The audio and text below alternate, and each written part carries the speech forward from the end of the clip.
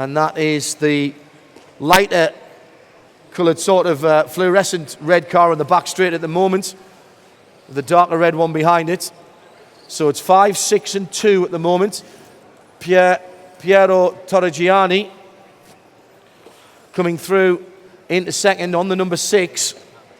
And that's a reasonably easy car to spot out there. Nice colour scheme on the number 6 machine in second, with the half orange, half white colours now on the back straight in front of you, ladies and gents. 5, 6 and 1.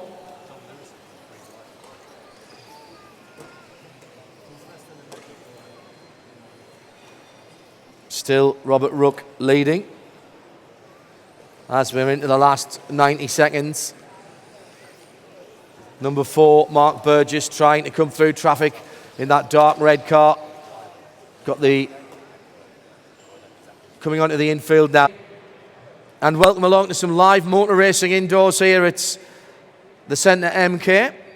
It is the BRCA, British Racing Car Association, Radio Car Association, sorry, and the Winter Nationals, 1/12 electric. We're into our second round of qualifying. The GT12s are out on the circuit. They'll come round to line up for 5 minutes of qualifying. They have about a minute or so before the buzzer goes. Track getting quicker all the time as the chemicals from the tyres begin to trace Mulligan on 10 and Anthony Wade on 9. You might be wondering why they're not going in number order. Went 1 to 10 first time around, and so that everybody gets a chance running at the front of the field, middle of the field and the back of the field. No, they start off in the order in which they finish. So the fastest car... Lovely pace setter on the number 3, a police technician from Devon, 40 years old, on the circuit at the moment. Also competing in the LMP category that we saw earlier. But it's Carl Dransfield and Paul Upton now. Not everybody doing all the classes this weekend. So 2 from 1. Dransfield from Paul Upton. Paul Upton from Northampton on the Mod Dave chassis for his LMP outings.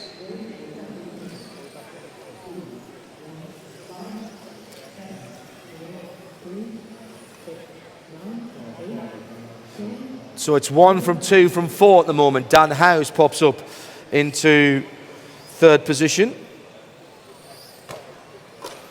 Dan's from St Ives. He makes PVC doors in his day job.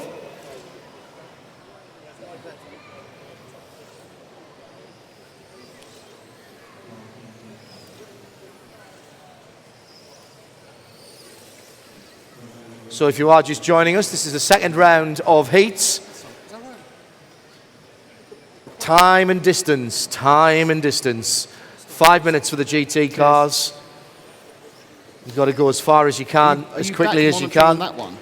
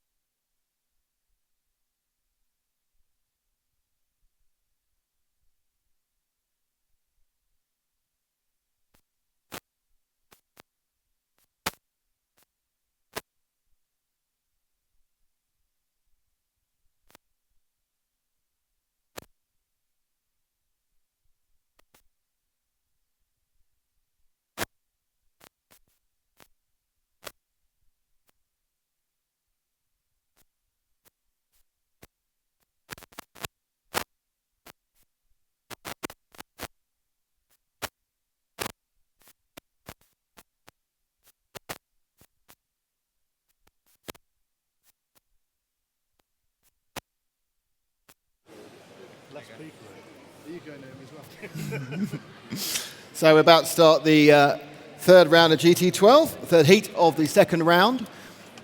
And they'll go off in the order in which they finished the last race. So the first person off with Marcus Askell, who's currently the fastest driver. Second, Alex Thurston, and third, David Hall.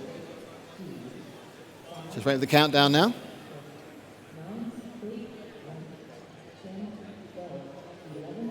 So they'll qualify for 5 minutes. That's why they'll go off one at a time. They all run their own 5-minute qualifying heat, and which is why people should... behind him is the car behind him, which is car 6 of Alex Thurston. So they're right together and on the stagger. And Alex was started a second behind, so they're actually almost exactly the same at the moment for their qualifying time.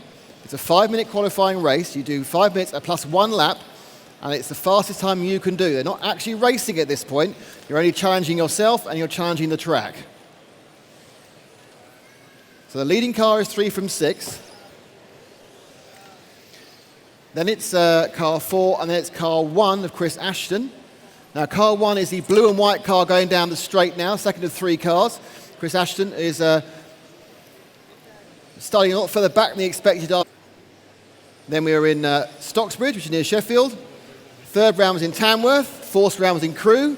And here we are in Milton Keynes. And next month, we're off to sunny Chesterfield to conclude the championship. 6 rounds over the winter. All 2-day events, but the Saturday and the Sunday are separate events. So we have we'll start all again tomorrow morning with 3 more championships. Now, this is impressive. Every single driver is on to improve their time for the first round. Now, this is not only because they're getting their eye in, it's also because these tracks pick up grip during the first couple of rounds. There's actually more grip out there than there was when the guys were out there about an hour and a half ago. And they're picking that up, and the cars can go quicker because they can get out the corners faster, they can go round the corners quicker. And it is now Marcus Askell, still the 3 car from the 6. Sam Clifton in 4 is third, and it's Chris Ashton in that 1 car who is running in 4th place. And certainly Marcus Askell now, who starts down the straight. That's the white car with the black middle and the orange edgings. He's our leader, and he is the fastest car in this championship. This GT12 championship is one of 3 separate events taking place today. We have a 13.5 event for the LMP, that's medium speed motors, and then a faster speed motor event for the LMP cars as well. All drivers still on to improve, and we have 1 minute and 13 to go.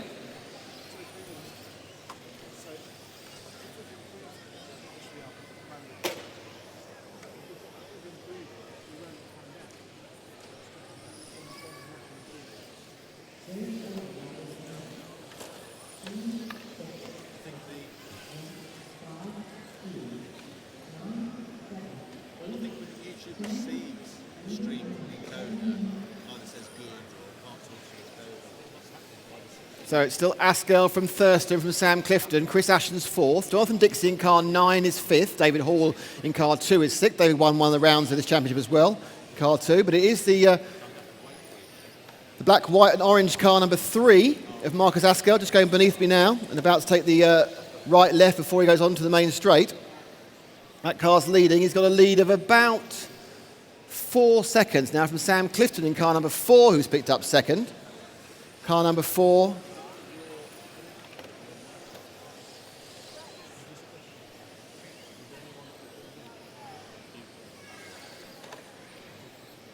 So it's Askell, they're now on their finishing laps. So it's finished lap 1, and a problem there for our leader. Right on the last lap, I think he had a coming together with traffic, which caused him problems. I think he may have lost the lead. No, Marcus was lucky there. He'd actually the only person to make the extra lap. So he's going to a very slow last lap, but he is the only person on 21 laps. So Marcus Askell takes the lead, 21 laps. Chris Ashton 2nd. Sam Clifton 3rd in car 4. Then Alex Thurston in car 6 and David Hall in car 2. And all 10 of you improved your time. So congratulations on that.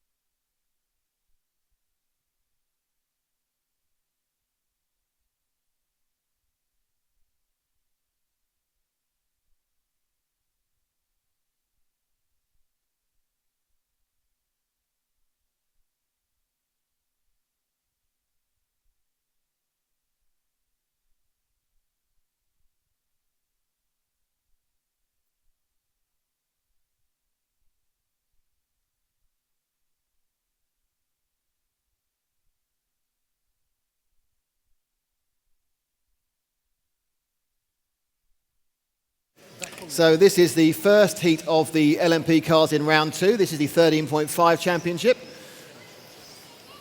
As you see, the cars are much more looking like proper race cars, where the previous cars looked like more GT machines. As John rejoins me, I'm going to hand over John, because I have to start doing work to make my car ready. Half a job, Damon strikes again. 8 minutes for this second round heat of the LMP 12s. This is the 13.5 stock engine group, so a little bit slower than the ones we saw earlier on. Remember, the smaller the number, the fewer the windings, the quicker the brushless electric motors tend to make the cars going. We're getting those guys down into the 12s. Expect to see mid-13s for the quicker drivers here. And it's Rob Hallam who is quickest at the moment on the number 1. And Rob improving his position at the moment. If it finished now, he'd be 7th overall in the qualifying. Second place is Graham Oliver, number 5.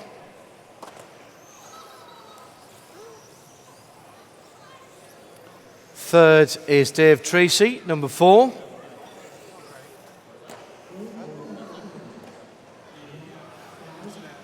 Still just under 6 minutes to go here. Best time of a 13.91 for Rob Hallam on the number 1. See if we can pick up that number 1 car as it goes by us. There it is. This is the Gulf coloured car, blue and Etruscan orange. Just going onto the back straight now, onto the John Lewis straight, down towards Costa Corner. And into and past the timekeepers. Rob potentially improving his position then. If you can keep this going. A reminder once again, it is not about overall speed here. It's about how many laps you can do in the 8 minutes. The more laps you do, the higher up the timing screen you go. The qualifying session takes into account all of the laps that you've done. Nice to see that you were the fastest qualifier, of course, in terms of the single lap. But just like rallycross in the full-scale world, it is all about how you get on in these qualifying heats, and that will set your position for the finals later. Let's drop back to the second place qualifier, or second place run at the moment. It's the sort of mustard-coloured car going down the back straight now, and down towards the timekeepers with the fluorescent orange on the front. Now coming into the infield and back towards me. That is number 5, Graham Oliver, back onto the back straight again. And he's got traffic ahead of him, and he's got caught up with the traffic there. And Graham Oliver just being slowed down a little bit. But he's picked up the pace again, the number 5 just going past me. Heads back out onto the fastest part of the circuit now. There he is. Graham Oliver just dropping down and having a battle with Dave Tracy in the 4 car. Dave going backwards and forwards. With that battle between the two of them.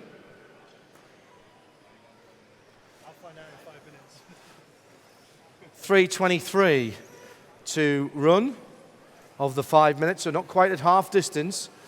Looking for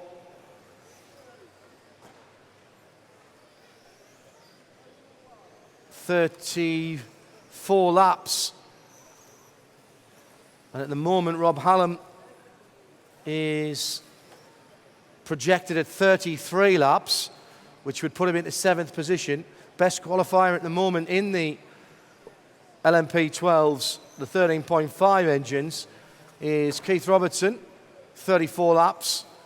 Andy Sawyer, 34 laps. Lee Dibble, 34 laps. And at the moment, the lead is working their 21st and 22nd laps. Rob Hallam Graham Oliver, Dave Tracy, 1, 5 and 4. There is the number 1 car, and he's catching up the 5 of Graham Oliver. So this is the man at the head of the timing and scoring at the moment in the blue car right in the middle of the track, now coming towards me at commentator's corner. And the mustard-coloured car ahead onto John Lewis Straight now. That is second from first, and second about to get a lap put on him by the leader. He won't want that, but he will need to give way.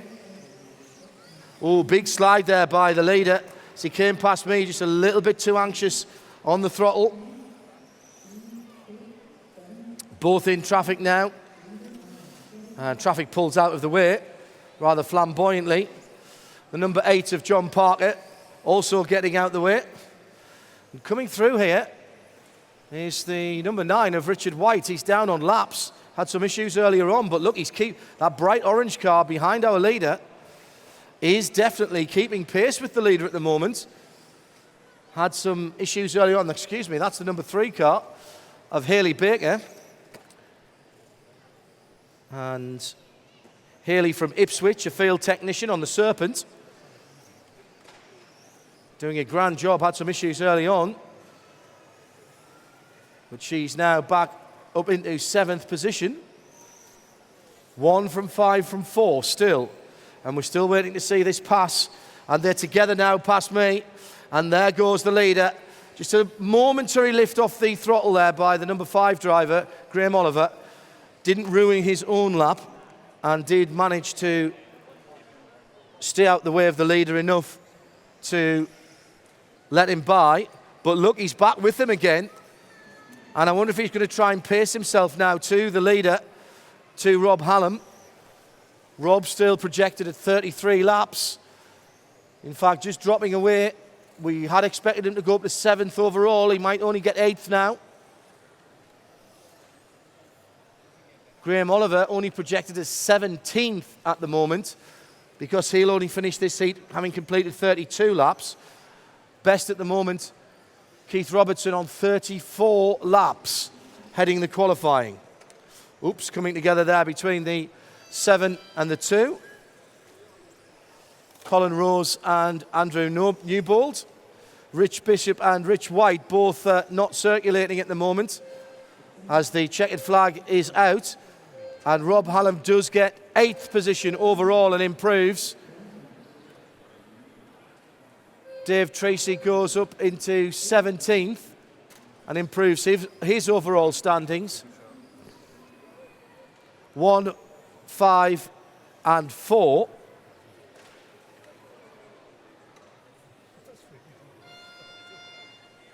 And we'll get the circuit cleared and ready for the next set of qualifiers in just a moment's time.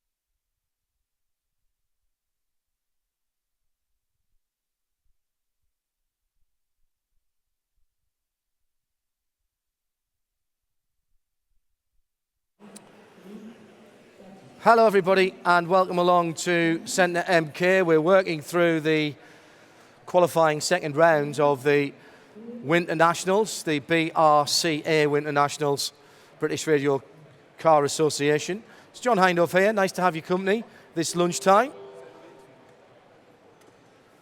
8 minutes for the LMPs, the prototype looking cars. This is the 13.5 turn stock motors.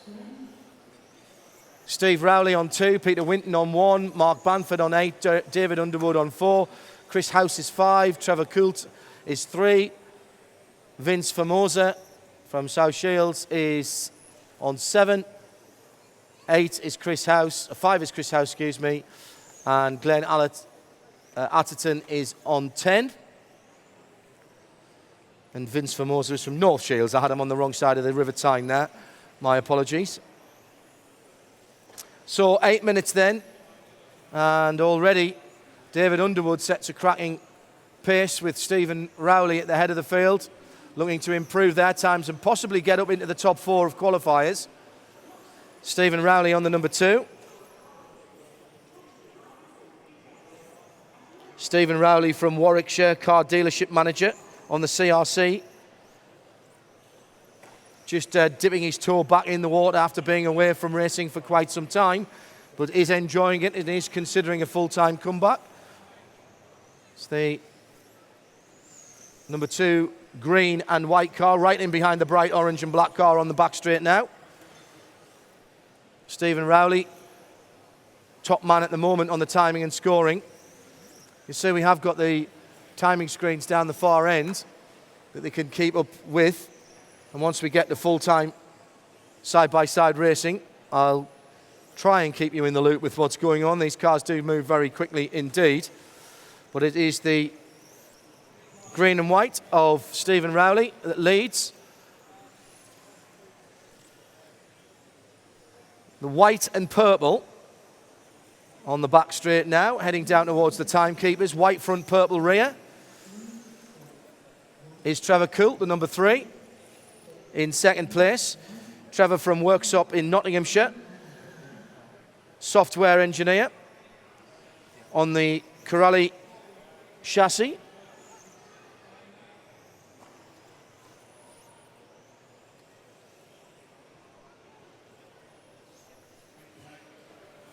There is Trevor now just dropped down into 3rd, 4th, 5th position. Had a bad lap there.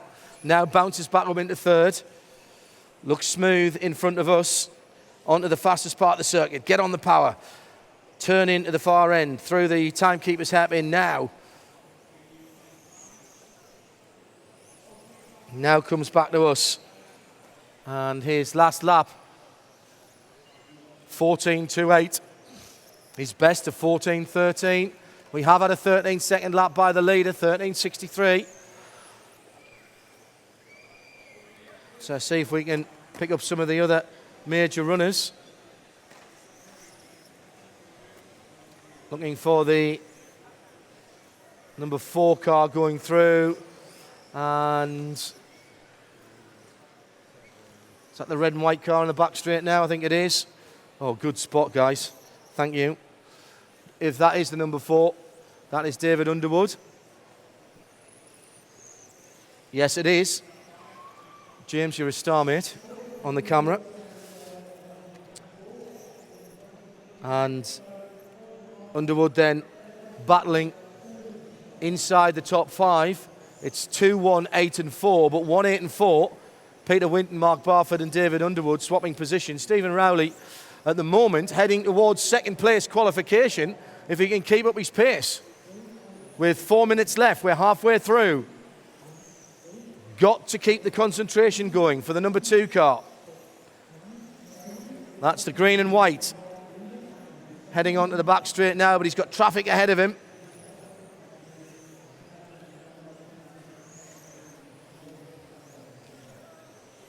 There is our leader.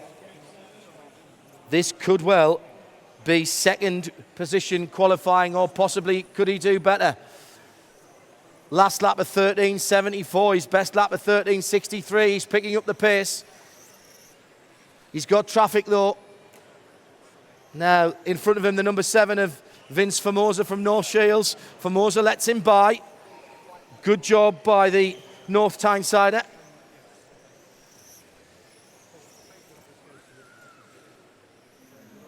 So Rowley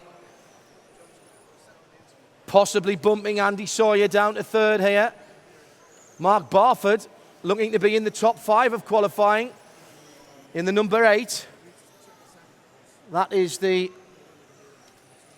red and white striped car going onto the back straight now. heading down towards the far end. He's got a yellow, sort of mustardy car ahead of him. And I'm back. Complete car set up in 20 minutes, so it should be great in 2 heats time, or 3 heats time. Stephen Rowley and Mark Barford here, Nick, doing a cracking job. Mark Barford, the red and white car we're watching at the moment. Has Mark written down his profession? He's a vicar. He is a church minister on the team indeed. associated, 47 from Basildon in Essex. So he's driving with God on his side. It's a lovely bloke, Mark. I pitted next to him in Tamworth. Lovely guy. Unfortunately, slightly quicker than me as well, which is annoying. Good news, of course, if you sneeze, you can always say bless you and really mean it. There he is in second place on the timing at the moment. He's got a bit of traffic. Stephen Rowley, if we drop back to the green and white car, just going down the back straight now and into Costa Corner, now towards the timing hairpin. There is Stephen Rowley, and he at the moment is on course to go top of the pile. The predictive timing that we have here gives him 34 laps and would bump Keith Robertson off the top of the qualifying. The track is getting quicker. There's a lot more grip. And also, these guys went out reasonably early in round one, and as the track effectively rubbers in, even though it's foam, of course, it means that they're getting more and more grip. And we will see this, a big jump between first round, set round two, and then a smaller jump between round three, and possibly even improvements in round four, but not always. Sometimes round four is not any better, but they are getting quicker. This is why you have to put a clean run in to make sure you get a good starting position for your next qualifier. And it's still Steve Rowley from Mark Barford, Pete Winton, and our stalwart at the 12th seat. He's been racing since, I think, since Methuselah was a baby. Let's pick up the number one car, see if we can see it as it goes through past us. That's it's the yellow car with the just on the start finish right now. Pete Winton, car one. It's got he normally has blue as his bottom colour. He's now gone for a red bottom instead. So it's an interesting move there. Perhaps it's decided he wants to make it look a bit more stand out slightly more on this crowd. Oh, he's been turned over by the 8 car. And he's only Marshall. That's really, really bad luck. No one's real fault there. Mark Barford turned him over in the 8 car. So the problem is when you are lapping people or going past them, there can be mistakes. And he's looking for 4th position overall, and that's just cost him. He's predicted now down to 7th overall, the aerospace engineer, the man that works for Rolls-Royce up at Derby. And he's recovered nicely, but he'll not be happy about that. He was an innocent bystander there. That's the worst type of accident to have. That's the worst accident of all is when you collect somebody else's crash. Someone else had an accident and you just can do nothing about that because they can't bounce out into where you are. Stephen Rowley goes through and goes to the top of the timing sheets for the LMP 12, 13.5 stock overall. We're still waiting for Mark Barford to come round. Peter Winton has gone up to 8th position. Mark Barford goes up to 4th. So a new name at the top of the qualifying for that particular category of cars. And it was Stephen Rowley on that number 2 green and white car that we pointed out to you through that heat. Yeah, and of course the thing is now we get the supposed 10 fastest going out to shoot at the speed of everyone else.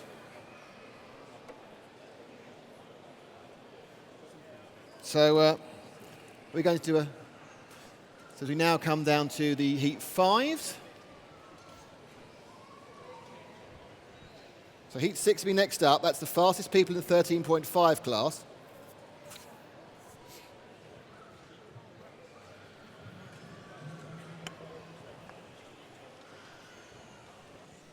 So a very warm welcome along if you are just joining us this afternoon here at the Centre MK. It's John Hindhoff and Nick Damon. Oh, you're on that one now, are you?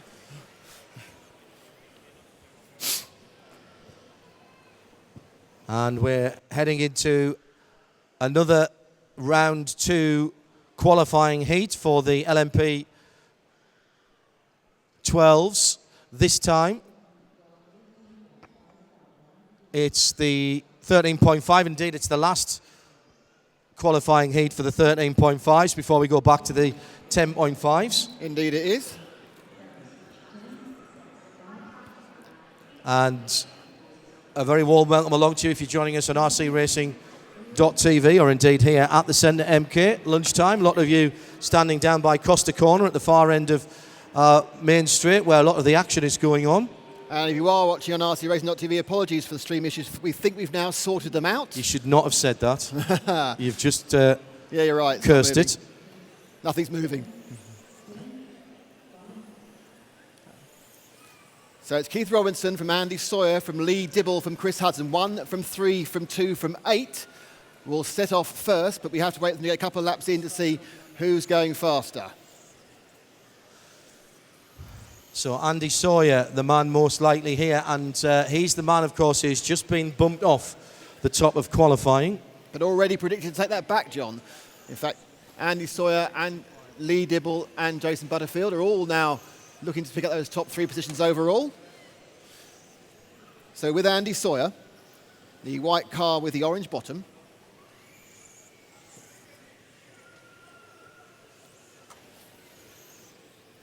As he comes in now through the, about to go over the timing and scoring, then sweeps through the difficult right kink before he goes around the top bend.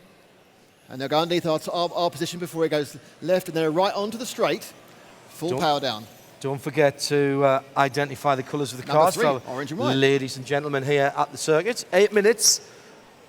Many laps as you can get in that time. Nick's disappearing. I have to do more painting of tyres. It's intensive business, is racing. Nick's now gone to his pit stall and he's painting some more tyre fluid onto his tyres for his heat coming up in a little while. If you are just joining us, a reminder that it's foam tyres with the chemical additive, which literally does give chemical grip onto the carpet. We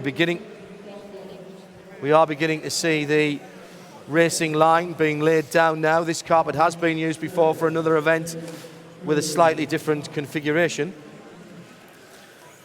So let's see if we can pick up car number 2. That's Lee Dibble. He's taken the lead of this heat now. As we watch the numbers. And he's now about to go on the start straight. He is the pink tail car with the white and the orange flanks. Just about to go over timing and scoring now. Lee's put in some good performance this year and moved very rapidly up the handicap sheet, so he gets the faster heats, and now he's looking like he's going to be taking a chance. I think he actually won this 13.5 class at the last round at Crewe. That's the car going through the infield now with the white nose and the pink rear end. And if you can see the sticker, it says Orca. That's a sticker which is his speed controller manufacturer. How much sponsorship goes on in this scale model racing? Do you get parts? Do you get services? There are some people at the top of the World Championship level who are actually being paid to go and race. Well, yes. I mean, I think there are certainly a number of people who are getting all their stuff provided for them. There's Ollie Jeffries is a Team X-Ray driver, so he will race for them. They'll pay for his travel and transport for some events as well. Of course, Dave Spashett, when he was working full-time in racing, he's back. He would also be a full-time racing driver. A lot of people get equipment given to them to demonstrate so people can see. And it's an interesting thing, really, John, because a lot of it is about being ambassador. You know, you represent a particular brand. You help the people who are also racing it. And Lee is still in the front overall because he started a second or two behind Keith on the stagger. And that's Keith now about to take the right hand onto the straight with the pink and the blue, and the pink and the white is Lee. That's your car 1 and car 2, who are your first and second in this heat. But it's still Lee until Keith can get a big enough lead over him to unwind that stagger at the start. Keith is just jumping to the top of the timing screens when he heads across the line. But then as soon as Lee goes through in second, he jumps back ahead. In third, it's Andy Sawyer. And Andy is... Now, where is Andy right on the behind. trot? He's behind. He's right there, isn't he? In the white with the orange bottom of the car.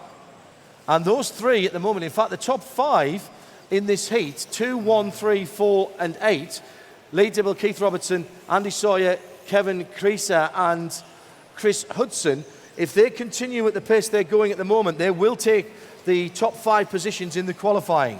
And that's to be expected. You normally expect the people at the top of this heat to be near the top, and a few people from the second heat to have a good day and get themselves in the final as well. So if we look and see if we can find our leader, which is Keith Robertson, there's 1 minute 46 to go.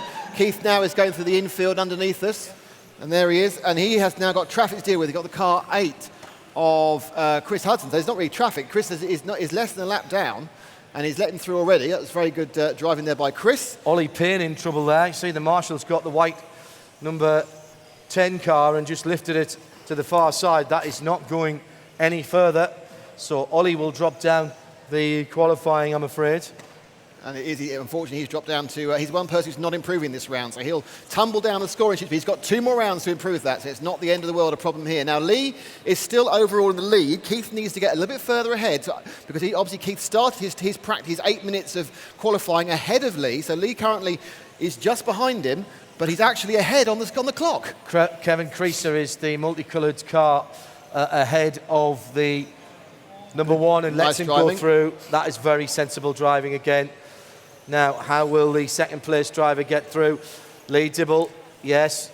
And just to point out, they're not listening to us on this. There's a referee on the driver's stand talking just to the drivers, telling them where the leaders are and if they could possibly let people through. And the reason for that, of course, is for those of you who are watching here at MK, there aren't many blue flags. You can't put out blue flags on any corner as you would do in normal motor racing to say there's a faster car coming. So what happens is there is a referee who's watching the timing and scoring monitor and keeping an eye on what's going on in the track, and he will say, car number 2, there is a car coming up behind you. Get ready to be overtaken. Yeah, the referee can normally keep sight of the top 3, and he'll, literally, if you're 5th and you're gaining on...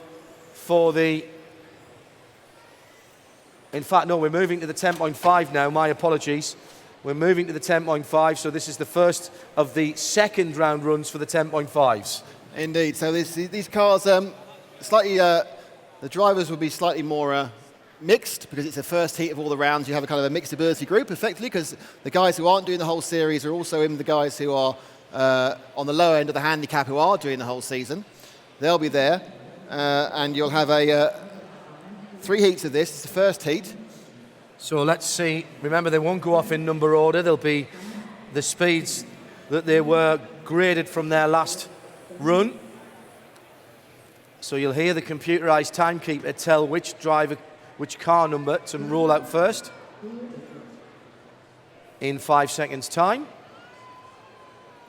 And we'll try and give you the names as they go out so that you can identify the cars as we do. So it'll be number 8, Ashley Whiffen, then number 6, Tom Jeffries, number 5, Chris Blakely, number 2, Peter Harold, number 3, James Inright, James Kahn, number 1, Luke Muldoon, number 4, and the last of the 8, Paul Wyman-Lau.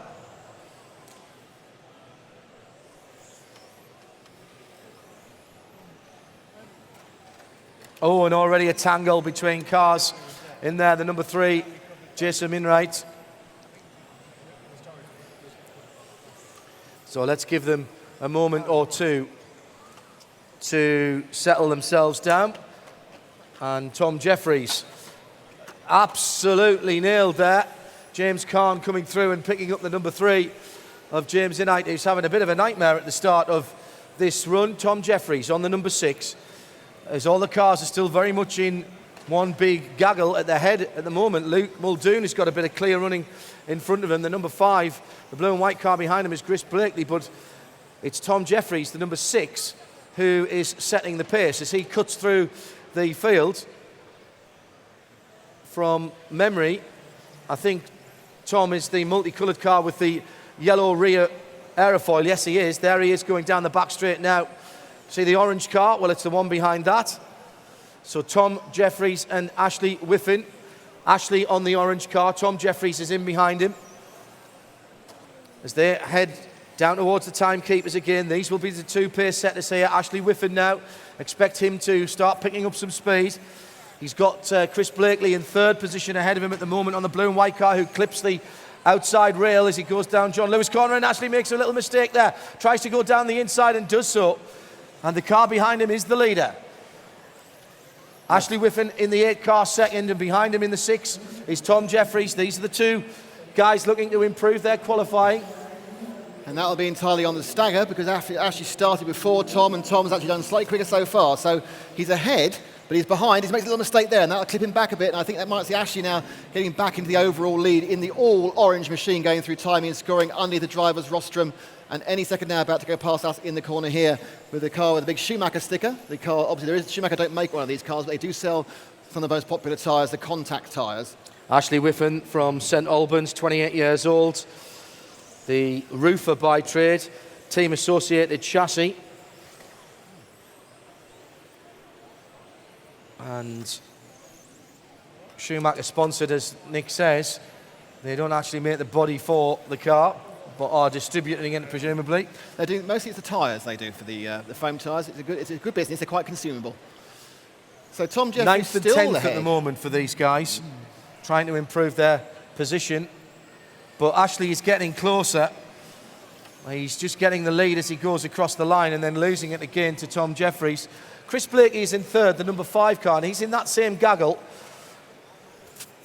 If you check the number 5, is just dropping back a little bit now. That's the white front with the blue hind quarters, just going onto the back straight now and picked up expertly by James, who's our cameraman at the moment. Oh, and as I say that, of course, we curse him as he hits the right-hand hairpin in front of the timekeepers.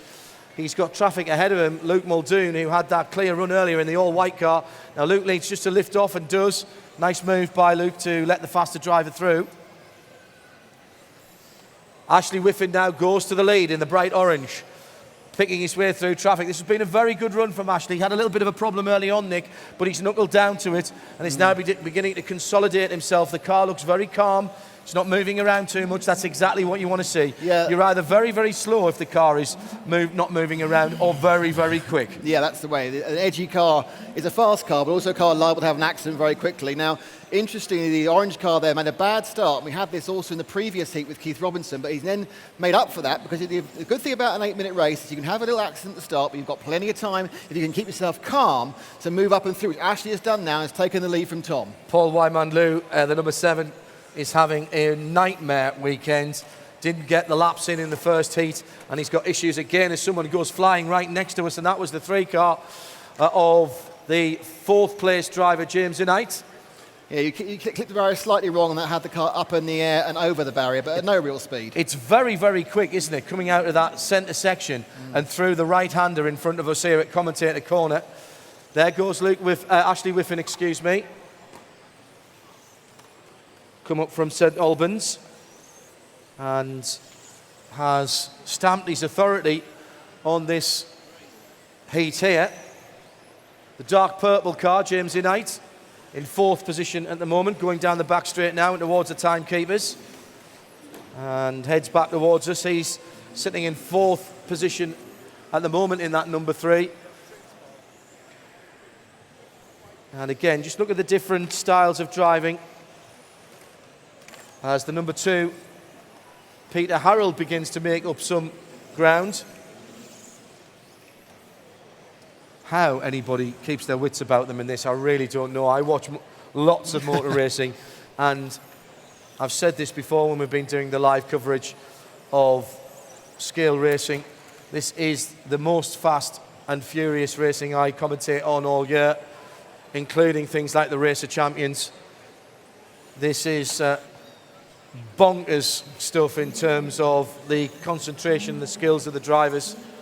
Ashley Whiffen, then let's pick back up on the leader, the bright orange car coming through the infield now. He's got traffic. It's Paul Wyman-Lew who has just given way to him. And now a great area of track in front of the leader. He can get his head down. Projected as going into the top 10 at 9 at the moment, Nick. That's what you really want to see. When you're setting a good time, you clear a bit of traffic, and you think, interesting, if you're actually looking ahead of your car the whole time.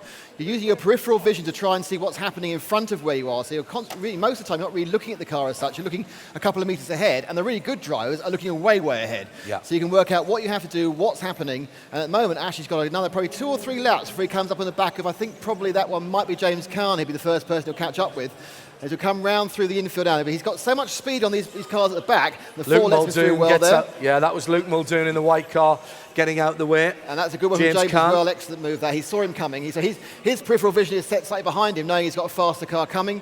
And then finally, that was brilliant. Some lovely no time there. Lost whatsoever, as Peter Harold was aware as well. I mean, that's the thing. When you're being lapped, you have to try and work out where you can let them through, where you don't lose too much time. And that's often the hardest thing. And the person lapping has to be patient enough to realise you've seen them and you're going to let them through. Last half a minute now, and still 9th position beckons then for our leader, Ashley Whiffen, on the number 8, coming down to commentator's corner. Heading on to John Lewis straight now. He might get another couple of laps in. It'll depend where the hooter goes off. 20 seconds. still to run in this round 2 heat for the LMP 10.5 stock. And yeah, he's going to get another lap. He's going to get another lap as we get down to 5 seconds. It's been a good run from Ashley Whiffen. Didn't start too good, but he's knuckled down, Nick. And he's going to jump up inside the top 10. There's the buzzer. And that's going to be a 36th lapper for him as well, which will take him into the, the bottom reach of the top 10. But of course, everyone else has got another round to go. Everyone else has got another heat of this second round. 9th position for Ashley. So Tom Jeffries improves as well to 12th position.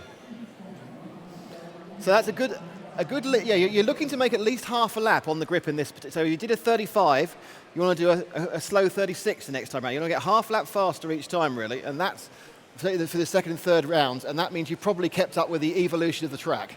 So I need to go half a lap quicker in about 8 minutes' time. It's the Centre MK. Good afternoon to you. John Hindorfer, Nick Damon, talking you through the action here. rcracing.tv, around the world live, and here on the PA system in Milton Keynes as we get the next set of competitors onto the circuit for their second round of qualifying. 4 rounds of qualifying before we get into the head-to-head battles. So much work put in by the drivers and crew to get the cars set up, and the circuit getting quicker all the time. It is a carpet circuit, foam tyres with a chemical preparation painted onto it, and just like in full-size motorsport, the track will get quicker as the rubber goes down, or in this case as the chemical goes down onto the carpet, and you'll see a darker line starting to appear, certainly at the hairpin in front of us. You can quite clearly see that is rubbering in, for want of a better word. First of all, you clean the track and you get off. And also you end up getting the fibres of the carpet pointing in the right way, and then you lay down a kind of a level of grip onto those fibres. So it's a kind of a triple whammy, because this track was used before, but the track was a different design on it. Because the carpet was used before, the track was a different design, the rolls were in a different order. So initially, all the fibres were pointing in the wrong way, the stuff that was there in the wrong place, and now it's been sorted out. Adam Atchison goes first in the 10. In the 9 is Andrew North. In 3, Ian Flux. 1, Elliot Cummings. 2, Ian Watkins. Nicholas Upton in 4. Russ Giles in 5. 7 is Lee Meek. 8 is Lee Palmer. And Trish Whiteley in the McLaren-esque orange and white in the 6 car. And Ian Flux, who was fastest early on, gets out to a decent lead in the number 3 car. And he'll be looking to make hay as soon as he can. Second of the 2 white cars going past me with the 2-tone stripe on the front of it. Now heading down the back straight. Now, who's Ian got in front of him? I think it's Andrew North, or is it Ian Watkins? It's Andrew North. Andrew North with the blue on the bottom of the rear wings of that car. So the 2 white cars heading past me now at commentator's corner. Number 9 in second place, Ian Flux, trying to, I'm sure, get past and get a little bit of clean road. They'll be looking to improve their times and move themselves up the qualifying order at the moment. Now, coming up to a little bit of traffic, those 2 drivers. And it's still Andrew North on the 9, but he's got Ian Flux right with him now. Down John Lewis Straight. Coming inside, some traffic there. Oh, and Fluxy gets held up for a moment or two. Had to have a bit of patience there on the infield. And there's a whole gaggle of cars now that they've got to go by. Elliot Cummings in the number 1 will have to keep his wits about him as he's got the leaders coming past him. He's let 1 through. Here's Fluxy. In fact, he hasn't. That's the leaders coming through. Oh, and the big pile up there going onto the main straight. And Andrew North loses out there. Ian Flux nips through, gets the rubber, the carpet there. And Flux in the number 3 car with that blue and red stripe across the front of it. Now on the fastest part of the circuit. Heads to the top of the timing screens with Ian Watkins on the number 2 now going up into the second after the problems for Andrew North. The number 2 car is another white car with a silver side stripe just a couple back from Fluxy. Sunshine right in my eyes now as I'm trying to read the timing and scoring. But it's 3 going onto the back straight now, and then coming through the traffic. In that number 2 car, making up time, and now he is the leader. So Ian Watkins on the 2 with the silver flash on the back straight now, just in behind the number 4, which is the bright lime green car. Heading onto the infield. Oh, and he comes into contact with the number 4. Nicholas Upton, unceremoniously bumped out of the way. There's Flux on screen. Car back is the number 2 of Ian Watkins. That white car with the silver side flashes just coming through. And he's having trouble again with another back marker. And they've done themselves no favours there. Who was the other car there, Nick? I can't quite see. I think it's Andrew North, isn't it? That's 2 and 9. Yeah, yes, it is. And the body of the 9 car is not straight. I think he may have lost. He's lost the front right clip. The bodies are held on with 4 little clips, pins, and one that's pinged off, and therefore it's lifting up slightly. Normally, you can carry on with 1 clip off. Occasionally, you get unlucky, and the body gets tucked underneath the wheels, and you have to stop. You have to stop. You lose 2 pins. It's quite amusing because you have a big sail down the straight. Both the front pins go. So, a few cars on for improvement, John. Yeah, and that banging together has done neither of those guys any good. Ian Flux leads. Ian Watkins on the 2 is second. Andrew North now on the 9 is in 3rd position. What about it? What about it? Does it look good to you? Yeah? No, it's a bit. No. Is it coming from you, or is it coming from within this? It's a bit blocky. It's a lot blocky.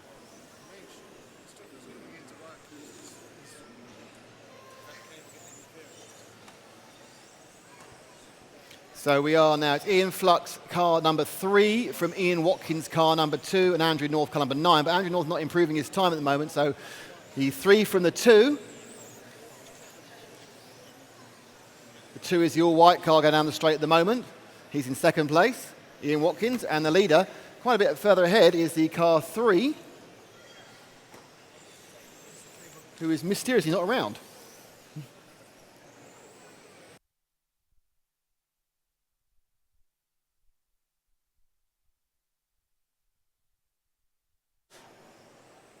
So there's the number 2 going past us now. That is Ian Watkins in 2nd place.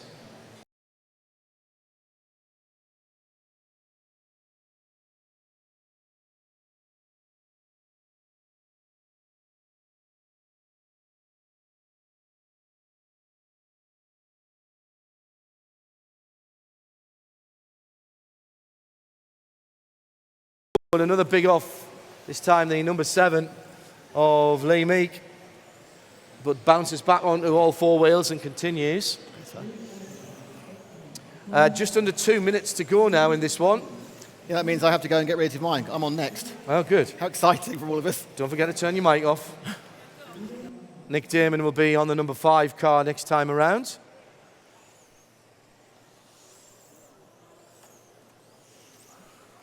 Ian Flux continues to lead on the 3. He's looking to get inside the top 20. He should be up to about 18th position if he holds this. Ian Watkins and Andrew North looking to improve as well, get inside the top 30. We have 50 cars entered in this category. And of course they will be split up into final. Opportunity if you do well in your final to qualify through onto the back of the next grid, and that'll happen later on today. It's not beyond the bounds of possibility. You could have a poor qualifying and then race through into the semis or even into the finals. It's hard to do, of course, because you're going up against quicker drivers. Last 45 seconds. Still Ian Flux on the 2. Coming through traffic again. Ooh, big hit in front of me. Heard the crack there for the number 8 of Lee Palmer.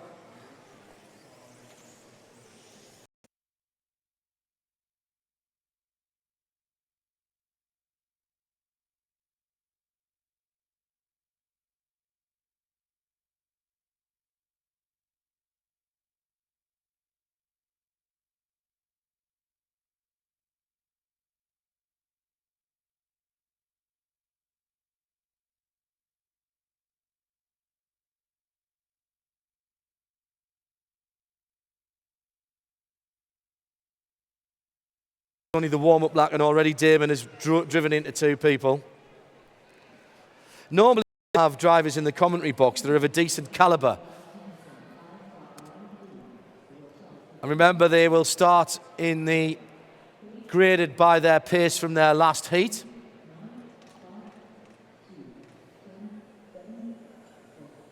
And that will be another 8 minutes, starting in 10 seconds from now. And we'll give you them a shout in the order that they leave. So it's Alex Everett on the 8, Johnny Walkenden on the 1, Mark Payne on the 6, Richard Norris on the 3, Kellyanne Bly on the 9, Nick Damon in 6th on the 5, then Gary Dyson on the 2, John Carr on the 10, Paul Campion on the 7, and Fred Hatfield on the 4. And I don't think John Carr started there. Have to see if the 0 car comes through. Didn't see him go off the line, but I may be wrong. 6 is Mark Payne, and he's beginning to settle into a rhythm. And there is the 6 with the yellow top. On the back straight now, white on the side. Nice pick up by our cameraman. Thank you, James. And it's Mark Payne, Kellyanne Bly, Gary Dyson. There's nothing to choose from the top 5 or 6. Nick Damon in a bit of clear air at the moment. And he continues to lap steadily. Nick's best time of 13:39. 12:94 though by Gary Dyson. Everett at the lead now. This is going to be very tight indeed, and we could see some people getting into the top 10, you know, here in the qualifying if this pace stays as it is. Incredibly clean so far after a couple of bits of bumping and boring on the warm-up lap.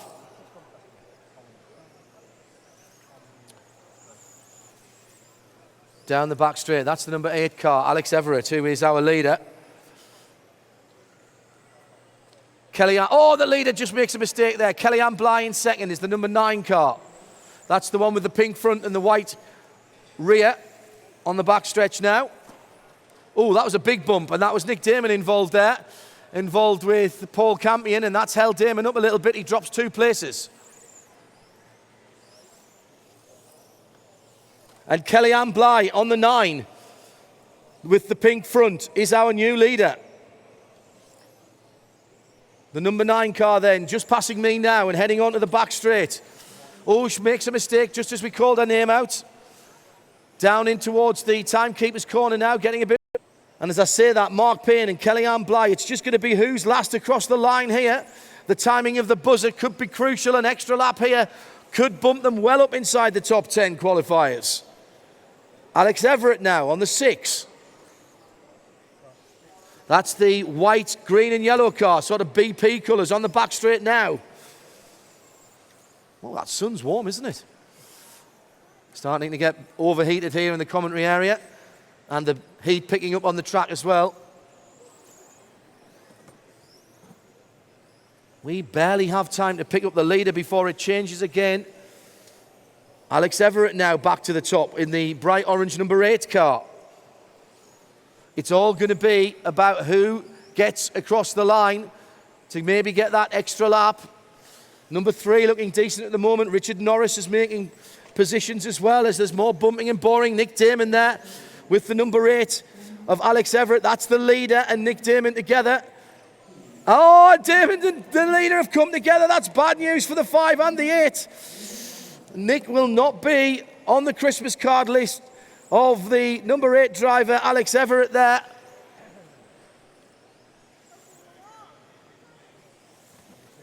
I tell you what though, Nick's putting some decent laps together. He was coming back there through the field. So it's Kellyanne Bly. He's getting the extra lap. Mark Payne behind her on the track now. Let's see as they come through. Mark Payne still to finish, and Kellyanne Bly takes the heat and goes into 10th position of the qualifiers. A hard-fought run for all of the top 4 drivers. 9 Kellyanne Bly, from 6 Mark Payne, Johnny Walkenden up into 3rd right at the death there, ahead of Richard Norris, 1 and 3. Nick Damon pulls himself back up to 6. It could have been so much better had he not had that contretemps with the number 8 car of Alex Everett, who finished 1 place ahead of him.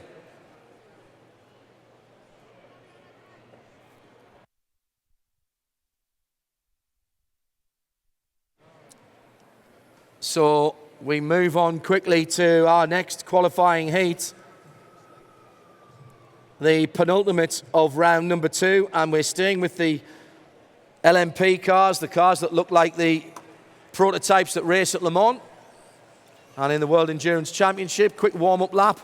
Got about a minute before the starter will put them together on the start line. You can see them pulling up to the far end of the circuit there. Oh, Nick Damon. Wait till I see him.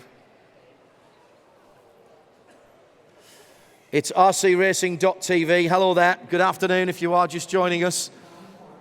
1:15 here in the UK as we broadcast to the world. Where's your headset? Oh, you've got it on. Turn your mic on. Number 7 there. That's the bright orange car heading out onto the back straight now, the John Lewis straightaway as we're calling it this weekend. And Tim Wood then setting the pace early on. He's come down from East Yorkshire, from Bridlington, where he's a planning manager during the week. It's a Serpent chassis that he's running with a protoform body. New to this category, but has experience in IC. That's fuel engine car, internal combustion engine cars. The sort of thing that we featured on rcracing.tv and Motors TV over the last year. Make a lot of noise, go very quickly, up to 80 miles an hour where conditions allow. Not getting up to those speeds inside here today. We've got slightly shorter circuits than we would normally have for a national meeting. That's down to the exigencies of the space that we have here and also health and safety, of course. Very technical circuit and people dialing in the front of their cars all the time. So Tim Wood then leads it. And at the moment, Tim Wood is on for a 5th place qualifying. Matt Rice in 2nd place in the number 3. Matt's from Derby and is a branch manager at the Heating and Plumbing Merchants. He's 26 years old with the Yokomo chassis. 11th in the BRCA National Championship at the moment, the Winter Championship. Battling away with James Stewart and Nigel Hale in the mid-table portion of that championship. So Burley from Wood, 2 from 7. Matt Rice in 3rd in the 3. And Jim Spencer now begins to show on the number 1 car.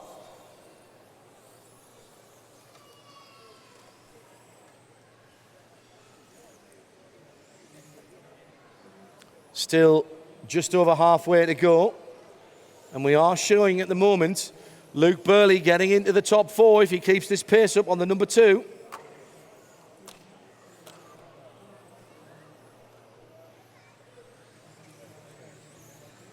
That's the green and white car heading out onto the back straight at the moment. Luke Burley beginning to consolidate his run now. His best lap last time around at 12.69 seconds. And he's holding that lead now from Tim Wood, who settled into 2nd place on the number 7.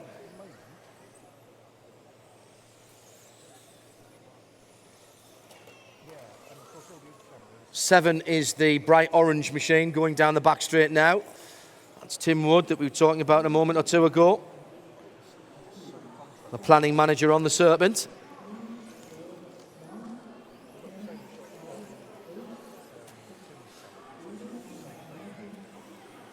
And those two guys at the moment looking for 4th and 5th overall. It's been a very clean race this, hasn't it?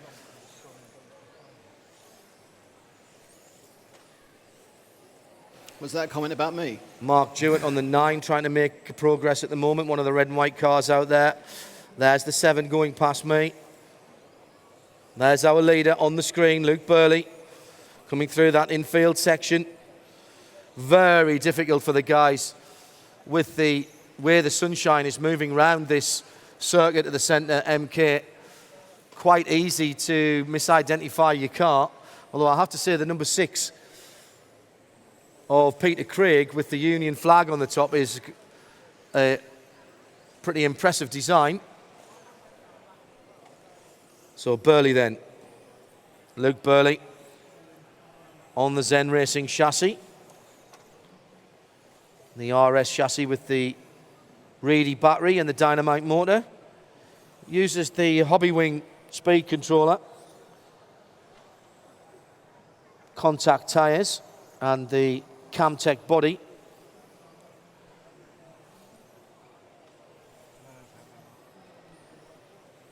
A Protoform body, I should say, excuse me. Going to get a bit of traffic any moment now as he comes up on that Union flag coloured car of Peter Craig. Peter from Middlesbrough, finisher and restorer on the Associated. It's not reeling him in, is he, to be fair, Luke? Wood still in second. 2 minutes to go.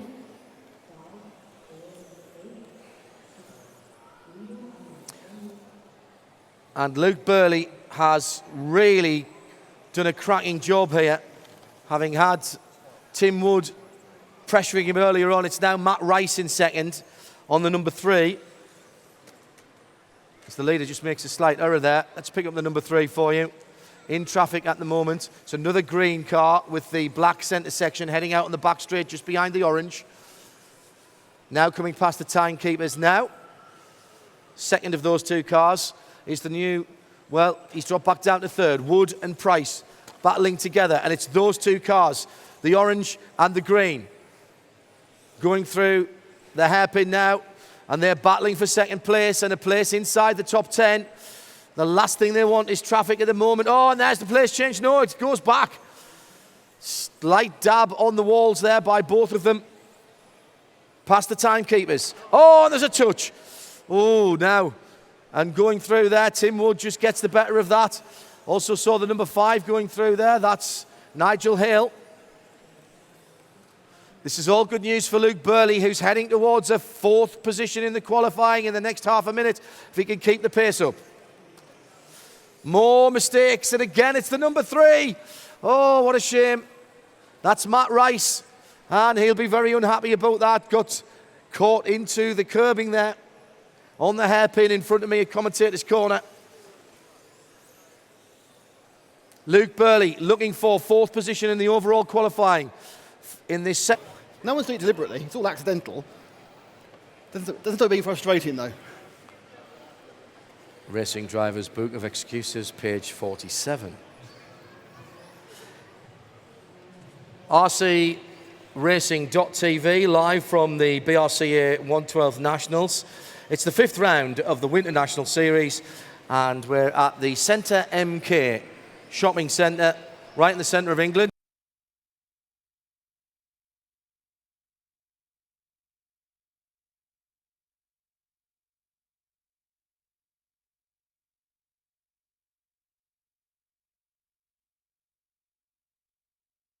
And 3. And should expect to see some improvements here. 10 seconds to go. We'll call them off the line in the order that they run out. Watch for the numbers. They're very small. Mind you neither. We've all done that, Mark.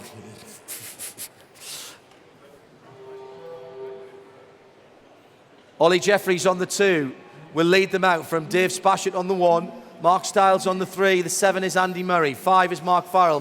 Matthew Farrell on the 8. Adam Walker Catchpole on the 8. On the 6, excuse me. Chris Kurzweil on the 4. Richard Hicklin on the 10. And Richard Were on the 9. Now, these guys should be qualifying right at the top of the timing and scoring for this category. Oh, whoa, what a big off there right in front of us. Who was that? The That was bright the orange car of number 8. And that is one of the... Number 6. Number 6, rather. Adam Walker Catchpole, who has been up. And I think that car has sustained some damage. The marshal is having a look at it. Clipped the outside of the corner and got a launch, unfortunately. Yeah, the bodywork's coming off that car on the far side. expect to see Ollie Jeffries stamp his authority on this. He didn't have a great last heat. Yes, he did. Nick. He won the last heat. Oh, did he? But he's actually now gone from his practice body to his full painted body. He's now car number 2, going through timing and scoring now. Right. And if you look at the infield, he's now got, it was not plain yellow anymore, it's now got the orange nose, it's Oh, got that's the more like we flames used down, to see him. And he's going down the main straight. That's your leader, that's Ollie Jeffries, in car 2. And there's another car hitting the side. This time it is the number 8 of Matthew Varra. See, I was right, I just said it too early. You can see the future, John. You are predicting future accidents. Absolutely. Ollie Jeffries then on the number 2. Here he comes through the infield now, and thanks very much to the number 8 driver, Matthew Varra, from getting out of the way. So it's Ollie Jeffries on 2 from Mark Stiles, from 3 from Dave Spashett in car 1. Ollie 2 Jeffries. From 3 from 1. Ollie Jeffries, the electrical engineer, 26-year-old electrical engineer from Gloucestershire on the X-ray. 6-time BRCA national champion in this category. Second and third are together, though the other way around. They're going for the infield now. It's the mauve and white car leading the white with a red tail. The what? Mauve at the back.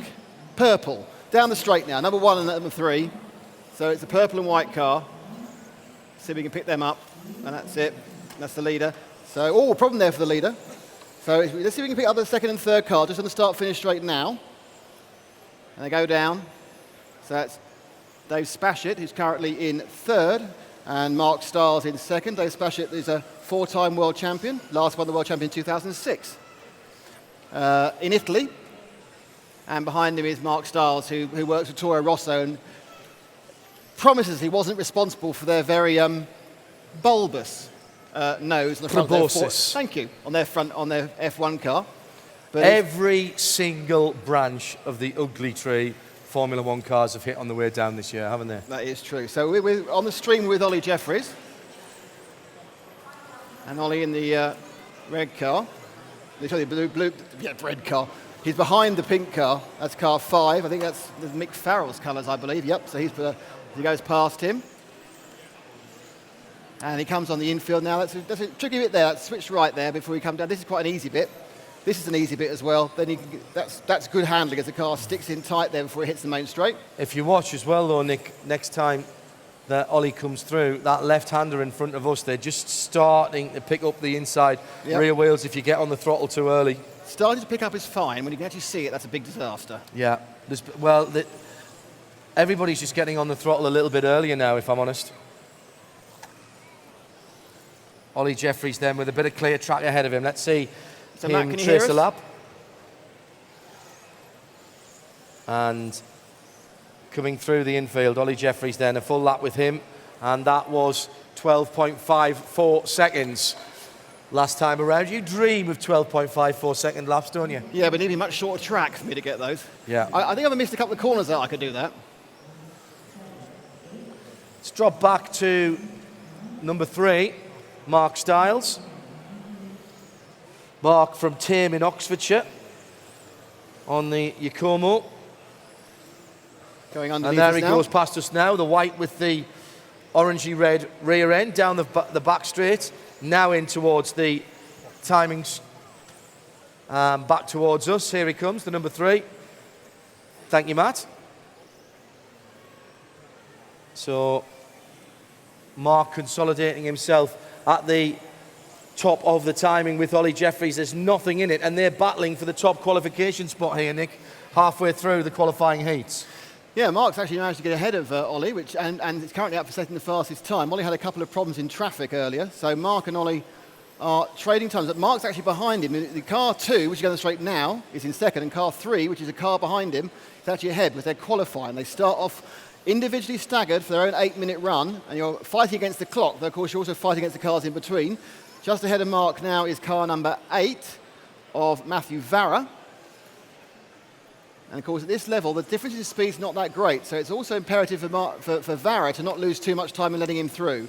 But it is Stiles leading in that car 3, which there's Mark lets him through very well there. So Stiles is leading in the 3, and he's beginning to actually eke up towards Ollie Jeffries, who is our erstwhile first round fastest driver, and the man who's won more rounds so far the championship, leading the championship overall at the moment. So Mark now, if we look at the The last lap, he actually gained a whole hundredth of a second. Dave Spatcher in third on the number 1 car. So we haven't had a look at him. That is the other purple rear end going down the back straight now with the yellow flashes on the side, now coming through, timing and scoring, and back towards us. He's got traffic ahead of him. There is the number 1 car on the back straight now. One ahead of that map. Smashing. There he is. And Dave is a long-time competitor. Knows his way around these cars, Nick. Better than probably anybody here, I'd say. A man who's taken world championships, that car number 1. I think 3 world championships in the 90s and 1 world championship in 2006. At the moment, though, he's just tucked in behind Mark Stiles and can't really get close enough to get Mark to pull over. Mark's had a bad lap and he's dropped behind. I was caught out by the stagger there. No. But I think it's interesting that Spatchett is right there with Stiles, and I kind of feel as though Dave is a little bit quicker here. He is now. This back end of the race, only a minute to go. His car's going faster at the back end of the race. Remember, the cars are changing. They're evolving the whole time during the run, and certainly often towards the back end of the run, you are either have understeer or oversteer because one end of your car has, a little clip there by Dave. Either the back end or the front of your car isn't working the way you want it because it's given off its grip too much, and you need to try and balance that out. Are we doing new tyres for every run here? Not brand new, but new, yes. The best way of running it is to run a set of tyres once a day, but you can run those tyres many times. Right. So do they wear? Do they actually wear? Yeah, very small amounts. Right. Because presumably if they wear too much, they change gearing and things like that. Exactly. But they come in a packet nice and big. You then wince as you actually true off a lot of them to get them down to a racing size, and then you can run them normally 6 to 10 times on a. But it's best, because they get softened by the chemicals, it's best to run them once a day. Mark Stiles then, as we wait for the buzzer, there it is. Ollie Jeffries goes through, but he didn't get the stagger unwinding. Mark Stiles goes to the top of the qualifying. 38 laps. Jeffries also on 38. Spatchett on 38. There are your top 3 scorers. And in fact, we can go down to Matthew Vara on in 6th position, so 3, 2, 1. Stiles, Jeffries, Spatchett, Chris Kurzweil, Andy Murray, Matthew Vara, all the top 6 qualifiers.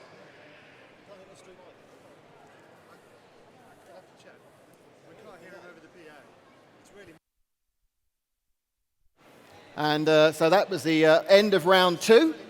Then we'll start with round 3.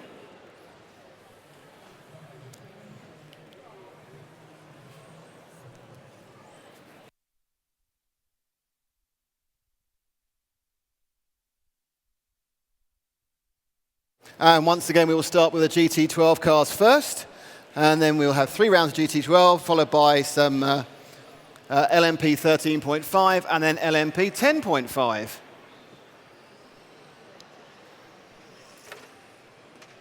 He just doesn't project as I do, Matt. Love. I said there was a fault, I didn't say whose fault it was. RCRacing.tv live from Milton Keynes for the BRCA 12th Electric Circuit Nationals, the Winter Series. It's round 5. Hello there, if you're just joining us. Goodly crowd all day today from the passing shoppers. Hello there, if you're just joining us. There's a couple of areas where you can have a go at trying it yourself, including down at the Costa end of things, where there's the Schumacher circuit. Another little circuit behind us with some little Ferraris on it. So the BRCA one is the one you want to have a look at. It's down opposite Costa, and it's absolutely free to have a go at radio control car racing. And you'll find it's great fun and slightly trickier than you thought. We're back to the GTs now, which heralds the 3rd round of qualifying.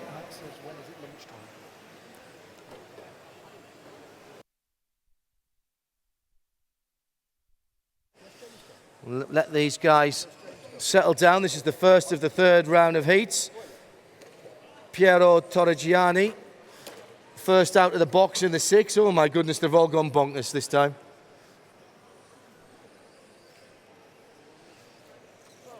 Let's have a look on the number 6 then,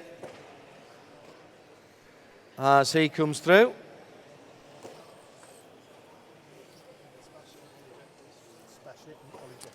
Ollie Jeffries and Dave Spashett watching on, having competed and qualified first and second for their category. Now they're required, of course, to marshal.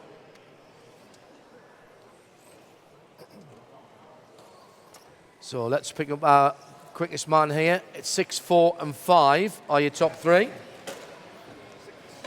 Oof. These cars take a bit of a pounding. 6, 4 and 5.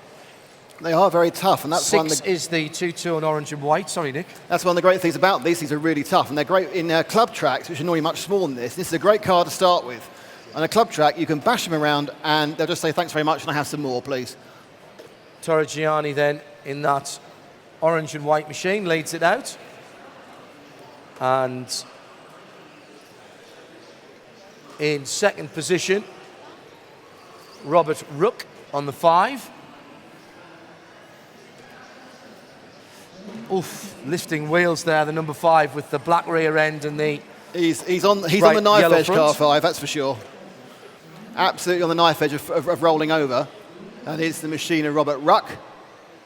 So he needs to ease it back and take much wider sweeping corners, because it's a sharp direction change to lift the car up. Yeah, he's made that adjustment, I think, or perhaps he's come a little bit off the grip. Yeah, so he came back on there, he didn't snap it through.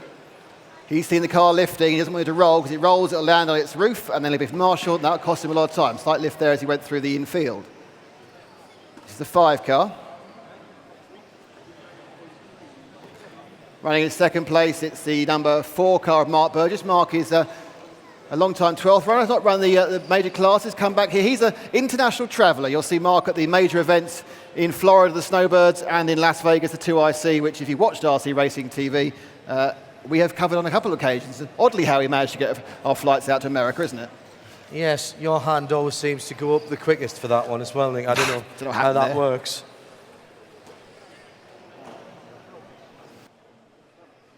Five-minute sessions for the GT12s. Fabulous looking cars.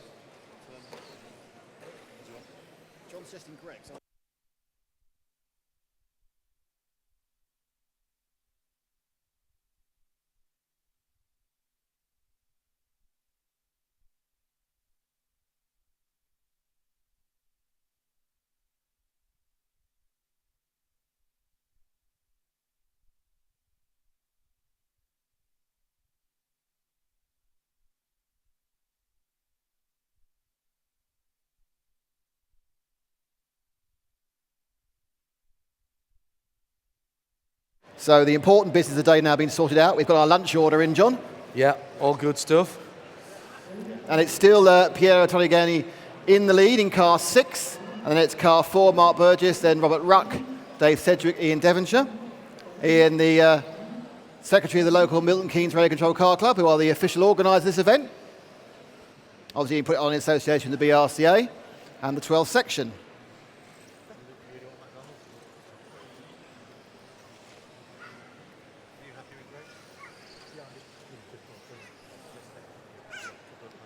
So we've got half a minute to go, and it's, again, an impressive thing, because everyone apart from Graham Baker's on to improve their times. So 9 of the and now Graham is as well. So all 10 once again improving, so we can see, A, they're getting more used to the track, and B, the grip's still coming up. And it is very tricky at the moment, because the way the sun's coming in and coming out and changing the light on the circuit is causing me no end of problems earlier, John. I mean, my old eyes don't react to light as quickly as some of the youngsters. I did wonder whether that would be a bit of an issue, if I'm honest, and was commenting on that earlier on. There goes the buzzer. And it is Piero who crosses the line first. I don't think anyone will be able to overtake him. So it's Piero in car 6 is going to win that one, 19.302, which puts him 12th overall. Mark Burgess in second, which puts him 14th overall. And Robert Ruck in third, which puts him 17th overall.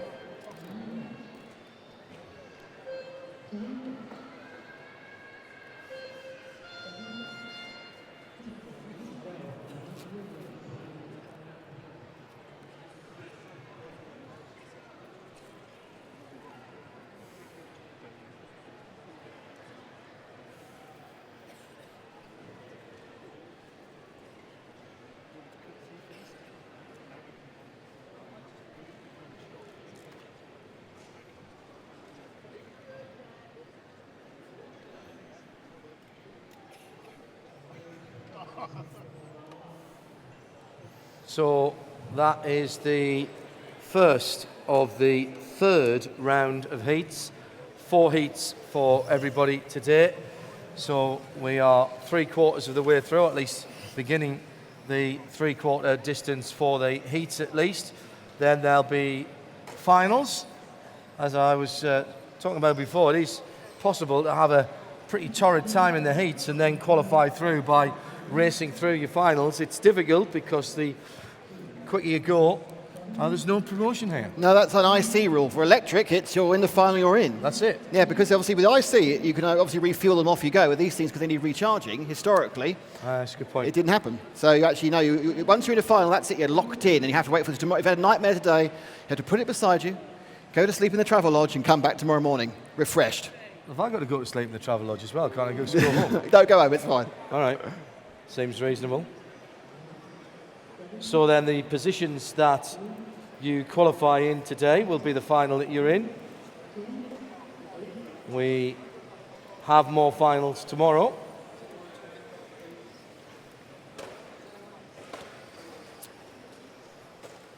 Should have read the regs really, shouldn't I? Sorry about that. Yeah, it's okay.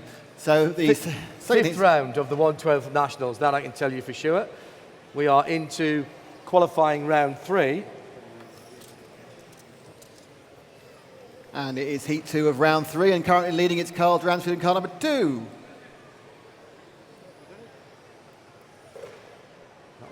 Which is always good. And they even now have the graphics up to date with everything else. I've already been putting in an extra invoice for sound engineering. Now I've been graphics as well. That's 3 different jobs I've done. Seems fair enough, really. Right, let's see who is putting in the times early on in this round 3 heat for GT12. It's Carl Dransfield.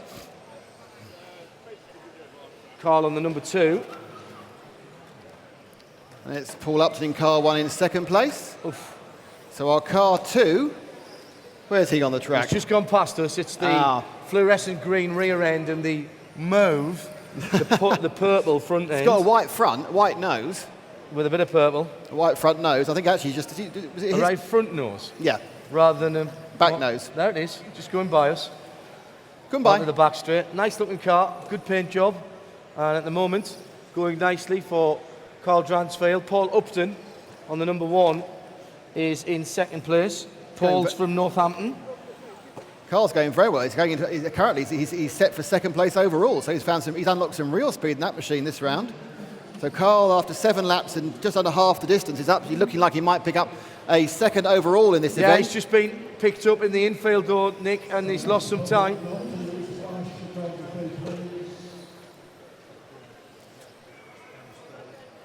So, second place for Paul Upton. Let's see if we can pick up that car. And Paul's gone to the lead now in the number 1. So that and mistake there he goes past us now. So the mistake by Carl there quite costly. Not only did it cost him what was looking like an incredibly good run, they can still get it back, but they're down now. He's now down in the 6th overall look. But Paul Upton takes the lead. And there is Paul Upton on the screen from Northampton, just up the road. He's on a Mardave chassis. Second time, 2-time National A finalist in this category. So he'll be sleeping in his own bed tonight. Well, hopefully. That's what he's told me to tell everybody. Yeah, I mean, it's not the biggest sport for groupies, in fairness. Upton from Dransfield. And Upton looking to go into 3rd position if he can keep this pace up, Nick. And that's a decent run here, just proving how much the track is evolving, getting quicker throughout the day. I dare say it's warming up a bit as well, having had a bit of sunshine on it. I mean, we talk about that when we're on outdoor circuits. Does it make a difference to the carpet and how the chemicals go down? If it's very cold, yes. But once you get sort of room temperature and above, it's not too much of a difference. But yeah, if you go up at first in the morning and it's cold, it will indeed make a... But it's a chemical reaction between the foam tyres and the additive and the carpet, rather than as you would see, a traditional heat improving. The melt is not caused by the heat; it's caused by the chemical. Right. First and second are together on the track now, heading down towards the timekeeper's hairpin. The multicoloured car of Paul Upton coming past us now, and the car with the green rear end is in second. A little bit of a sideways move there. The top 7 are all going faster. And in third place, it's car 7, for those of you watching. That's David Gale. Impressed by this run by Upton, but he is being closed down on, Nick, by... Oh, he's not, because Dresfield's made another mistake, and David Gale on the 7 is now up into second position. Just on the stagger for a moment, but there's three drivers, Nick, 1, 7 and 2, all looking to head well inside the top 10 here. And now we're in round 3. These times are starting to count. I mean, it's a case where often it's marginal, the track improvements in round 3 and round 4. So picking up a clean run here could well see you into that A final. And the first and second now are very, very close together, with Upton ahead by about 1.7 seconds. So in fact, actually what happens is Dransfield came off in front of him. He did. So he has to actually not only catch Paul up, and he's right behind him now as they go underneath us. He has to get past. Paul has to let him through, which he may or may not do. And we're in the last lap. Oh, it's very sporty, let him through. But I think if Paul tucks in behind, he will still win this heat. Paul's car slowing down a lot more towards him. Oh, he just got the line there.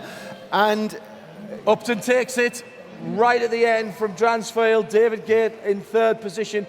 And those 3 are 5th, 6th and 7th, improving well inside the top 10. 1, 2 and 7 as they finish there, Nick. I think that's, you kind of get off that thinking I'm quite pleased about that.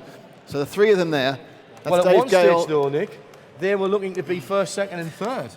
It often happens. In 12th racing, on the whole, you drift back a little bit after the first couple of laps. So it's very rare you can keep up the pace you had in the first few laps over the entire run because of accidents, and also because, of course, overtaking as well will slow you down slightly. I mean, people who have bad starts can pull through, but it's also an interesting situation there. But normally you'll see them drift back slightly.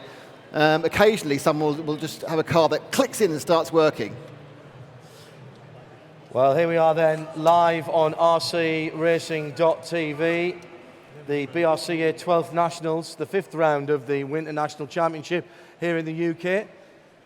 We're in a new venue for the BRCA and the 12ths. Indeed, a new venue for RC Racing, scale racing here in the UK. This is the Centre MK shopping centre. And we've got a decent crowd here watching on, the hard work going on in the pits. And if you've got any questions, ladies and gentlemen, those of you that are here, don't forget to pop your head around, ask any of our marshals, who are also drivers as well, of course.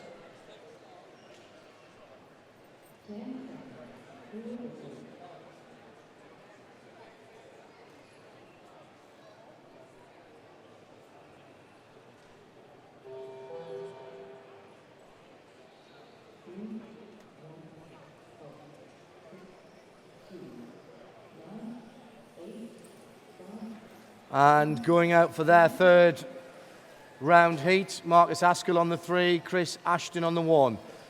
4, Sam Chilton, Alex Thurston on the 6. 2 is David Hall, Jonathan Dixie is 9. 8 is Andrew Carter, James McDonough on the 5. 7, Stephen Lander, and 10 or the 0, Mark Christopher. Hello to Dominic Window, watching in Australia. At Glacius Triple O, just tweeted me at Specutainment. And to Craig Mace as well, he'll be here tomorrow morning. Senga Wishart says, finally a good use of that huge space outside John Lewis. Can't you be here all the time? Good to know that you're watching all the way around the world. Hello, Xavier. And to Thomas Cale as well.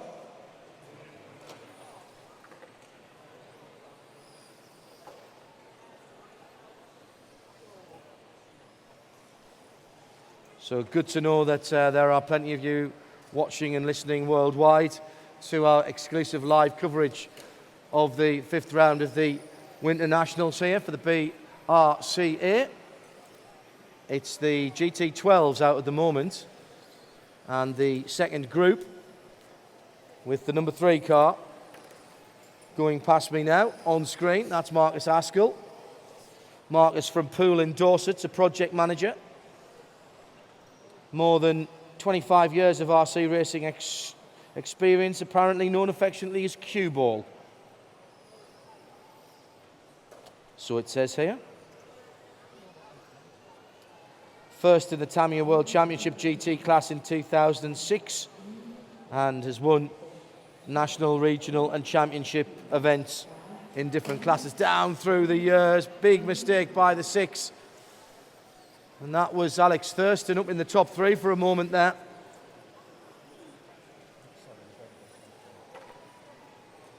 Marcus Askell leading it out from, in fact he's not now because Chris Ashton has gone through on the number 1. See if we can pick Chris up as he comes through.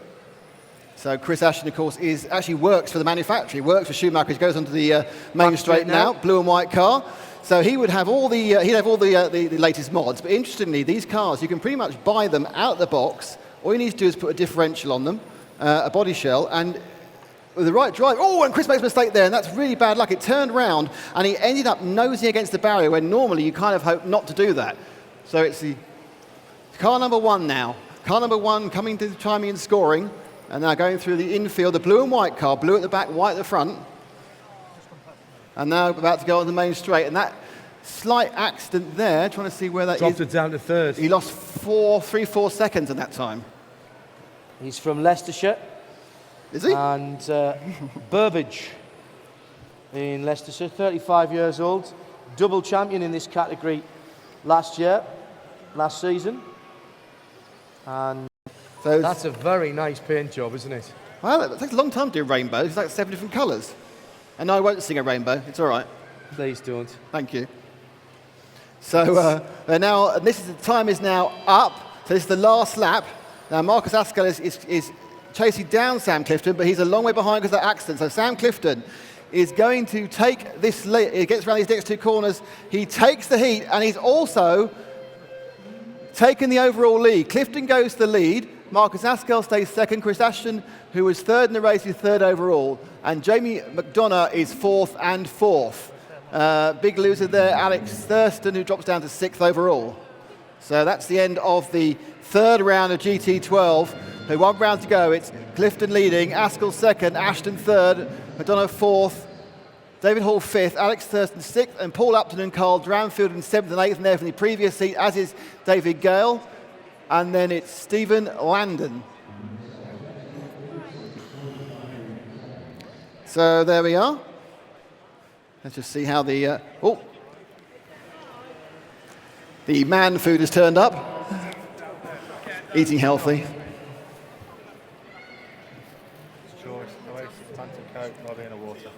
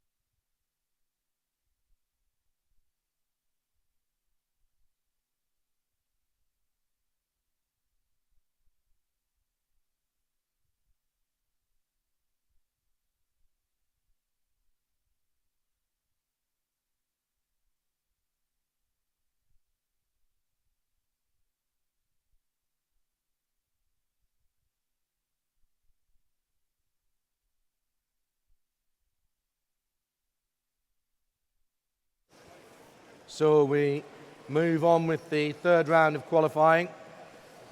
We're back to the prototype cars, the LMP, and this is the 13.5, the slightly slower of the two. So if you like, these are the P2 cars. And it's Richard White on the number 9 that leads. Richard, the BMW technician, 29 years old, with the number 9, which is the mustard-coloured car heading down towards the timekeepers now with a bright orange nose cone. Already in traffic, and he picks his way through it very nicely indeed as he goes by us. All kinds of trouble for the number 4 driver, Dave Treacy. Graham Oliver in second on the 5. All right, see if we can pick up the leader. There he is. Ooh, and the 0 there. Getting an issue right in front of me. But there's your leader. There's your leader, number 5. Really cutting the curb there on the inside of commentator corner. Now heading out towards the timekeeper, and again he'll be picking up traffic. He's heading into the top 10 if he can keep this up, which would be a really good run from the first heat. All the drivers are, or the first group rather, of these LMP 12 13.5s. All the drivers are seeded, and the faster drivers come later. So he's putting pressure on people ahead of him. So Richard White then on the 9. Oh, all kinds of conflagration in front of us there for a moment. Richard White still continues to stay out of trouble. That's what it's all about. So White and Oliver now, and it's Richard White on the number 9. With Graham Oliver on the 5. There's the 5 going through. Where is Richard White? Number 9 I'm looking for. Oh, there he is. Two very similar colour cars out there. The 5 is getting into trouble there for a moment. Oh, somebody in the pit lane there, and I think that is Rob Hallam, isn't it? The number 1 with the Gulf colours in the pit lane. Irritatingly parked the wrong way. He should be parking towards us so we can see what's going on. Going to be found from drivers driving their 8-minute qualifying heat better and cleaner, rather than actually just picking things up from the grip itself. So 2 minutes, 55 seconds to go. It's still car number 9, who we think actually has got 6 on his car at the moment. He's got 9 on the nose and 6 on the side. That's what he's done. He's got 1 6 and 2 9s. That's the white car. So our leading car, Matt, is the white car at the end of the straight now. And he now goes under timing and scoring. It's just so we can tell which one it is, even if he's upside down. Ah, yes, but it's relatively confusing because he's 9 on this side, and he now turns his left side to us, he's 6. But he goes down the straight, that's Richard White. He's on for an improvement that actually put him into the A file. This put him into 9th overall. Given that his name is White, he couldn't have a red car, could he? No, it also limits his chance for a fancy bodywork, because that's actually snow over blizzard, over pure white, over ice. Ice, yeah. It's the Winter Olympic, the Sochi colour scheme that Richard White has on the car at the moment. There's actually 16 different shades of white on that car. From pure brilliant matte. Just under 2 minutes to run, he's dominated this heat from Graham Oliver in second place in the multicoloured 5. The 5 rather is the mustard coloured car. It's the next one back. Colin Rose is the 2. Oh, a little bit of coming together there in front of us. But Blue and White is the 2 in third place. We're still with our leader on the stream at rcracing.tv. And we have 1 minute 25 to go. And he now needs to get past number 4, who's got a slight deranged body show. He's got a lot of traffic now, and it's about nice move there from 7 to move out of the way. That was Andrew Newbold letting him through. And his next car he's come up to is the number 2. He's in third place of Colin Rose. Certainly, Richard's showing a lot of extra speed here than some of the other cars, and that was a good passing position there because car 2 didn't lose very much, and neither did car 9. But the traffic continues as we go to the last minute, as he's now got the number 6 and the number 0, so he's got to overtake both Alan Hubber and the 0 car of... Oh, he's had an accident there, and that's the leader. Oh, that's disastrous for him in the last 45 seconds, and that's going to cost him some time. It may well cost him a position in the top 10. He's already dropped down to a projected 9th position, and not much time to pull it back now, Nick. Yeah, luckily that only took him, I think that took him a few seconds out, but he's going to need to be clean for the rest of the heat. You normally can get away with one small accident. That was caused by he was trying to get up the inside whilst lapping. No one's fault, but he just clipped the inside. And that's very irritating when that happens, let me tell you. The sunshine now right down the middle of the circuit here, so the cars continually going in and out of the bright areas. Very difficult. Remember, the guys aren't in the cars, they are watching down on the cars. The light changes, it changes the turning points. The race. There's the buzzer. Who's across the line? None of the leaders so far have completed their final lap as the number 6 car makes a mistake right at the end there. That's the second place car. So we're looking now for Richard White, who will cross the line any second now, the number 9 car. He is through, and he has got 9th overall. 9th overall for Richard. I think he'll be quite pleased with that. He had a slightly better run than that going on, though. Yeah, you're very lucky when you're going through so much traffic to get a perfect run, John. So you're always going to be compromising slightly. And if you get away with just one little kerfuffle, you kind of think, well, that's not too bad.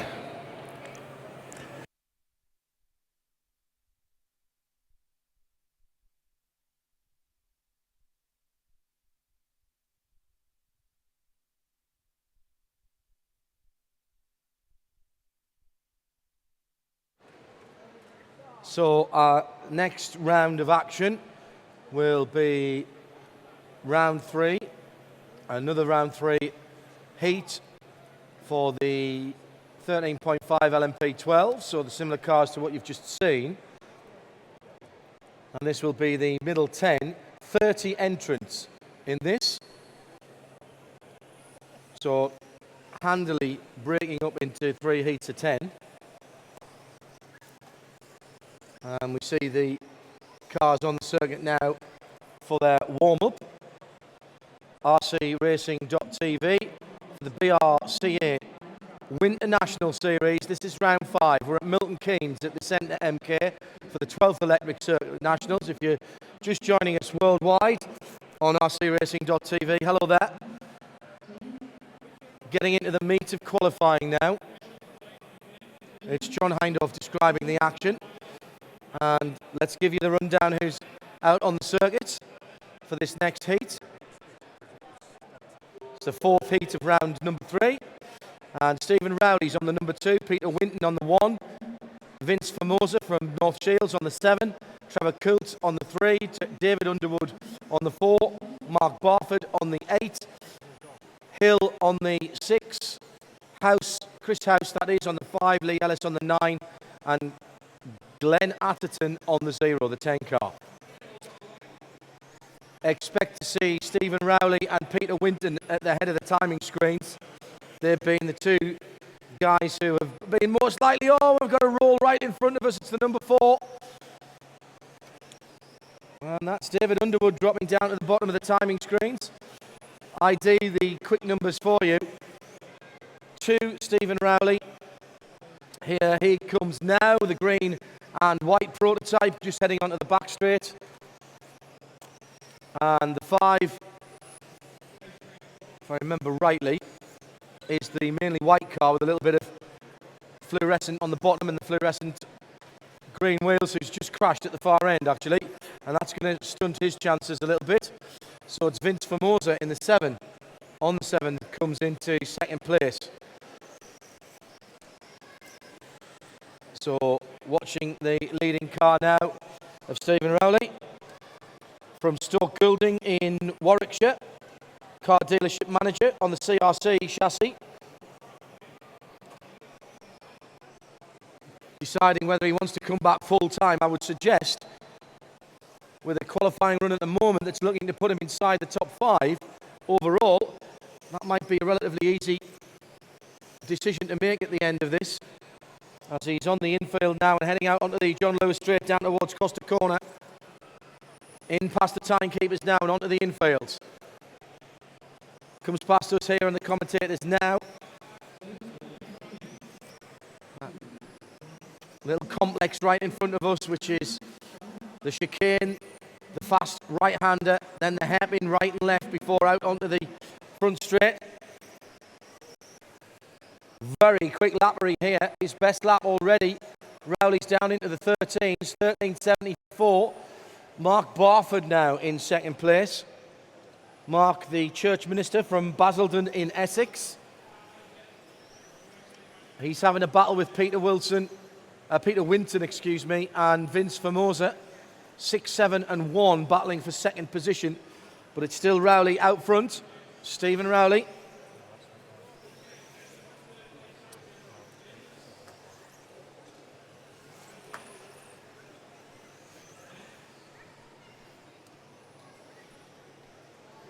Three minutes of the 8 gone. Chris House in traffic there and on the white machine. Right, who have we got there? Down the back straight. And picking up traffic is the number 7. That's Vince Formosa, just gone into third position. Formosa.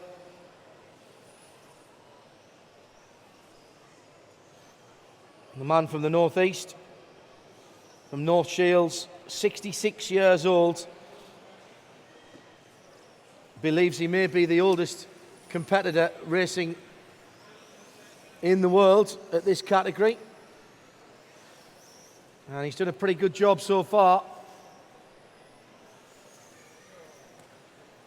These electric racing cars picking up so quickly from a standing start. There's Formosa on the John Lewis Straight now. Down into the complex at the far end, through Costa Corner, now past the timekeepers, into the infield proper, past the pits, now through Commentator Corner. And behind him, the number 4, David Underwood, is making a comeback. Didn't have a great start in the red and white car. Underwood trying to improve his position. He's down in 9th at the moment.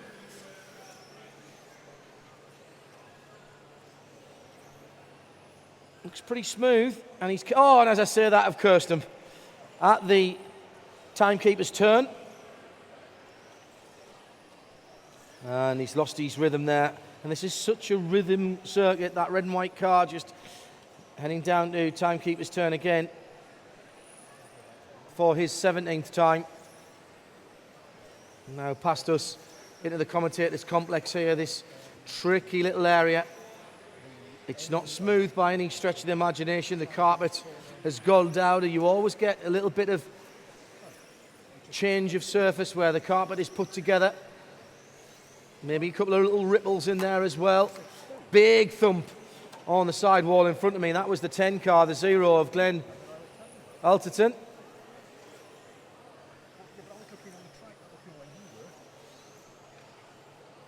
See if we can pick up our leader again.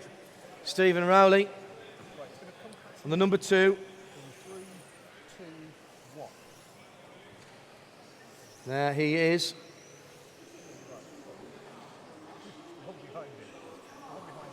The green car coming through timekeeper's turn just behind this one we're watching at the moment.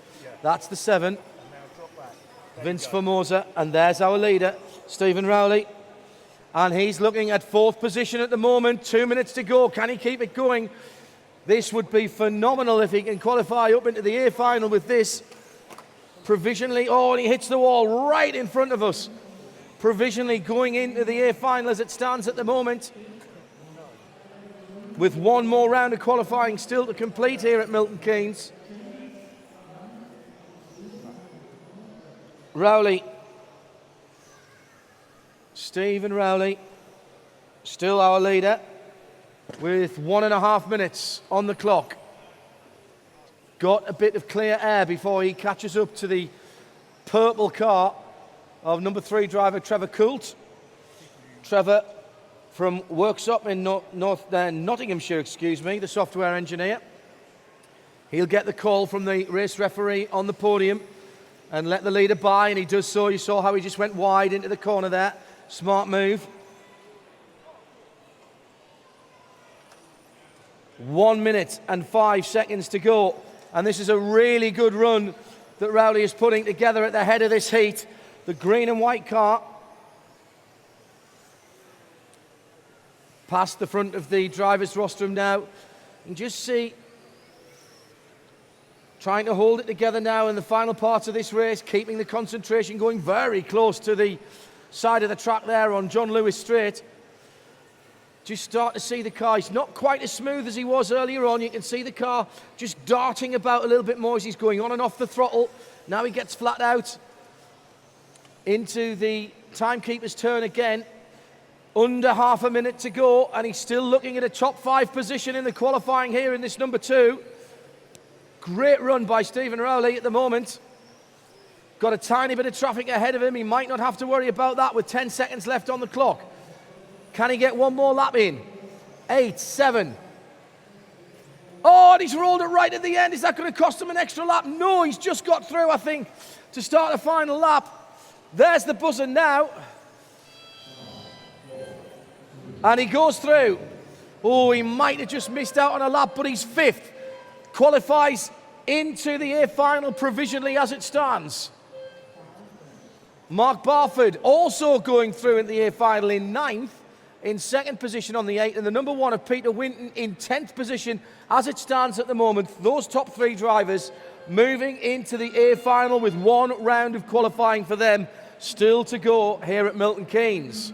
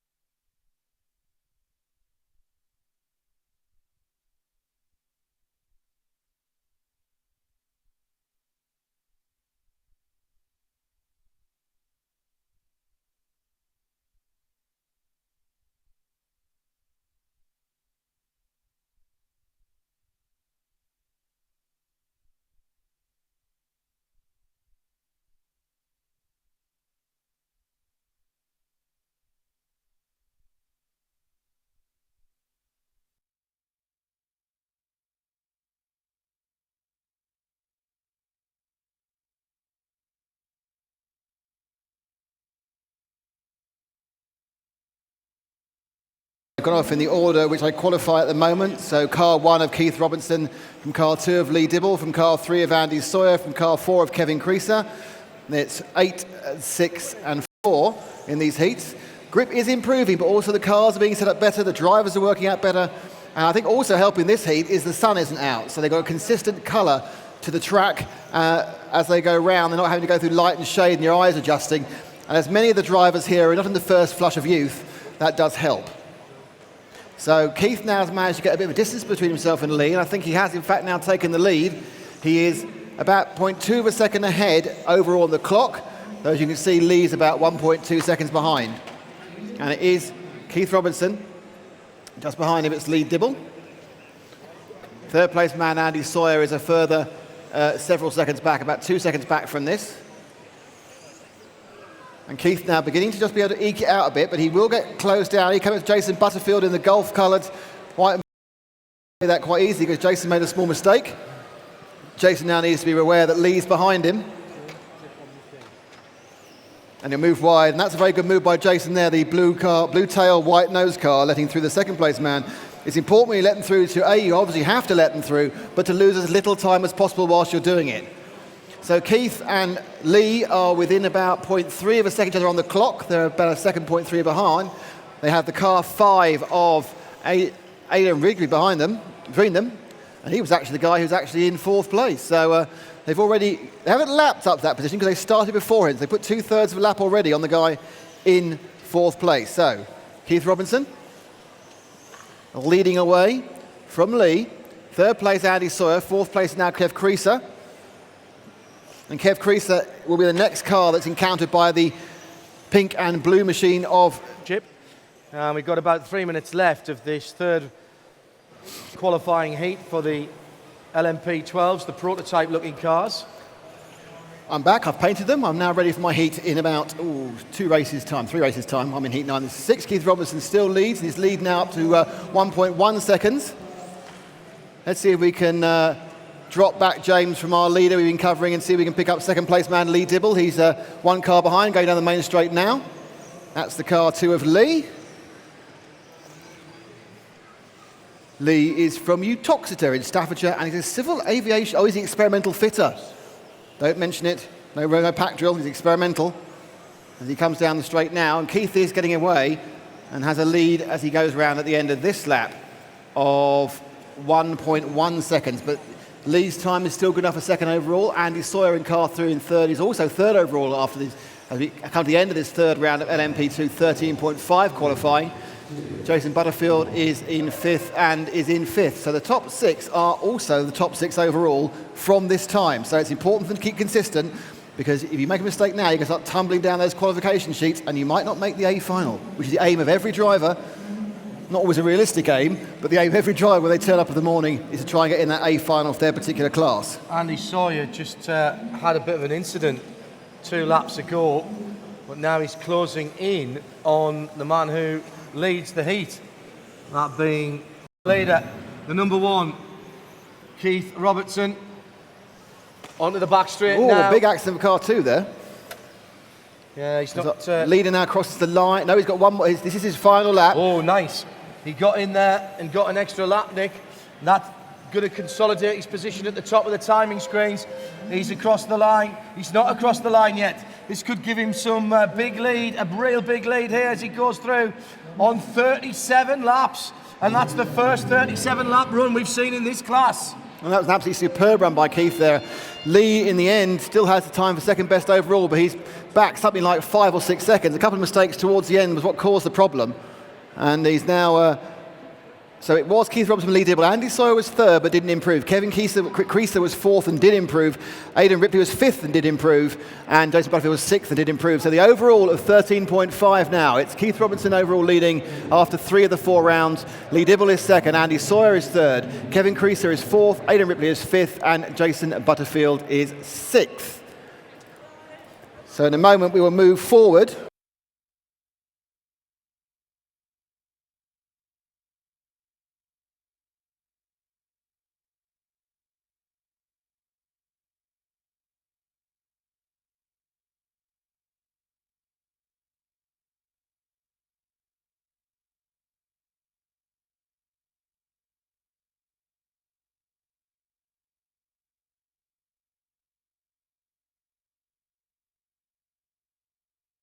Heats for the 10.5 engines on the LMP12s. So we stepped up a little bit in performance here. So if we use Le Mans terminology, if they were LMP2 cars, these are the LMP1 cars. Yes, they are a little bit more power, a little more speed. Lap time's not necessarily that much greater because you can only use the extra power in 3 or 4 places. So, for example, Keith's time in the 13.5 stock will almost certainly be good enough for an A final time in 10.5. But he needs, it's a case really of choosing your class and staying with it. So it's now we get the guys. Ashley Whiffen, who's been the fastest in this race, and I think is also relatively a high qualifier. He's in the B final overall in 16th. So he's doing well, as is Tom Jeffries. And it's Ashley that leads them out in the bright orange number 8, coming down to the timekeeper's turn now, as an issue there for the number 4 car, just flipping over in front of us. That was Luke Muldoon. There is Ashley on the back straight now. From St Albans, the team associated chassis for the man whose day job is climbing onto roofs. Good weekend to take off, I would think, with the amount of wind Yeah. around this weekend. I Although doubt there there's might much- be plenty of work for him. I doubt there's much roof work going on at the moment with the high winds and swelling, but Ashley has gone off, and he's gone off well, as have Tom Jeffries, Chris Blakely and James Knight. Those first 4, after 3 laps, are now looking to improve their times, but it's a long way to go. We are less than only just a minute in of the 8-minute heat, and we're following Ashley there, who made a slight trip up on the corner of that, coming into the timing loop as he goes underneath us now, before he spins round and goes back down the straight.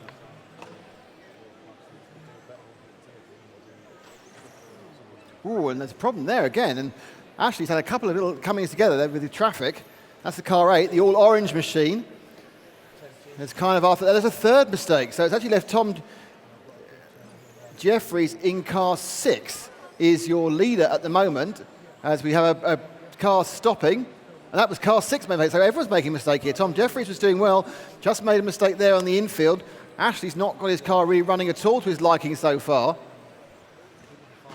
And we're still waiting to see where we have with Chris Blakey, who was a third-place man. So let's see if we can pick up car number 5 of Chris Blakey. He is just going under us now and over the start-finish now. And down the end, the blue car tail, white nose, going through timing and scoring.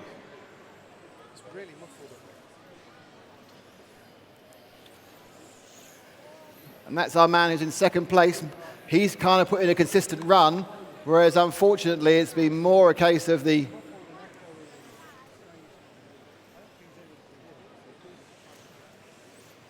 he makes a mistake in front of us, so everyone's made a mistake now. And that's not left an awful lot of room for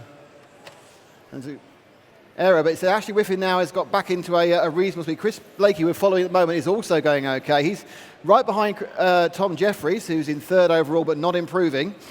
Currently 3 of the drivers this heat are improving, including the man we're following now. This is a battle between third and second, or second and third, and just going wide there was Chris. Tom Jeffries, obviously brother of Ollie Jeffries, the current national champion, as though you have a big accident there from our erstwhile Mr. Blakey. Chris is an IT systems engineer. Comes from Lincoln, so it's a bit of a rundown. Hopefully came down last night, because I'm sure the roads were quite unpleasant coming down from Lincoln. So let's see if we can now go back and pick up our leader. That's Ashley in car number 8. And he's now coming underneath us, and he's got some traffic to get past in the 3. Just heading onto the back straight now, that bright orange car. Made up for the mistakes earlier on. He's back on for an improved time, but it's a case he's probably going to have to think about that in his back of his mind. Oh, I've lost a few seconds, and what can I do to make it up? Yeah, and that's cost him a position in the top 10, Dick. We saw him do exactly the same in the last heat, didn't we? Not have a great start and then have a good middle and a good end of the heat. It might be his car's just a bit unpleasant at the start when everything's cleaned off, and actually it settles down, and perhaps he settles down through the run. And certainly now he's carving out some very good lap times. His last lap was a 13.08, which is very respectable. He's knocking on the door of a top 10 at the moment, fluctuating between position 11 and 12. He'll be very disappointed if he finishes up in position 11, just one place off the A final. It's called the BQ position. Yes. And there used to be a BQ hat, where it's the worst position to be in. Now, the good thing about this heat is, whilst it's slightly mixed ability, there's only 7 cars, there's a lot less traffic. So Paul Weinman-Laus had a nightmare today. I don't think he's completed a full heat yet. So I think what's going to happen now is you can get some more, you're more likely to get clean track. Also, the people being lapped are often more aware that they're a bit slower because the closing distance is greater. So Ashley now is putting in what may well be 6 very strong minutes with 3 minutes to go, but he's still paying for that first 90 seconds when he had 3 or 4 incidents. Yeah, but his lap times have gone out, Nick. His last lap was a 13.23. His best lap is a 12.97. And you've said this before, but you've really got to be reeling off laps as close to your best lap as possible to get that consistency. In second place at the moment, Tom Jeffries, his best lap is a 12.80 and his last lap a 13.17. You really need to be getting down towards half a tenth or a tenth on those types of laps to just keep that consistency going. 13.42, you see, last time round for Ashley. He settled into a nice groove, but it's not quick enough. No, he's still on for a faster time, and his time's going to put him right on the cusp. We say 11th place overall. But I'm sure he hoped to scrape the back end of the A final when he arrived here. He's just literally moved up into 10th overall, but that won't last the end of the round, with everyone else getting another run and the track being slightly quicker. Yes. Oh, that's a big hit for the 3. That's James Innight in that Jaguar purple car that has just gone pinging off under our feet, but he's recovered. He needs to hit that car again because the shell's bent slightly wrong. So he's not getting all the downforce you get at the moment. He's got a lift in the middle of the shell. It'd be nice to get a good bank run in now, as you rightly say, when there's slightly fewer cars out there. At the moment, he may not get a better chance than he's got at the moment, and he's just dropped his pace a little bit. Another 13.46 lap, and he's dropped outside the top 10. And theoretically, John, round 4 is quicker, but that isn't always the case. Round 3 is only very close. If you can get a good run in 3, you've got to start thinking, I've got a chance to start improving. And then it's a good base as he comes back, and he has done 11th. He's 11th of the overall. So exactly where you don't want to be. So we have 11th there with a 36.481, 36.485 for Tom Jeffries, which puts me to 14th. 4.86 for Chris Blakey, that puts him right down in 26th, and drops me down to 29th. That's not fair. I'm getting close to falling out the C final at the moment here. That's not good. I don't want that to happen.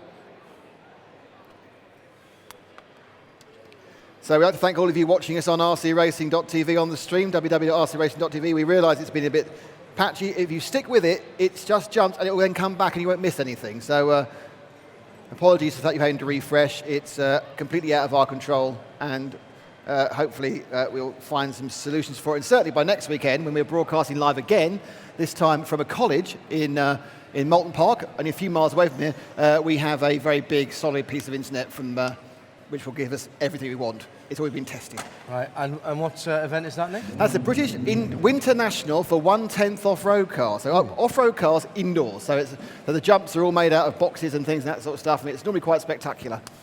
Might have a dodge down to that. Weather cleans up a little bit. Well, that's a big if, though, isn't it, really, at the moment? Yeah, true enough. So more live RC next weekend. Scale racing at its best here on rcracing.tv. We're at Milton Keynes at the Centre MK shopping centre, transformed into motor racing venue this weekend for the 5th round of the Winter Nationals, the 12th Electric Nationals for the BRCA, British Radio Car Association. Hello to you if you've joined us either here at the centre or indeed on the live streaming video around the world. Well, there's quite a few people watching in Australia and further afield. We've had the tweets at RC Racing, at Specutainment. So this is round 3. And heat number 8 of the weekend so far. It's the 10.5 stock. In the LMP12s, Adam Atchison on the 10, Andrew North on the 9. The 3 is Ian Flux. Expect him to get to the front.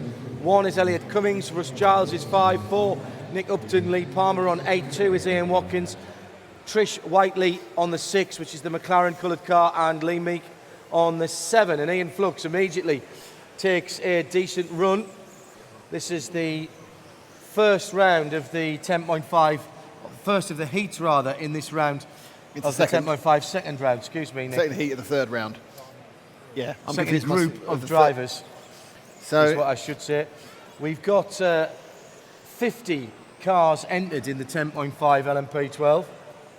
There's been a huge growth in this form of the sport over the past couple of years with the introduction of GT12. Only a couple of years ago, the total entry for these events was about 50, now up to 110. Right, this is the first set of drivers in the 10.5s. The last one was 13.5. No, it wasn't. Okay. It's the second one. Sorry, it is yes, you're minorly right. confusing. Yes, you're right. Now, these are the people, and this is why we've seen that they're not hitting the really high scores in their improvement, because, of course, this is the first totally seeded heats. Yeah. So, but the previous heat before was the new people who haven't done many rounds, and a couple of the lower level people, the lower handicap people, sorry. Whereas this is just the people who are judged to be in the 4th heat overall, as it's all scaled up. So we do have Elliot Cummings in car number 1 in the lead. So car 1 is leading, and he is nowhere to be seen. He's our Union Jack car, about to go on the start-finish straight now. He's actually swapping the lead with Ian Flux and Elliot, depending on where they are on the lap. And that is Ian Flux on the screen at the moment, the white car with the blue and red band on the front of it. As he heads onto the infield. Ian looking to move up inside the top 25 with this run and into the C final.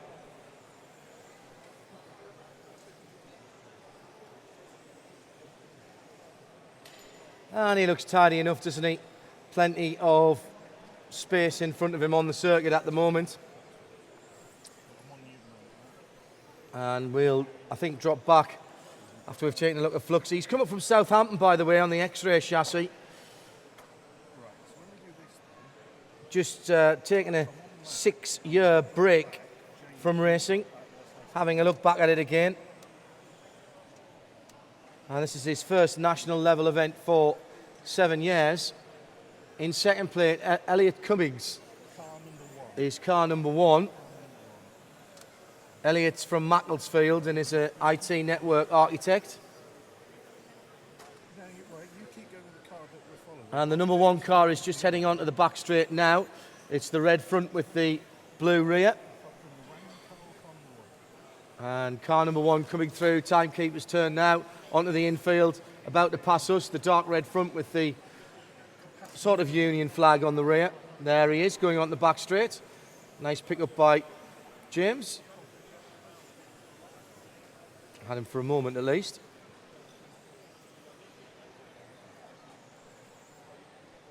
And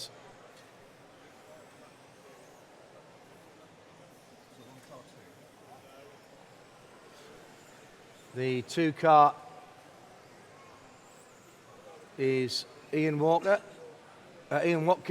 sorry. Ian is from Worcestershire and works at Sainsbury's during the week. He rather jokingly says that his team sponsors are MasterCard, Visa and American Express. I think we know where you're coming from there.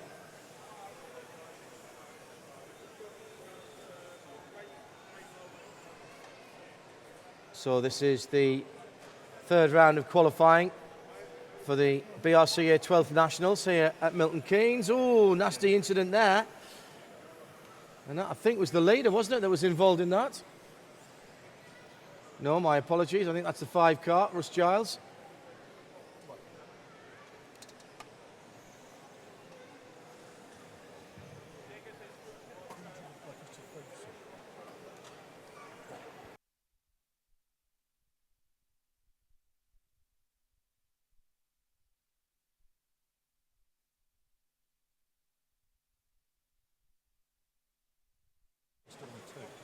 So the 2 car on the screen at the moment heading down John Lewis Straight into Costa Corner in the timekeeper's turn.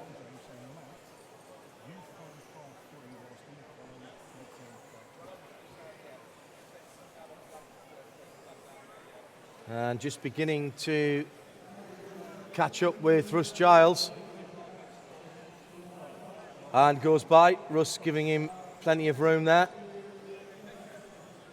Ian Watkins in second place.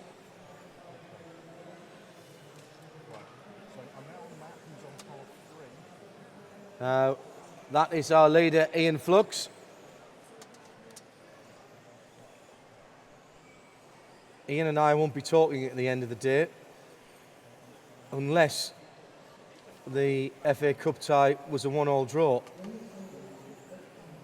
And I have to say, I haven't seen the results yet, having been a little bit busy. But there is Fluxy coming past us now and heading onto the back straight, picking up so much speed into timekeeper's turn, that hairpin. And with just a minute and a half to go, is Ian heading into the top 25? Well, he's sitting in 25th position at the moment. That would be the middle of the C final. And coming down towards the last 70 seconds or so, with ahead of him Trish Whiteley. Trish, good heads-up driving by Trish, lets the leader go through. And he's got close company there, isn't he? Who's that? Let's have a quick look as they come by this time. I think that's the number 9. It is indeed.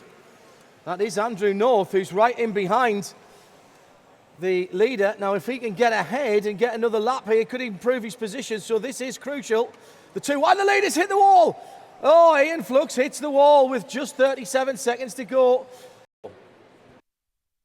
It's just how quickly things can change here as the gathering gloom outside the centre MK means that the overhead lighting is beginning to make its presence felt. Actually, quite a nice even light on the circuit. So we continue with round 3 heats and more of the prototypes coming out. This is the 10.5 engine, the faster of the two classes. Nick Damon, the number 5, of course, in the white and orange RC Racing TV, just on the back straight now, coming round to take his position on the grid.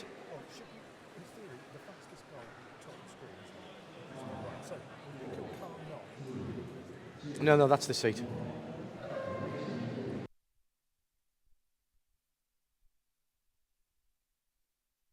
So the next heat will start in 20 seconds' time. There is Nick Damon on the driver's rostrum, ready to go. A picture of health and concentration.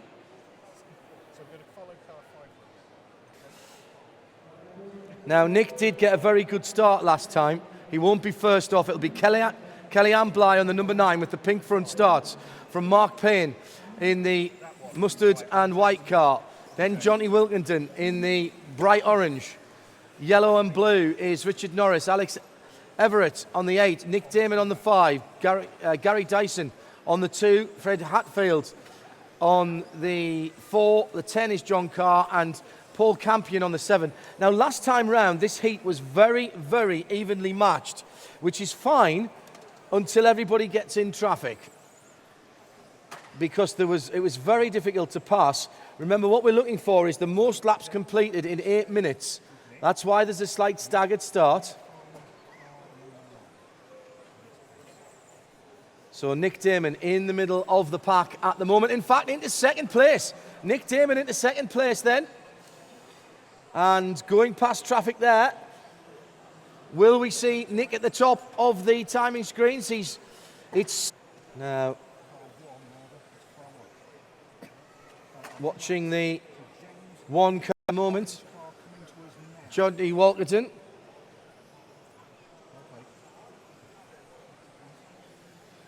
Very easy car to pick up. In fact, actually, yes, that is the one car. Looks slightly different on the cameras than it does to the naked eye. Heading down the back straight now. And Johnny's having a great battle with car 6. Car 6. Right, Matt, stay where you are. Keep following car 1. James, follow car 6. As Johnny's on the infield now, and he has the traffic to deal with.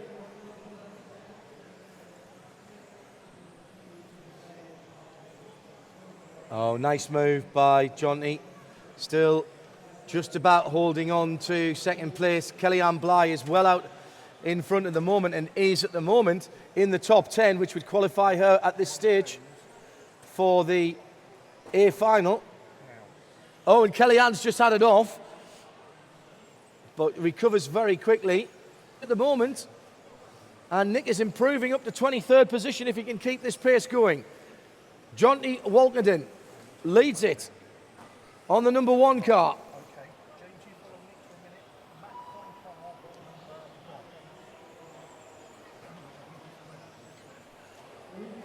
number 1. Oh, Nick getting tied up again with back markers. Just under 2 minutes to go now. And there, coming through is the number 7. There's the number 1. Bright orange machine. And Nick Damon is doing very well indeed.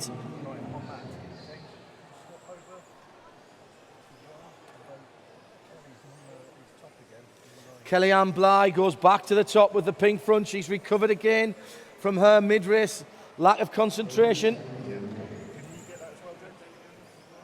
Kelly going onto the back straight now. This is still anybody's, you know. There's 4 or 5 drivers here. And Kellyanne's pace has picked her back up to 15th position if she can hold it.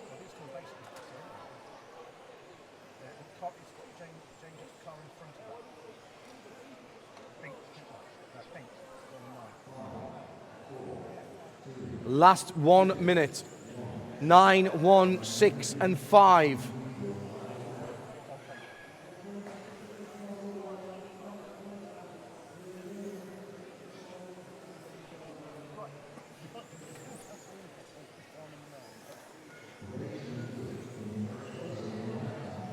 Half a minute to go now.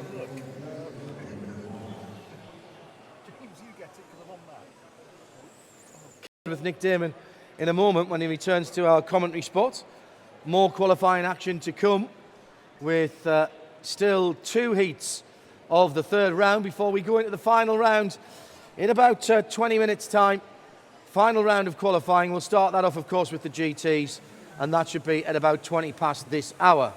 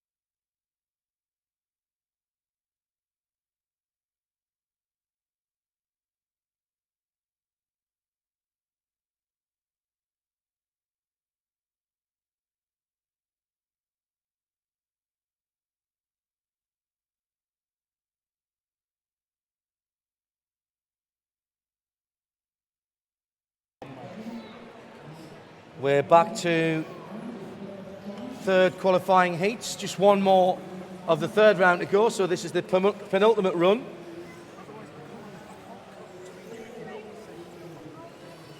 And Luke Burley on the 2. From 7, Tim Wood. 1, Jim Spencer.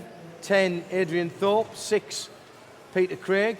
Matt Rice on the 3. Mark Jewett on the 9. The 5 is Nigel Hale and Jim Spencer on the 1. And Luke Burley has been the man to watch in previous heats from this crop. The TV production man from Putney in London. Probably a bit damp down there at the moment. London underwater, as it's known now. London under Thames, yes. I think you'll find, yes. I did think it was interesting that Kingston on Thames get 2 centimetres of water in the high street. Everybody turns out to watch it. Kingston upon Hull, 4 feet of water 2 weeks ago, nothing. Well, that might just be my northern bias. It's Hull, though, isn't it? Hull. So Hull Tigers. 9 drivers on to improve their time in this one, which is pretty impressive stuff. As this car 4 rolls there. And that is Tom Green at the back of the times at the moment. I mean, it's the look of the draw, Nick, but you know, we've seen heats with 7 cars and some of them dropping out. We've got a full 10-car grid here, so traffic is going to be a little bit more of an issue. Well, theoretically, they are the higher ability drivers. They should be able to, A, be going at very similar speed, but B, be able to handle that issue. And Luke Burley is the man most likely at the moment. Leads out on the number 2, the green and white car. And that is the Zen Racing chassis. It's a new one on me, I have to say. Yeah, it's a Zen is a company in the UK, and they are actually based with David Spashitz is one of their engineers who works for them, and they've designed a chassis and also some add-on parts for existing chassis for their cars. Using the expertise of a man who's won 4 World Championships seems like a reasonably good idea. So watching once again the third round of heats for the LMP 12s, 10.5, 10.5 engines, so slightly quicker than what we've seen in the past. And that is our leader at the moment in splendid isolation, just about misses the marshal as he runs back from recovering the number 4 car. And that is Luke Burley, the man from Purley. Oh, it rhymes. Really? Burley, Purley, yeah. Jim Spencer on the dark red number 1. Second place is Matt Rice now in the car 3. Who's right in that little gaggle as well, I think, Nick. He is the light green car. His light green and white car just about to go start finish now. That's Matt Rice down the straight. Yeah, he's a couple of cars ahead of that little battle there. There's your third place driver, Jim Spencer. Oh, he's a bit of coming together with some traffic there. That was a slight misunderstanding with car 6, who's now slammed the wall as well. That's the Peter Craig's car. Are we likely in the next round of heats, which starts in about 15 minutes' time, are we likely to see all caution thrown to the wind and people nerfing people off? No. No, because theoretically it's when you've got your best chance of improving, so you're going to do your best to try and improve. Oh, and that's the bad news number 2. And that is our leader, Luke Burley. And on his back. Luke Burley's gone over. Ouch. I bet that hurt. That was the number 9. So there's certainly some extra Mark pushing going now.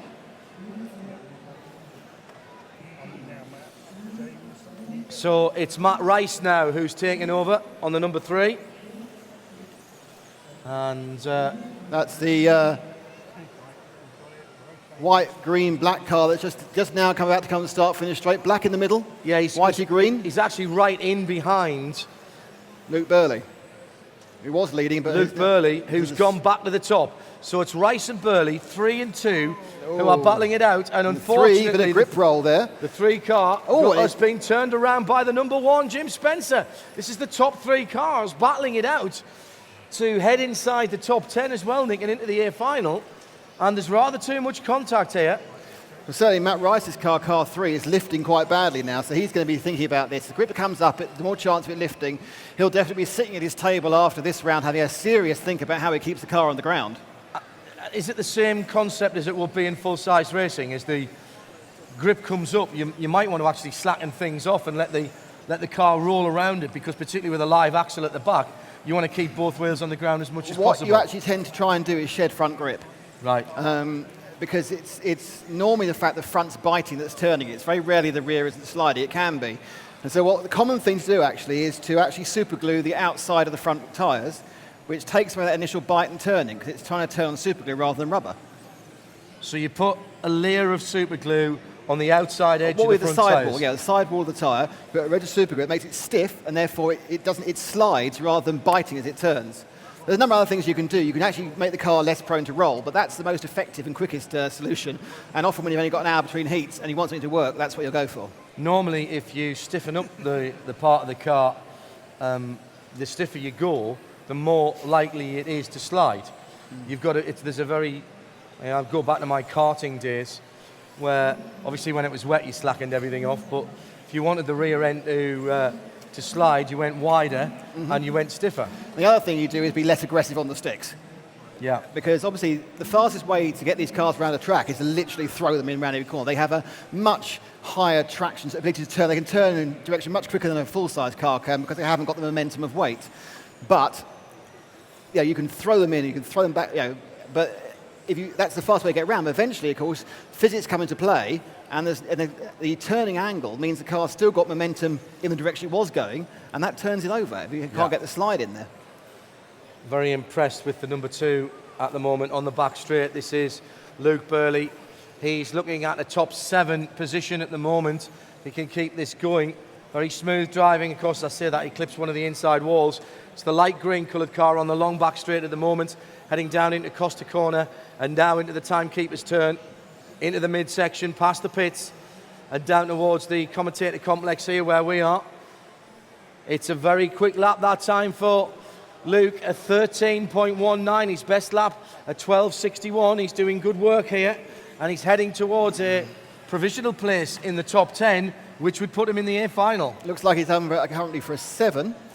There's another heat to go, of course, of the of this heat, the 10.5, the fastest guys who may drop down, but it's scrapping for those sort of 6th to 10th places is where these guys are. It's like the Championship and the Premiership. The bottom 3 or 4 teams are very similar. They're just divided by who they're playing or who they're racing, but they can swap and find themselves the final. Once you get to the final, of course, you've got a good chance to move up through the misfortune of others or good driving. You start 10th, the only way to go forward, only way to go is forward. So Burley from Rice, Mark Jewett in car 9 now with 5 seconds to go. If we follow Luke round for the last couple of laps, this is his last lap now. He will get caught by the buzzer when he crosses the line. Comes down the bottom sweep, and now overtiming and scoring, and he has got a time of 37.483. That's a very good time. And that will put him into the top 10. And Mark Jewett goes into the top 10 as well at 9. And is that Matt Rice at the top 10 as well? It is. But hold the front page, as they say, because obviously the other top 10 has got to turn up. Well, that's provisional, of course. We still have... And another round. Another round of qualifying to go.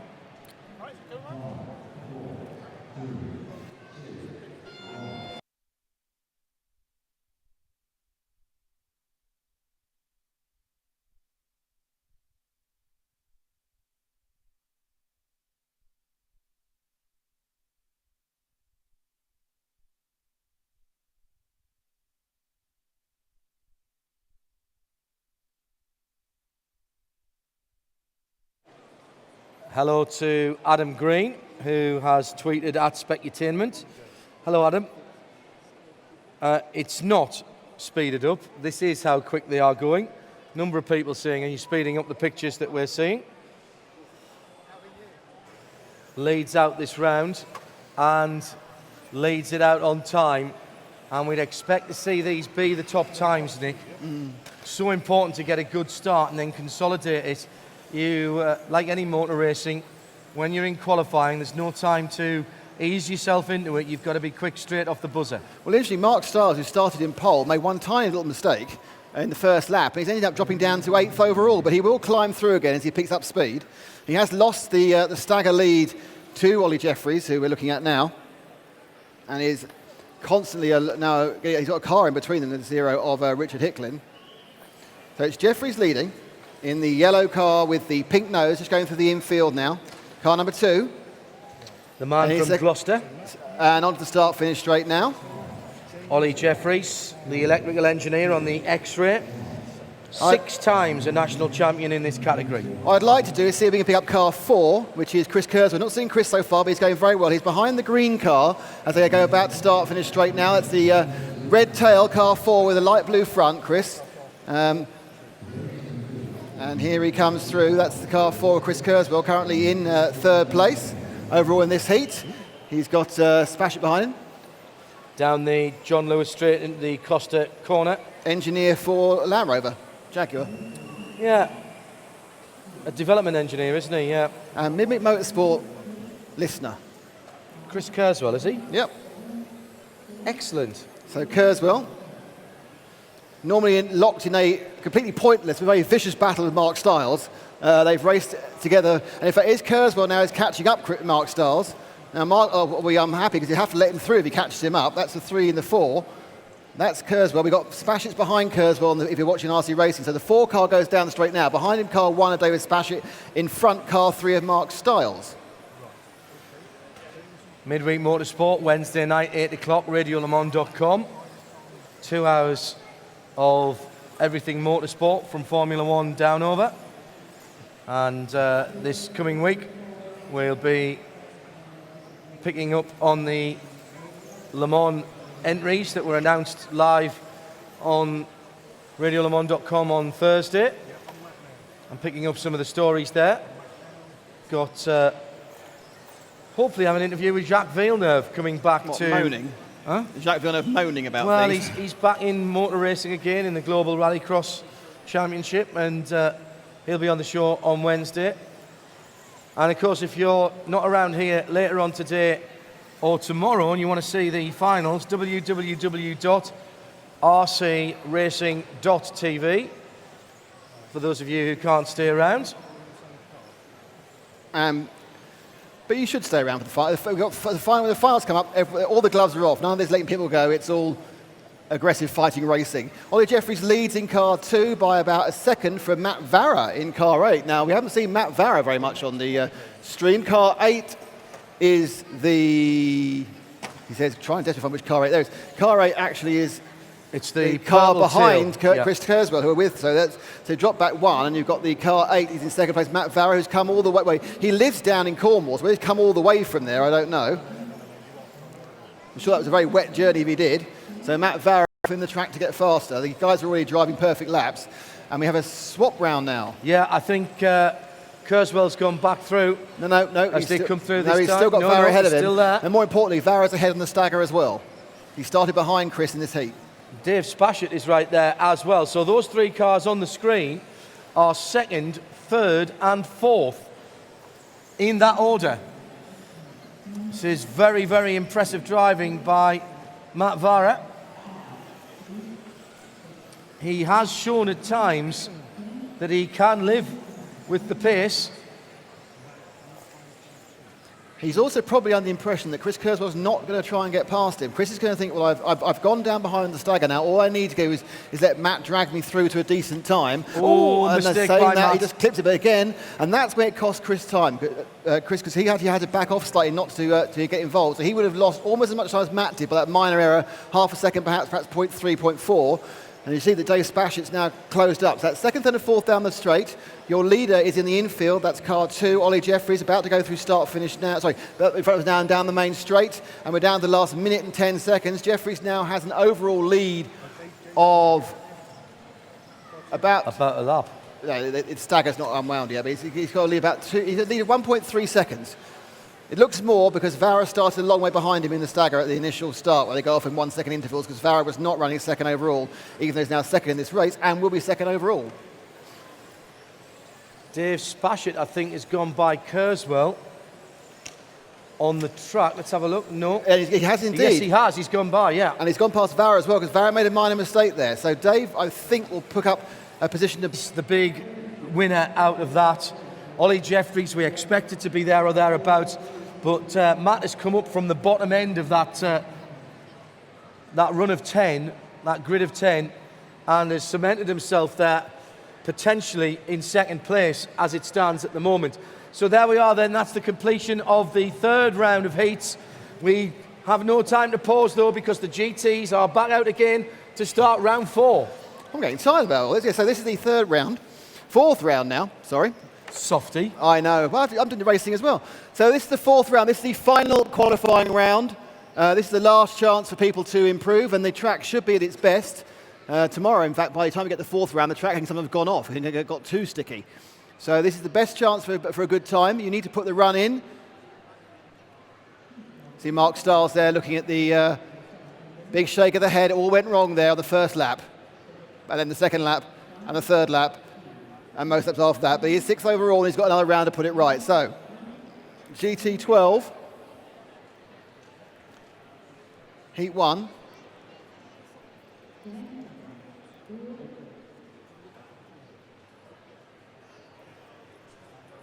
And let's see what happens when the GT12 goes out. So we have 3 heats of GT12. This first heat is the sort of mixed ability, the new guys and some of the people at the back.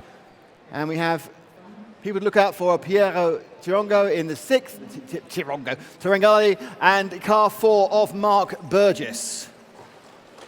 And off they go.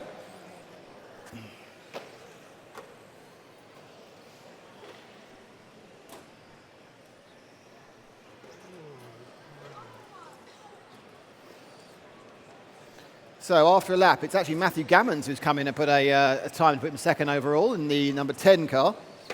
But the leader is car 6. Who are we with? We're with the spinny round car 6. We are with our leader. That's Piero with the orange and white car. It's white on one side, orange on another car. It's a asymmetrical paint job, which is slightly confusing if I say it's the white, the orange car, when on your side it's orange and white. So number 6, still leading despite that slight mistake. Behind him it's car 4 of Mark Burgess. That is the car behind him. So the car behind Piero is the car in 2nd. So it's 6 from 4. That all-red car is Mark Burgess. And they are battling, though not actually supposedly battling, for the lead of this heat. Car 3 now Good driving there from the 3 of Graham Baker, letting both the leaders go through to go down the straight. And slightly now Piero extending his lead over Mark, who has the stagger lead. GT12 cars. Complete car up and running, less than 250 quid, including the radio, the battery and everything. And you can be racing here. Well, £300 at the outside. Very easy to build, very easy to drive, very easy to set up. Lots of clubs running them all around the country, including, if you're from this area, the Milton Keynes Radio Control Car Club, which is based in Wolverton, just down the road. Race every Sunday morning. Do you know, this track it's very interesting because there are parts of the track, Nick, that are clearly getting more grippy, but I'm seeing a lot more drifting through from the chicane through into the commentator complex right in front of us now, and the guys just having to balance it.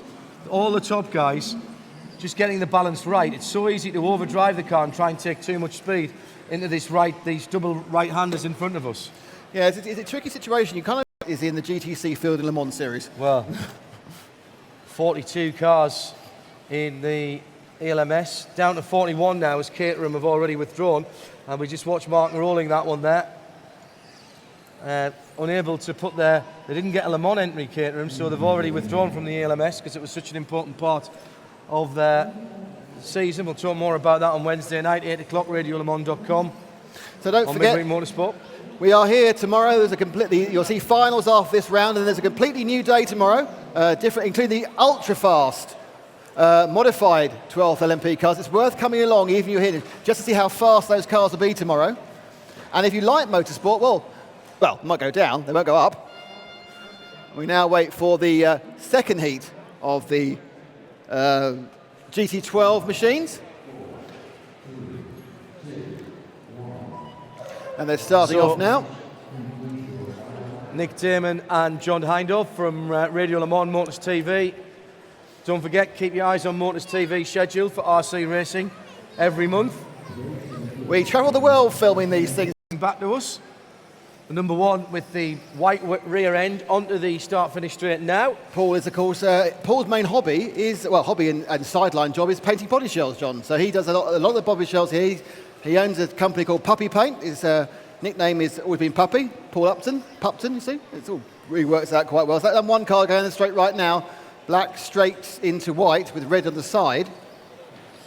He is 27 from Northampton on the Marday. Paul's going to have to make the decision, does he let him through or not?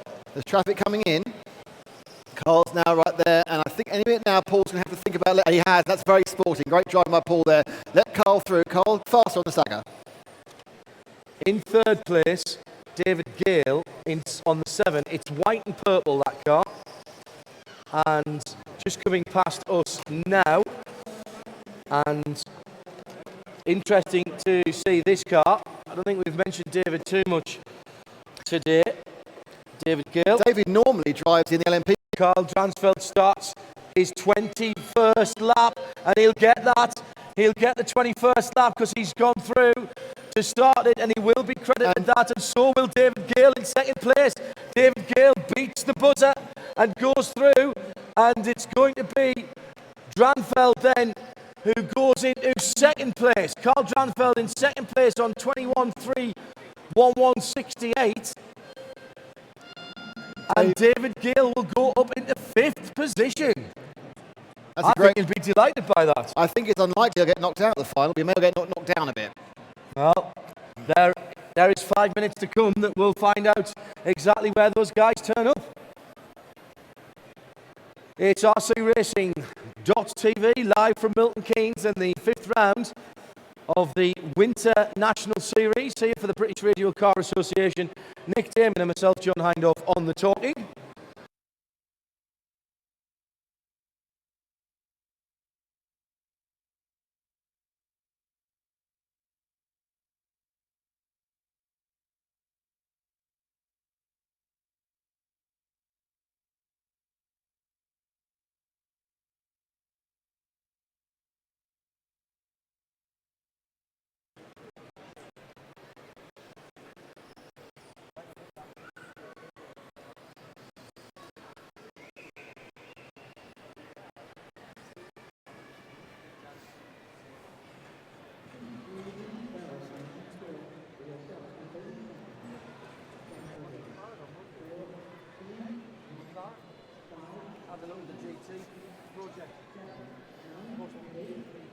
red and white sides on the back straight now.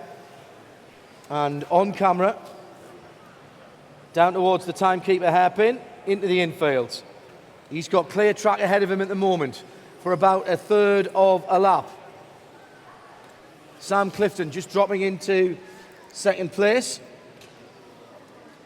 because just leading out at the moment, well, they're battling backwards and forwards. It's the 4 and the 3 and the 1 and the 2, and everybody's in there. They are so closely matched. Alex Thurston on the 6, just heading up to the top of the times. And that is the 1 car on screen. Very nicely done, gentlemen.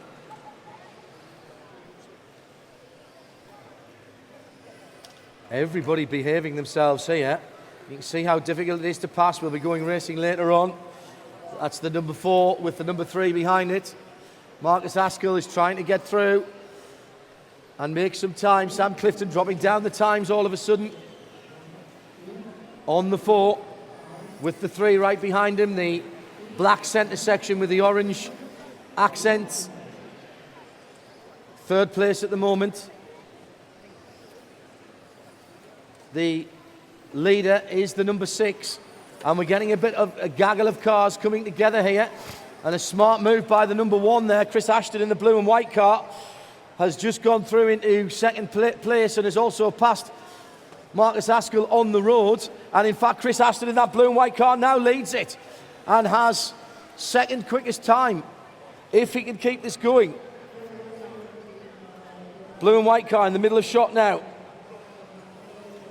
Chris Ashton leads it out. The man from Leicestershire. The man who is the technical sales and marketing manager for Schumacher Racing. Multiple A finals in the electric touring cars in the past. And double BRCA GT12 champion. He is the man that knows this category as well as anyone else. And he's picked his way through traffic there nicely. He's lost the lead in this heat for a moment to Alex Thurston on the 6. Where is the 6 car? Answer there, the pink rear end just on the back straight now and heading down towards the timing screen, the back of that gaggle of cars. There it is. Just going through shot now. We just track back from that blue car. That's the one. Good pick-up, guys. Thank you, James. And that 6 car then, Alex Thurston now leading. As the 4 car has to stop and give way. Sam Clifton, who was one of our early leaders. But look at this. It's all about managing the traffic now on the infield. Ashton and Thurston absolutely together on the track and on the timing screens. Oh, that was very gentlemanly as well, wasn't it? As the pink car goes through and passes the number 2 of David Hall. David is down in 4th position at the moment, but he's improving at the moment into 4th position overall. Fastest lap here. 14.35. Oh, and there's an issue for the 3 car. Marcus Askell gets caught in the middle. By a bad run, had to pull off in that one. He goes from pole down to 5th. But Chris Ashton, after a bad first round, takes the pole for the GT12. In second, Alex Thurston, who said that's his best qualifying of the year. Third, Jamie McDonough. Fourth, David Hall. And it's Steve Lander. It's Sam Clifton, 5th, Carl Dransfield 6th. Marcus Askell qualifies 7th overall. Steve Lander 8th. Dave Gale 9th. Paul Upton is in 10th, and it's Andrew Carter who's the unlucky person on pole in the B, where no one wants to be. Pole in the B. Yeah. And now we move to the LMP 13.5 class, the cars that look a bit more like, well, a lot more like Le Mans prototypes. Well, they do look like Le Mans prototypes, yeah. Because that's what they are. Yes, it's what they're styled after. And of course they are fully hybridized, because basically they're all electric. Not hybrid, they're just electric. Well, yeah. It's a hybrid of electric and electric. Or what you, I think, rather unkindly call the Toyota milk float power. Exactly. The TSO 40, yet to break cover. We'll be seeing it first down at Paul Ricard at the end of this month, end of next month rather. So it'll be number 9 that leads them out, Richard White, on the white car. Rob Hallam in the Gulf colour car, number 1 in second. Then Graham Oliver in the mustard car in third. Colin Rose on the 2. That's another white car. Dave Treacy. Alan Hubber on the 6. On the 3 is Hayley Baker. Richard Bishop on the 10. John Parker on the 8. Andrew Newbold on the 7. Oops, already a bit of an incident in front of us. Right, who have we got on the screen? And answer is Richard White on the 9. And Richard is looking to improve his position. Just 3 grids of these cars, just the mere 30 entries. And Richard's made a good start and is already looking to be well inside the top 10 as it stands at the moment. That would be quite the story if he can hold on to that. He's being closed down on by the number 3 at the moment of Hayley Baker on the bright orange machine. Hayley from Ipswich is a field technician and drives a Serpent. This is the first full season of RC racing. She's been able to devote a little more time to it following the completion of her university studies.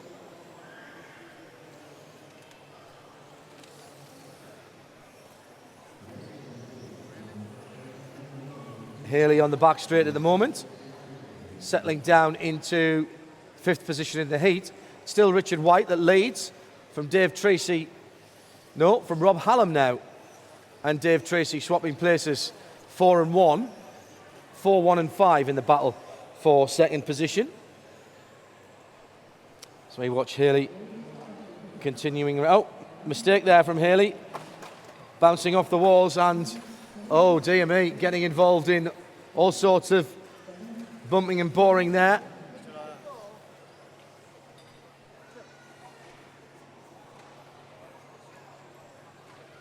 So, coming up to 3 minutes of this one gone, and Richard White is leading. And also, as I'm sure you pointed out, heading for 6th overall, which is a big improvement. Yeah, he set a cracking pace. Came out first, Nick, and really made the most of the open track. He's in traffic now, and gets airborne. No, that was the car in front of him. No, sorry, that was the number 4 of Dave Treacy. 2 white cars here. That was very reminiscent of the Audi at Circuit of the Americas last year, wasn't it? Getting airborne like that. I mean, that's when you're coming up to people, yeah, you kind of do get that. See, that's getting twice all there. the look, though, isn't he? That could have gone either way. The car bounced back. It could have taken him out, but no, it missed him. But interestingly, his pace has just dropped a little bit. It will do. He was in 4th. He dropped to 6th, and now he's dropping down to 7th. Yeah, because mentally you can't go as fast when you're overtaking people unless you just end up.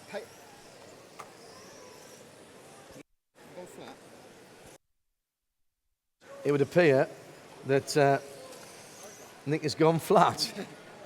What a shame. Halfway through a conversation. Halfway through his sentence. So we will get him into the pits for a couple of double A's.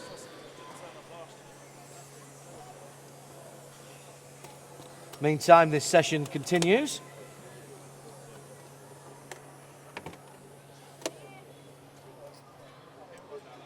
We'll try those.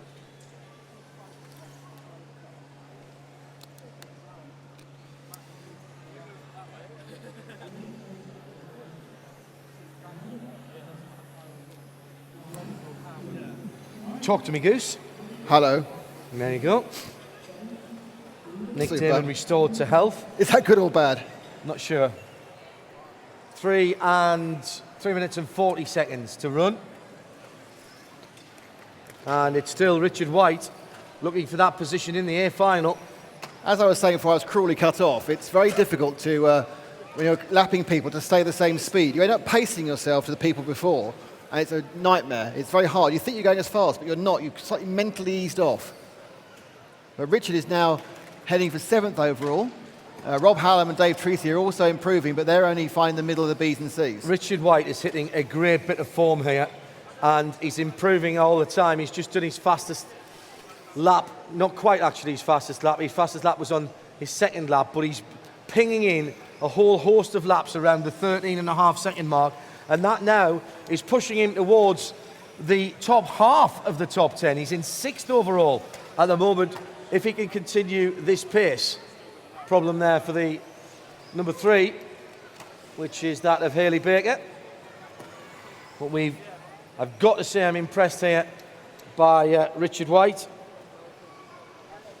29, the BMW technician on the team associated chassis.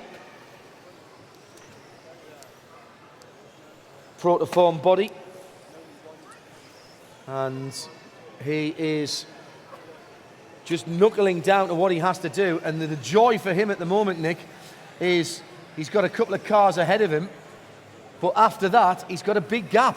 2 minutes 11 to go. And also the other people now being very, very respectful for him. It's Dave Treacy who's in front of him in the 4.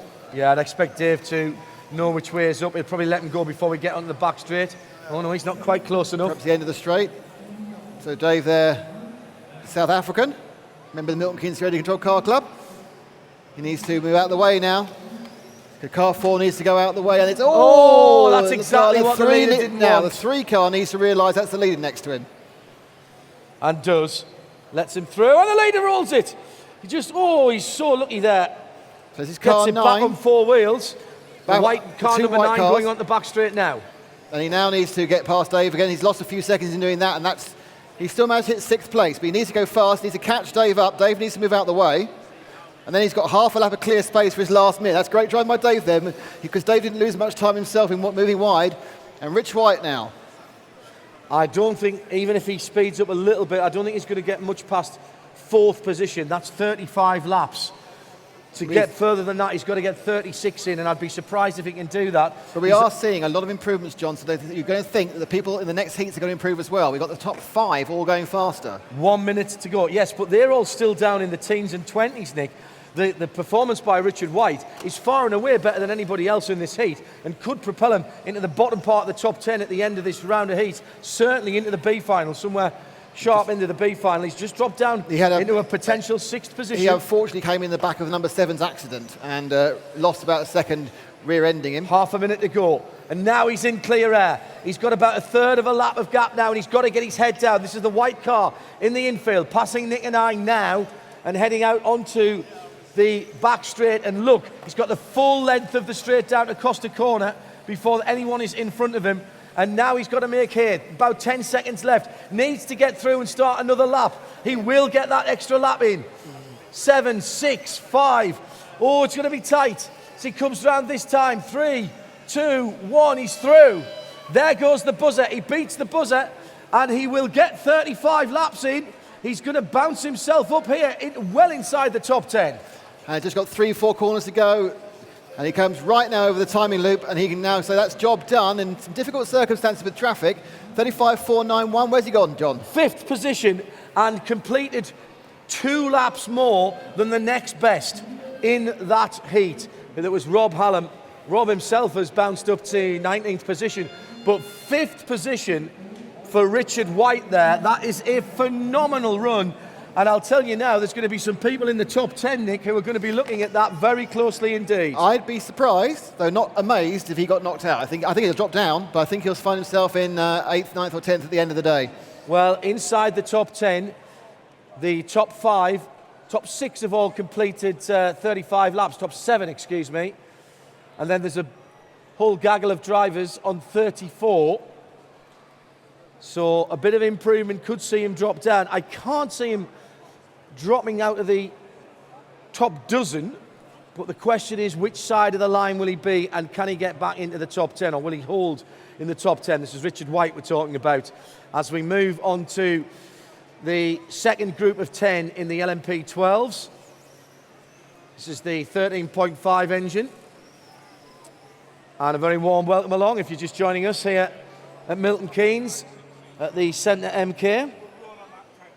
I'm John Hindhaugh from Motors TV and RadioLeMans.com. And this is the 5th round of the Winter Series for the 12th Electric Circuit Nationals here at the British Radio Car Association for 2013-14 season.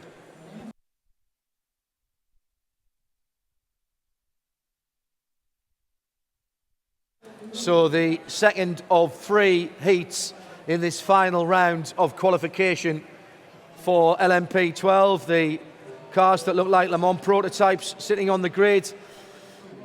Steve Rowley on the number 2 has been the class of this sector. Mark Barford on the 3, then Pete Winton on the 1, Trevor Coult on the 3, Vince Formosa on the 7, 5 is Chris House, David Underwood on the 4, Bob Hill on the 6, Lee Ellis on the 9, and Glenn Atherton on the 10.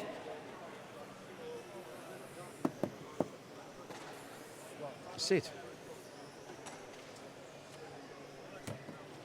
Trying to get one of our producers, Matt, here to actually sit down rather than worshipping at the altar of RC racing. It's infinitely less comfortable. You can't take me monitor away. What am I going to watch now? Watch on the tiny screen. So, watching our leader, Stephen Rowley, can he improve his position? Stephen from Warwickshire. His day job is a car dealership manager. He's on a CRC chassis. Won a lot of championships back in the 90s and has been away for a few years, but looking to get back involved on a more regular basis.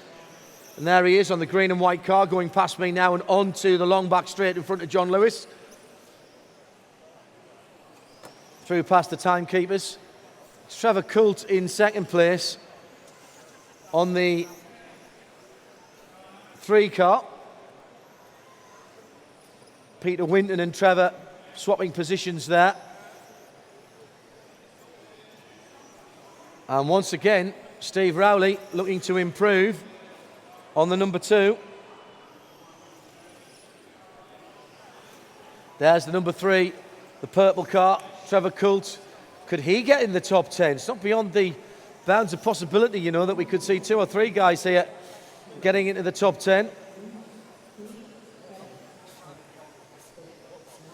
Remember, we saw Richard White from the last heat potentially qualifying up into the A final. There is Trevor. Trevor Coult, 50, software engineer on the Coralie from Nottinghamshire, from Worksup. Got his son Joshua with him this weekend, who's also competing. Josh, only 12 years old, is the youngest competitor here this weekend. And started racing at 7, by the way, did Josh. His dad's doing nicely at the moment. 3rd position for Trevor. Number 1, Pete Winton, into 2nd place at the moment. And where is the 1 car?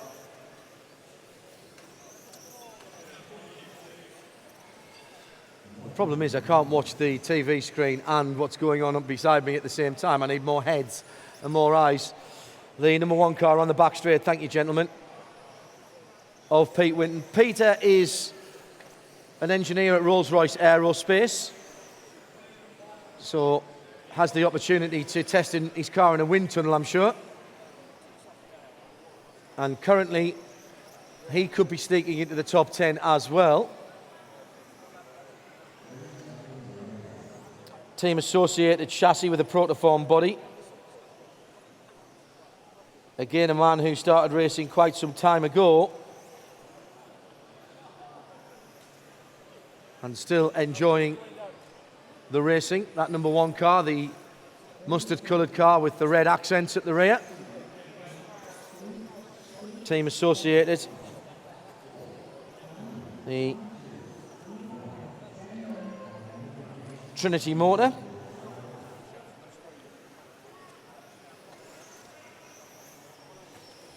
Stephen Rowley still the man to watch. 2, 1 and 6. 2, 1 and 3, excuse me. The top 3. Stephen Rowley on the 2. The green and white car.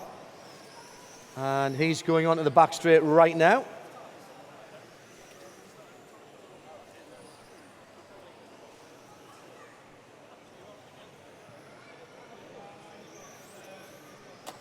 Peter Winton still working a bit of traffic there.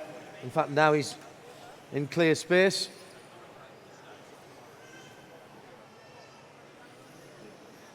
That yellow and white car we have on screen at the moment is the number 6 of Bob Hill. And Bob's from South Yorkshire, from Rotherham. He used to be a business manager for a pub retailing company, but he's retired now and taken up racing. Drives the Coralie with the Protoform body. And coming down to the last 2.5 minutes now. Stephen Rowley at the head of the field. Car number 2. Just going past me now and onto the back straight. And at the moment, looking strong for a place in the A final. It's a remarkable run. We saw Rich White last heat getting right in the middle of the top 10. And he's Stephen Rowley doing exactly the same thing. And with just 1 minute and 3/4 to go, Steve Rowley on the CRC with a gap ahead of him now before he hits some more traffic. He's on his way to a 35-lap run here in this 8 minutes. Oh, and as I say that, he hits the wall. But he's all right. And he's still lapping nicely. 14.54 last time around. He lost a bit of time. His best is a 13.50. Needs to keep the pace up here. Needs to try and push for these last 55 seconds. He could be cementing his spot in the top 10 here and putting himself in the A final. And that would be quite remarkable.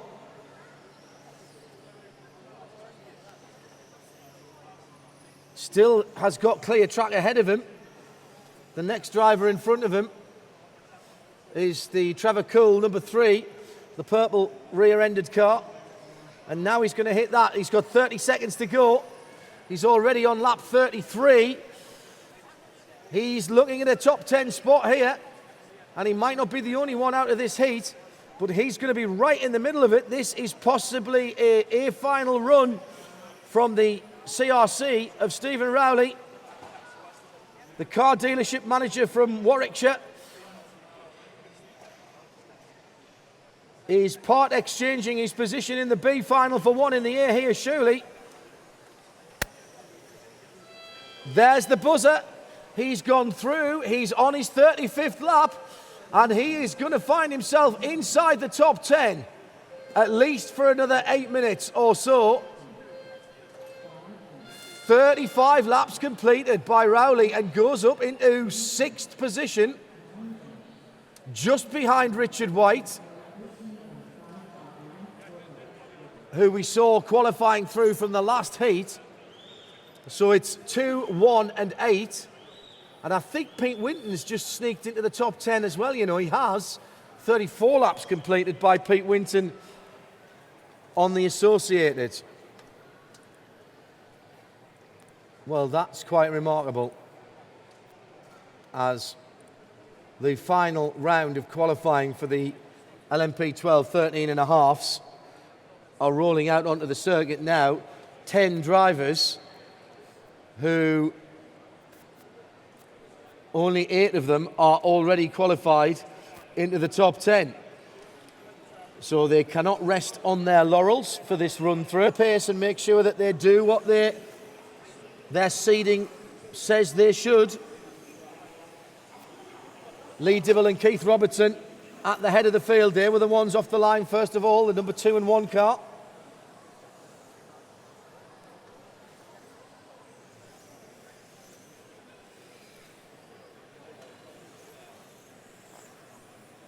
Number 2 is the very pink rear-ended car, just going down towards the timekeepers now. And he's right behind the number 1, which is the pink bodywork with the blue in the middle. So 1 and 2 on the Costa corners now, through past the timekeepers, into the midfield. Lee Dibble, the number 2, has the best run going at the moment from Keith Robertson. The stagger may well unwind. Keith Robertson will hit the traffic first. This might be the tactics coming in from the number 2 car with the white front end. Oh, and the leader makes a mistake and lets Dibble go through there. Lee Dibble, the civil aviation experimental fitter from Uttoxeter in Staffordshire, 30 years old. He's got a CRC chassis. And Keith Robertson is from Birmingham on the Team Associated. The man who has the penchant for Garibaldi biscuits, if you remember from earlier on. So 2 from 1, Dibble from Robertson. Needs to find Stephen Rowley. He needs to find about 4 seconds during the course of this race. He's on for improvement. Everyone on for improvement, barring Ken Rogers and Keith Robertson. Keith, though, is moving back forward. But at the moment, Lee Dibble is leading and will be taking pole for this, the 13.5 class. Always an advantage to be at the head of the field, doesn't matter what type of racing you are in. We're down under half distance now. I'm watching Lee Dibble at the head of the field. The man from Staffordshire has traffic ahead of him now, and it's in the shape of the number 4 car of Keith Creaser. Kevin Creaser. Yeah, Kevin Creaser, sorry. Now, the top 9 are now on for improvement. Looking good for Rowley and White at the moment. They'll be sitting at them. They're obviously marshalling this, obviously not desperately hoping everyone crashes. They are really.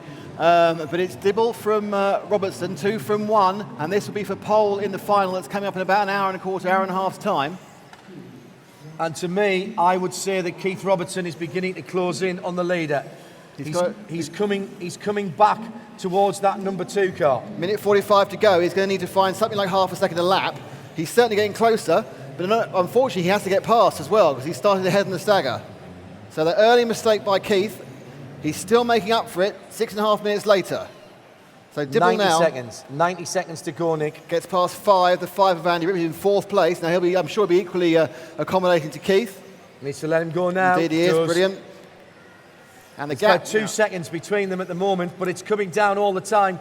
As they go past us, the number 2 and the number 1 are almost together again. 1.5 now between the 2 of them with 1 minute and 10 to go. This has been a very good comeback drive from Robinson. Just to keep you updated, the 2 previous qualifiers, Richard White from the 3rd group and Stephen Rowley from the 2nd group are 8th and 9th position, and they're biting their fingernails at the moment. It's all down to what Ollie Payne and Paul Lomas can do, and at the moment they're not improving. And look at the battle at the front of the field. They're absolutely together, going on to the long in front of us. But the real story, Richard White qualifying up from grid 3 and Stephen Rowley from grid 2 into the A final. And I've got to say, Richard White looked very, very strong indeed. What will he be like alongside the faster men? Has he got a chance of a podium?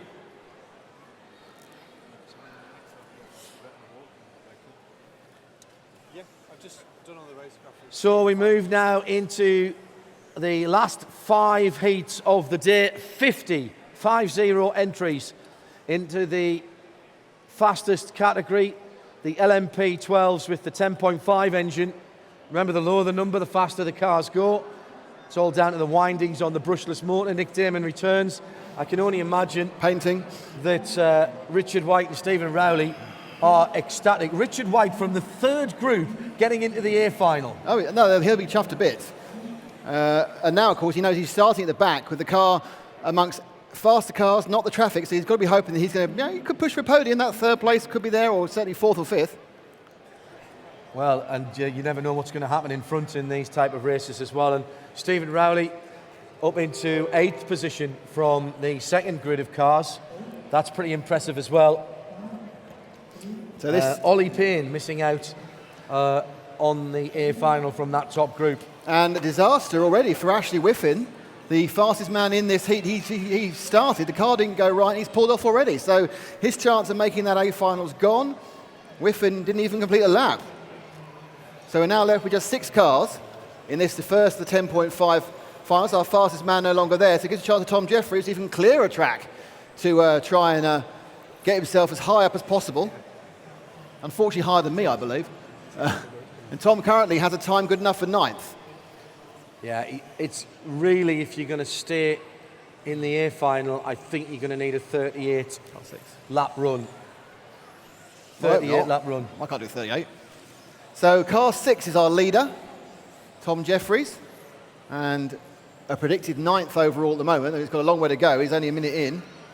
But it's good to make a nice calm start. 8 minutes, remember, for down the straight. And he now comes in the infield, both timing and scoring now in the sort of a bit like his brother body shell. He has the yellow tail, as does his brother Ollie, who is the current TQ man. But rather than pink, he's kind of got a combination of orangey, blacky, browny colours. It's kind of mess down the side, really. And he's had a slight problem there, and another problem. So that's 2 problems there for Tom, and that's where this chance of 9th is going to disappear away from. He's going to start sliding back down through the B final. No disgrace in the 50-car field to make the B final, though. Chris Blakey's 2nd, James Enright is 3rd. So it's 6 from 5 from 3. Your leader is the multicoloured car going down the straight with the green tail. In 2nd place is the blue and white car about to start on the main straight now. And the distance between them is a few seconds. It's about 3. So Tom is doing a pretty good job. He's now down to 13th after Axe. He's got 6 minutes to make it back up again as he comes through. He's got a nice clear track, which is the big advantage. If he can actually keep it together, it should be all right. Already 2 minutes gone there, Nick. And there's the problem for the number 5. That's Chris Blakey in 2nd. Chris from Lincoln, the IT systems manager on the Como.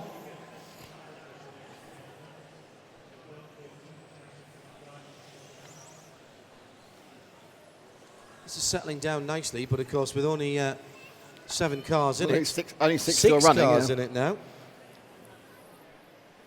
That is very nice indeed for these guys. They should really be. I wish my heat was like that. Is there an opportunity for you to, have a word with somebody that if you are maybe 1 and 2 when you qualify through, do you say, look, come on, let's get our heads down and work together?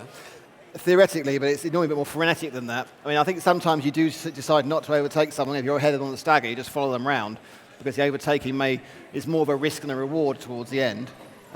This is the thing, of course, about qualifying. This is the last round of qualifying. The next time you see these cars, these particular cars, they'll be in a final, and it'll be all hell for leather. And John will be getting very excited, hopefully. You think? Tom Jeffries now up to 10th overall. He's managed to put a few good laps together. If you want me to get excited at the end of the day and still have some voice left, you may have to go and get me some more fluid. I think that's where James has gone, isn't it? Ah, good man. So, welcome along to rcracing.tv if you are joining us around the world. We're coming to you live from right in the centre of England. It is the Centre MK, Milton Keynes Shopping Centre. First time ever for competitive motor racing indoors here at Milton Keynes. And it is a British National Championship, the 5th round of the Winter Series for the British Racing Car Association. It's the 12th scale electrics. We're looking at the top flight now. These are the Le Mans prototype bodied 10.5 engine, the quickest cars we have here today on this specially designed and formatted circuit. They're not getting up to the sort of speeds that they would normally be hitting, slightly shorter straights and tighter corners to fit the exigencies of the space that we have here outside of John Lewis, but also to have a little eye on health and safety as well. We don't want the cars to go flying and hurt anybody who's standing watching, and we've had a decent crowd watching all day here, including some familiar faces from the world of full-size motorsport, one of whom is standing behind me at the moment. One of my former colleagues at Ray Mallet Racing, based up the road at Wellingborough. Now, a bit of an issue on the far side of the circuit. That's a problem for James Cann there, car number 1. Yes, and also Ashley Whiffin's gone back out again. So Ashley Whiffin, getting involved up again. I think he was just trying to see whether the problem he had he could sort out, and the fact he's pulled it again makes me think he hasn't. So it's still Tom Jeffries leading in car 6. Car 5 of Chris Blakey is 2nd. 2 minutes 45 to go. Blakey is on for a 27th. I do really like the colour of the number 3, the James Innite car. It does rather remind me of that very evocative purple colour scheme at Le Mans for Jaguar back in the day. Either that or it's the big Quality Street toffee with the nut in the middle, isn't it? Oh, yeah, that's the one. Excellent. Oh, I quite fancy one of those. Was that big? Have I started the suggestible Nick Damon? Oh, gosh, yes. So there's 2 minutes to go. Tom is still in 10th overall. He's leading this race by best part of a lap now in the car. We're now with the Quality Street machine on the screen. That's number 3. That's the purple car. It's James Innite, and he is in 3rd. He's looking to improve, but that improvement is actually putting him to 30 seconds. So he's the front end of the D. So James needs to find a little bit more speed to get in the back end of the C. Top 10 cars in the A final, next 10 cars in the B, and so on down to the 50 cars. We'll have an E final for this later. Tom Jeffries, who leads this out from Gloucester. He's a metal fabricator on the Team Associated. The BRCA National A finalist in 10th electric touring car and 3 times a Scottish touring car GP champion. Scottish? That's what it says. Okay. Must like his holidays. So into the last minute. You don't think I knew that off the top of my head, did you? No, I think it might have jumped up a line or something. It just seemed a bit odd. But you're right. Tom Jeffries. Yeah. Hoots mon, as they say. So it's Tom Jeffries and Chris Blakey. Only as Lord Rockingham 11 says. Yes. So we're back with Tom now on the stream. He is chasing down car 2 of Peter Harold, who is about to be taken back, and it's nice moving aside. 40 seconds to go. So losing Ashley Whiffin took a lot of the excitement out of this particular heat, because Ashley was a possibility of really making the A well. Tom's dropped down to 12th now, so he's out of the A final. I'm sure he'd be quite happy with the B final finish. I mean, I know I would, not nowhere near there. So he's looking pretty good on this one. It is an improvement for Tom, as it is for the top 4 drivers. 50 cars in this field, so that's 5 grids of 10 that we've been out in the qualifying sessions. And they are all, of course, combining their times together. So when we say that Tom is up into 12th position, he started in the group that was 41 to 50. So to be improving to 12th is quite impressive. From there, the cars are seeded. The buzzer has gone off. Tom's yet to cross the line. Slightly impeded by car 4 as well at the moment. That's Luke Muldoon. He may just be dropping down a bit more. He's going to win this heat comfortably, Nick. He's finished with a 37 lap run. And a 13th overall. He did drop 1 more spot. And Ashley Whiffin in 16th position, but that was the run that he did last time around. That's right, yeah. So now it's heat 8. Well, now it's wait and see, isn't it, for Tom Jeffries, see if he can hang on to that B final place.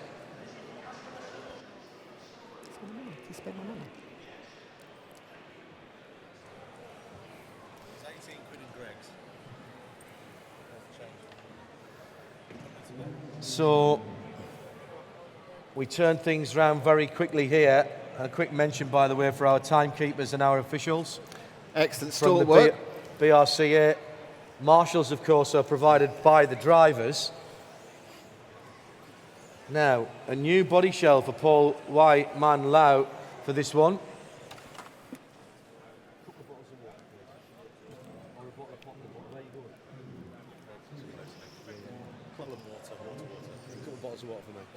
I'm getting just 2 water. Yeah, please. Yeah, Paul Y. Man Lau has had issues earlier on, but he's come out with a very brightly coloured car now in yellow and orange. So just giving it some. He's got his last round do or die. Yeah, absolutely. Hasn't managed to get himself anywhere higher than 47th at the moment. It can happen. You can have a nightmare day and suddenly in round 4 it all turns round. Everybody fingers on the stick, stand by. This is the second set of qualifying of 5 for the LMP 12 10.5 stock, and we'll give you them as they roll off the line. It won't be in number order, remember. It's from the qualifying positions as they stand at the moment. So Adam Atchison goes out first on the 10. 9 is Andrew North. 2 is Ian Watkins. Ian Flux is 3. 7 Lee Meek. Russ Giles is 5, 1 is Elliot Cummings, Nicholas Upton is 4, Lee Palmer is 8, 6 is Trish Whiteley. We have that was a really unfortunate run there for car number 9, who was upside down for a heck of a long time, Andrew North. He just half turned on a bit of a half grip roll, and he took a long time to get Marshall, because Marshall had to get across the main straight, and of course you have to wait for the main straight to be cleared before you can cross it. Adam Atchison did not start the number 10 car. And I should say, actually, Paul was in the last heat, not in this one. My apologies. I'm reading the wrong part of the timing screen there.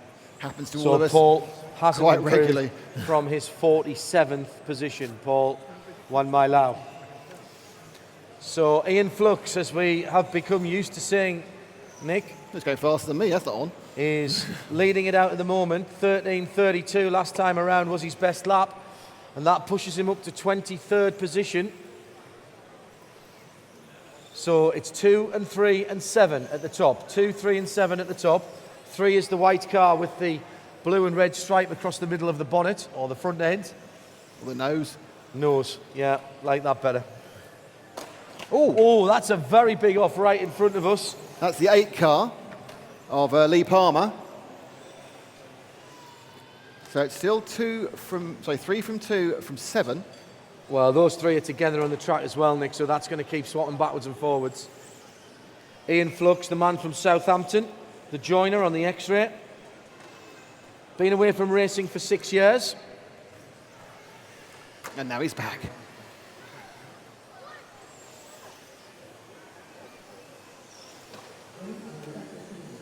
Don't forget, if you want to have a go of RC racing yourself, just hop on down to the Costa end of the track, where the BRCA have a totally free, fun, try and arrive and drive track there for you to have a go at the great sport of RC. It's good fun, and initially a bit more difficult than you think, but you soon get the hang of it. Well, I did after a couple of years. A decade, I think you told me. No, I was young when I started, I was quite quick. That's just a distant memory now. Well, I'm now going to go and prepare my car. 5.5 minutes to run then in this second qualifying heat of the final round for the LMP12, the 10.5 engines. These are the fastest category of car we'll see all weekend. 50 of them entered today. And there's Ian Flux coming up on traffic, heading down towards the far end of the circuit from me. In front of him, the bright yellow machine steps aside, as well he should. Fluxy now looking at a 23rd position start at the moment. That would be towards the front of the C final. 10 cars in each of the final. All big coming together there, but doesn't affect the leader. Oh, it does now, as the marshals are still clearing up. And that was Tricia Whiteley involved as well there, getting caught up in someone else's accident. Lee Meek going through shot there, and there's our leader, just making a mistake, can't afford to do that. On the cusp of getting into the B final, but he's going to have to be smoother than that if he wants to advance. Coming up to half distance in 10 seconds time. Ian Flux leads on the number 3. In second place is the number 2.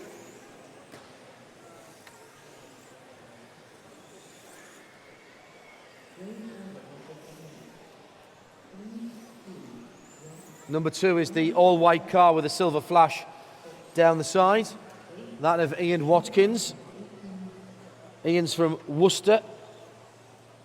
Got the weekend off from Sainsbury's to be with us this weekend. Normally a team leader there. And Ian Flux continues to lead this round, and his times though are slowing up a little bit. He's getting through, he's nearly a second away from his fastest lap, and he's dropping back down into the clutches of the rest of the field in terms of where they've already qualified. And he may struggle to stay in the C final here if he doesn't pick himself up.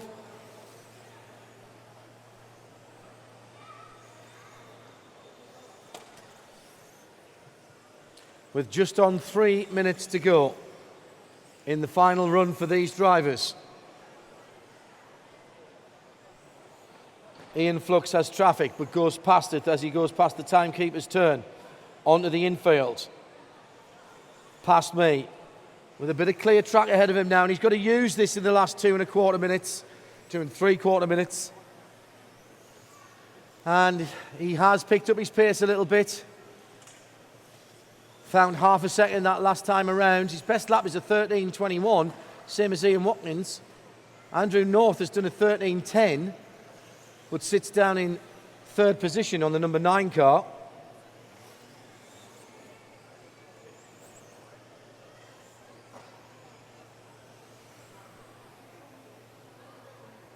So we come down to the last 120 seconds for these drivers before they go into their finals. Can they improve their positions? These are the guys who were seeded from 31 to 40. And at the moment, the majority of them are in that group. Chance though for the leader, Ian Flux, to move a little further out of that.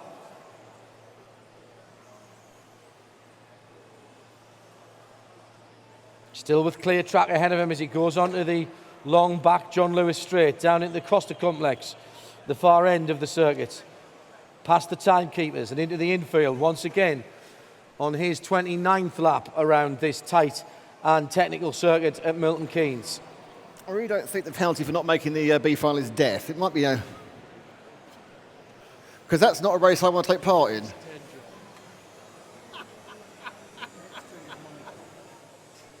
Not sure where you are, Nick, but you've managed to turn your mic on.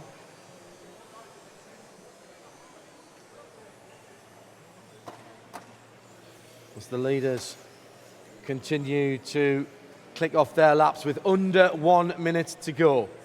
Under a minute to go. 3, 2 and 9. It's been a pretty clean heat, this. Elliot Cummins in 4th place on the number 1. So 3, 2, 9 and 1 as we're counting down into the last half minute. And Ian Flux is hanging on by the skin of his teeth to the C final at the moment. Ian Watson might just squeeze in as well. He's at position 30 at the moment.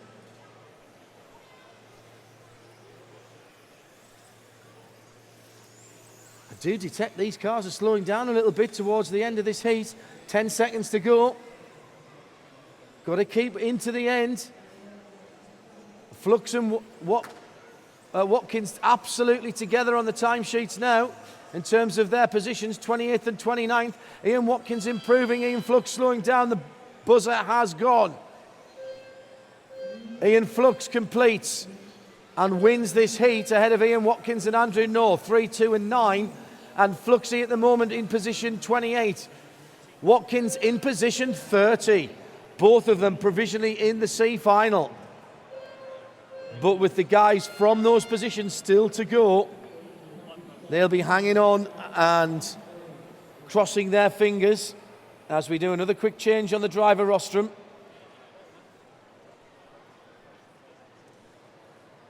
So well done to Ian Flux, who may well just hold on to that C final.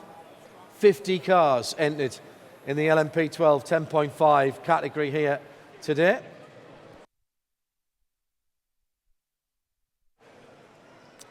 So we'll get the next set out straight away.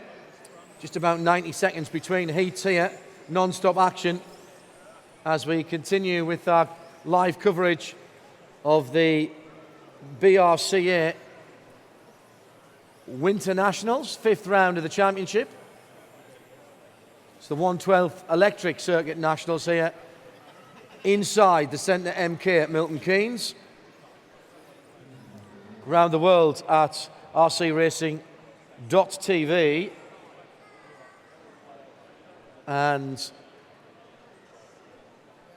holding on to a decent crowd around the barriers here on the John Lewis Straight. Don't forget, you can have a look over the barriers and see what's happening in the pits as well. Car preparation going on for those of you here.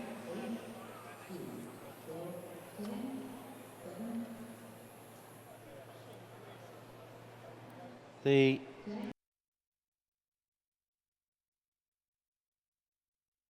Pneumatico. It's a private joke for Midweek Motorsport listeners. who I'm sure will be watching and listening around the world. Wednesday night, 8 o'clock, radiolemans.com. If you love your motorsport and you don't mind a little bit of irreverence as we cover it, Formula One, World Sports Cars, Rally, NASCAR, IndyCar, you name it, we talk about it. If it has wheels and they keep score, we're interested. That's Wednesday night, 8 o'clock UK time for 2 hours on radiolemans.com. And Jacques Villeneuve on the programme this week, talking about his comeback to global rallycross. Richard Norris leads then at the moment from Kellyanne Bly, so it's the 3 from the 9.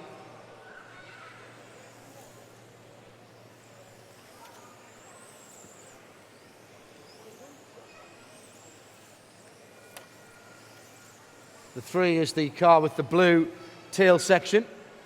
Oh, you start, James. Well done. There it is. But it's tight between Kellyanne Bly, Richard Norris, Jonty Wilkinson, Alex Evans. They're all in there.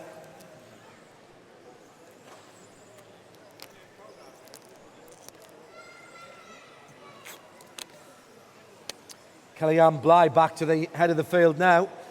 And Kellyanne knocking on the door of a top 10 here on that number 9 vehicle, the CRC.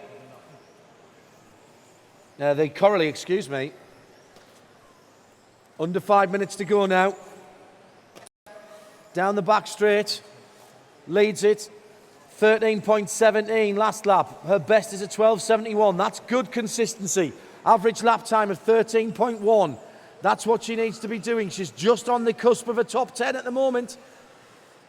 Mark Payne, Jonty Wilkinson and Nick Damon and Richard Norris all inside the top 20 at the moment. They're heading for B final provisionally. But it's all about Kellyanne Bly at the front of the field. Again, she's used a little bit of clear circuit very well indeed. Where are the other contenders? I think they're all together. There's Nick going past me now. Nick Damon heads onto the back straight. Nick sitting in 4th position.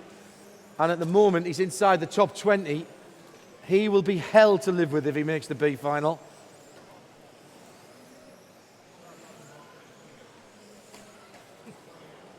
Kellyanne making him a slight mistake just in front of me there as we're watching Nick Damon on the far side of the circuit, sliding around a little bit. Come on, Nick. Get your head in. You need to get past those guys ahead of you. That's Paul Campion in the 7. You're quicker than him. Push, push, push. Last 2 minutes for these drivers. Their 4th and final qualifying heat. And Kellyanne's mistake has cost her the place in the provisional A final. To run these last few laps could be absolutely crucial.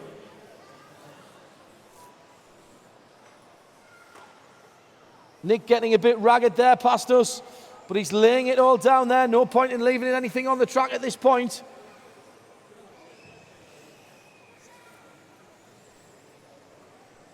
Kellyanne in 14th position overall. Max has gone up to 16th. And Nick's just dropped out of the top 20 right at the end. Can he get the extra lap in? Oh, what a shame for Nick. A couple of mistakes there. He's up into 4th position. No, he's down into 5th. Kellyanne Bly qualifies 14th as it stands. Mark Payne in 16th. Jonty Wilkinson inside the top 20 at 19. And Nick Damon finishes in 23rd. Didn't get the extra lap. Just outside the B final.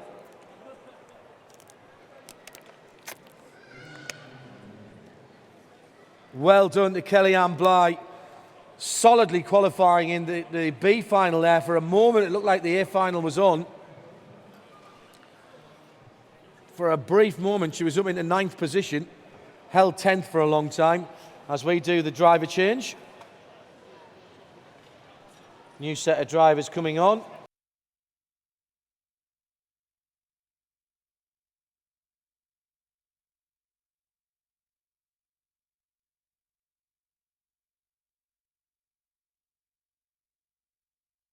About finals, the heat. Matt Rice on the 3, Peter Craig on the 6, Nigel Hill on the 5, Tom Green on the 4, Tim Wood on the 7. Ouch. Right, let's see who we are watching. The number 7, Tim Wood, who's just hit the wall in front of me.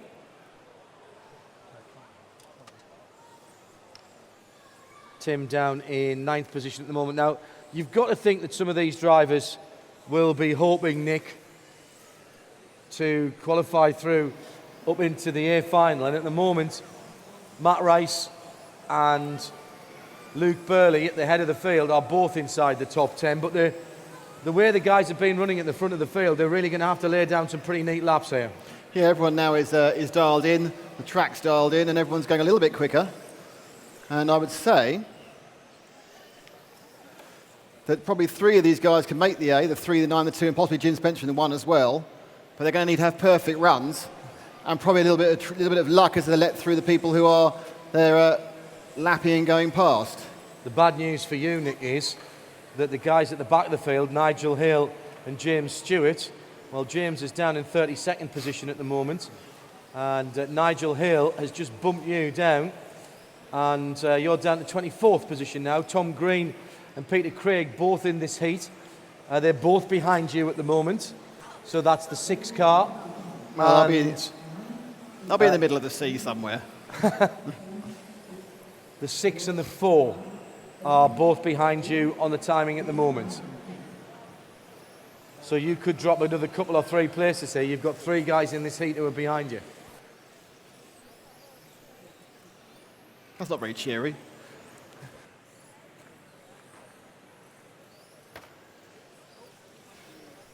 Coming down to 5.5 minutes to run for these guys. Their final shot at glory before we go into the winner-takes-all finals. Let's go fast or go home now in your last run on the circuit. 8 minutes. We're down to 5 now. And Luke Burley is leading out. Luke from Putney in London. He's on the Zen Racing chassis. And once again, with a bit of clear air in front of him before he catches the next 2 cars, this is the opportunity. His average lap time is a 12.76. His best lap is a 12.47. His last lap was a 12.63. And that is the kind of consistency that you need if you are going to reel off the right amount of laps and advance through the field. 50 cars starting the qualifying heats for this LMP 12 10.5 stock. And that is the leader right in front of us, Matt Price. And that green and white car, that's going to cost him some time. Indeed it does. Drops down to 3rd position there. Luke Bailey and Mark Jewett, the 2 and the 9, inside the top 10 at the moment, and that is the big final, the A final. That's where the big trophies go. One more set of 10 drivers to qualify before we know who's on outright pole position for the A final. Ollie Jeffries at the moment holds that position provisionally, but surely there'll be some improvements in the last 8-minute session. Luke Burley then from Mark Jewett. Where is the number 9 car? Try and catch him as he comes past us. 7.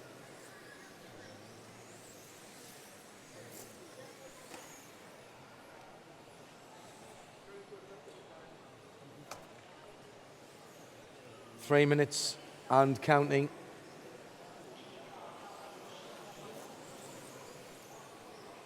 Mark Jewett then in 2nd place on the number 9. From Cramlington in Northumberland. Strategic engineer for Matrix Controls. He's on the team associated chassis. Well past my best now, he says in his commentator's notes. 2012, he was the BCRA National Championship in the GT10 class. It's the companion class to the GT cars we have here, which will start their finals in about 15 minutes' time. But he was running in the European Championships back in 1995 and netted a 12th in the EFRA 112 series.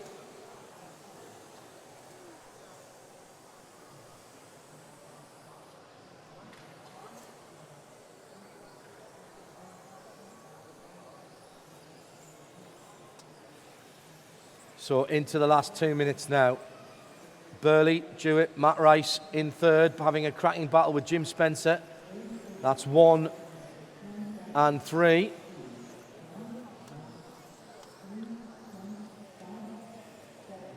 Matt Rice on the number 3 from Derby, 26 years old and a branch manager at a plumbing and heating merchants during the rest of the week. Taking some time off to race with us here this weekend. A lot of drivers here coming out of retirement or making special plans to come and race at this event. Not often you can say you've done something that's unique in racing history, but a British Championship round inside a shopping centre, not been done before, had demonstrations before, but this is a ranking British Championship round of the 12th Electric Circuit Nationals for the Winter Series 13 into 14. And we've got a minute left of this qualifying session. It's still the number 2 of Luke Burley that leads from Mark Jewett in second on the number 9. John, who's beating me? Sorry? Who's beating me? The good news is that none of the 3 guys that are behind you have overtaken you. Closest to you at the moment is the number 8 of James Stewart. Oh, and as I say that, he's just jumped up above you and knocked you down to 25th position. Literally, as I said that, he's gone on to 36th lap projected. That's the number 8. He's having a battle with Tim Wood. It'll all depend where he is when the buzzer goes, I think, Nick. You might get lucky yet if you're watching the number 8 car. He's fluctuating between 7th and 8th in this heat. 23rd. You're coming under a bit of pressure from the number 4 as well, Nick, if I'm honest. Tom Green. There's the buzzer. Now, who gets into the top 10? I think Mark Jewett will, you know, the man who'll win this. He's in 9th position at the moment. He does. A 38-lap run. Luke Burley, a 38-lap run. So a great final 2 minutes from Mark Jewett. Sees him take the heat and push himself into 9th position ahead of Luke Burley. He's on position 10 at the moment inside the A final. Max Rice in third is first of the B finalist as it stands. Nigel Hale goes up to 14th position. Jim Spencer to 19th.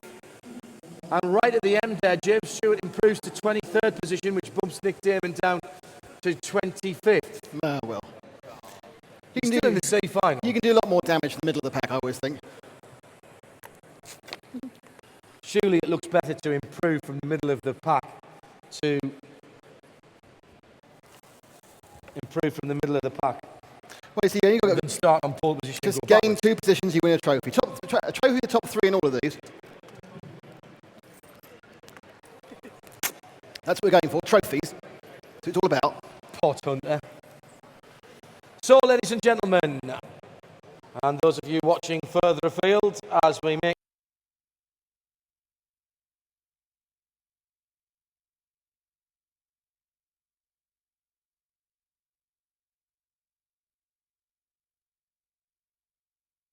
the drivers are on the driver rostrum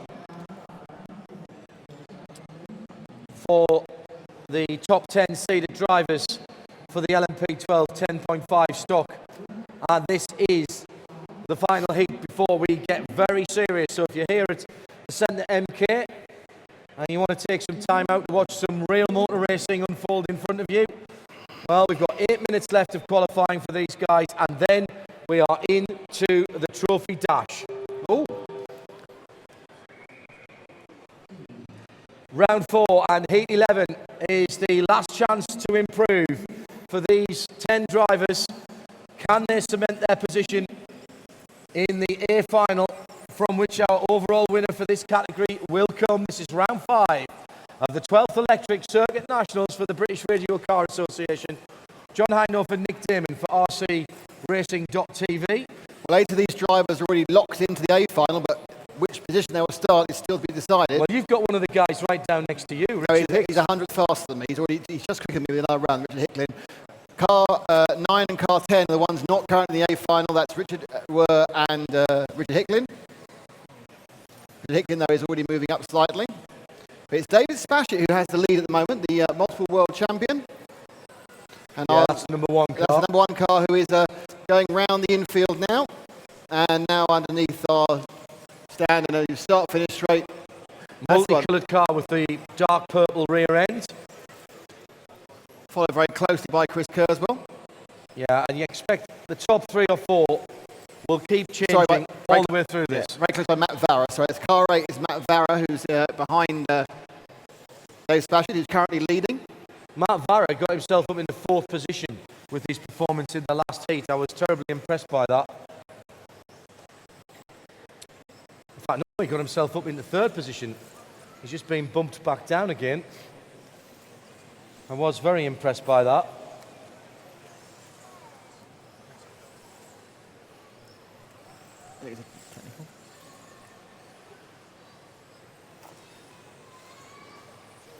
So coming down to 6 minutes of the final qualifying session. And we've got 8 out of 10 people improving. Andy Murray and Richard Were are the ones who've got problems, or not improving at the moment. So it's David Spashett in car 1, who's leading car 6 there, buries himself.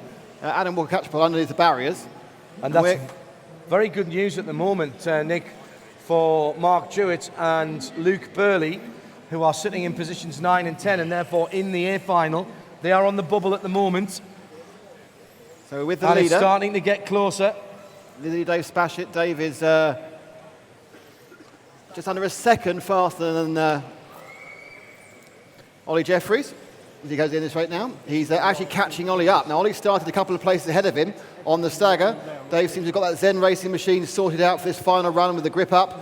Ollie, of course, has been the class of the field so far this year in both classes. That's the modified and the 10.5. But Dave now catching him. So they now come round there to the yellow and pink car on the straight now is being hunted down by car 1.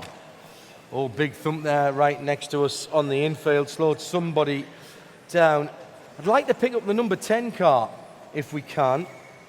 The number 10 is Richard Hicklin, because Richard is desperately trying to get into the top 10 at the moment. He's the green car going down the straight now. He has a 0 on his side. That's the Richard's car. Now, Richard is from Derby and is the co-owner of Serpent RC UK, and is also an engine technician at Zytec Motorsports, working with John Manchester and the rest of the guys up at Derby. And he's the 1/8 IC on-road BRCA national champion from 2008, runs a Protoform Bobby with a Serpent chassis. Now, the reason we're looking at him down in 9th position is because at the moment he's improved up to 12th, and he's knocking on the door now of getting back into the top 10.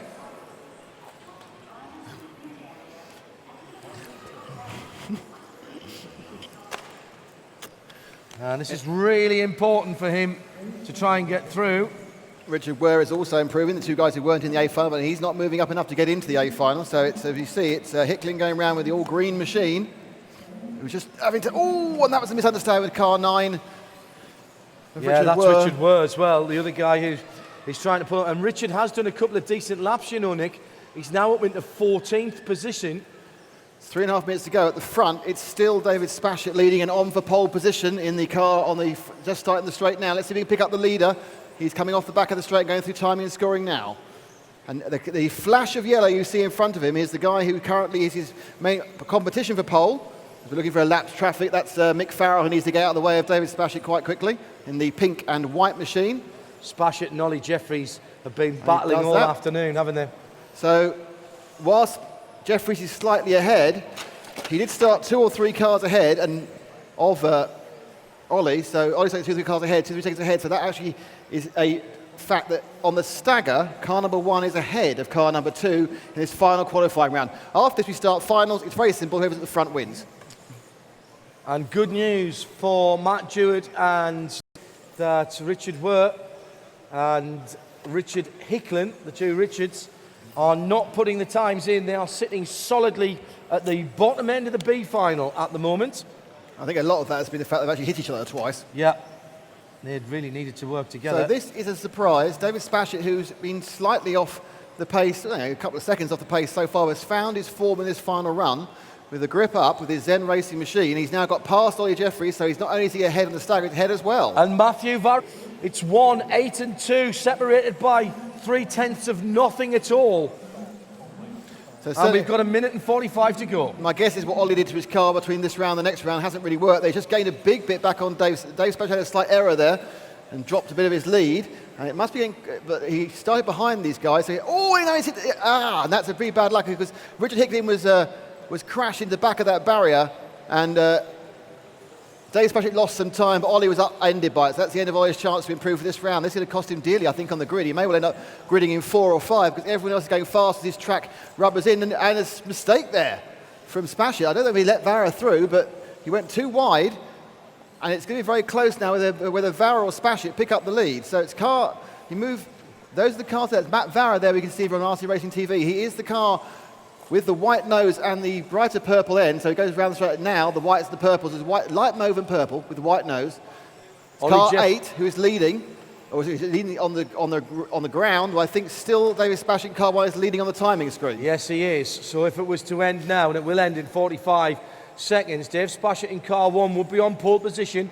Matthew Varra in second. Ollie Jeffries is hanging on to third position, but not on his performance in this heat. That's what he's done before. It's Mark Stiles and Chris Kurzweil battling away.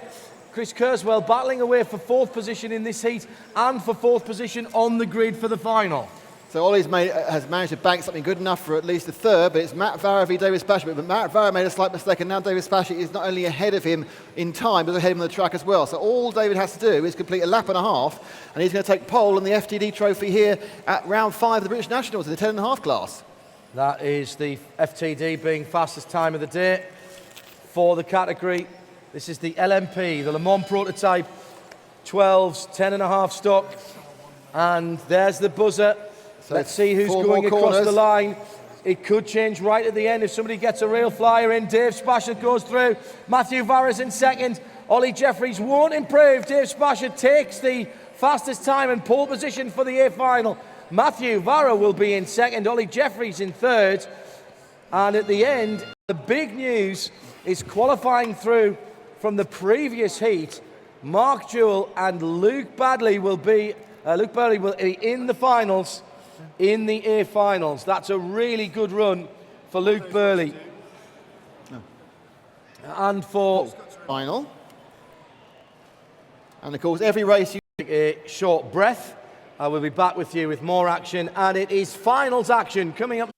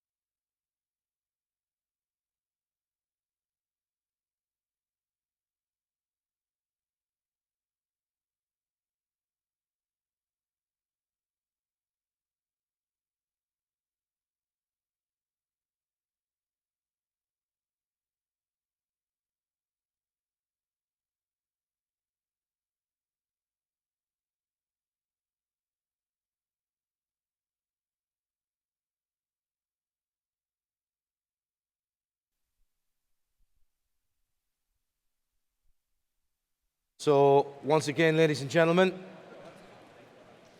the C finals starting in around about 10 minutes time.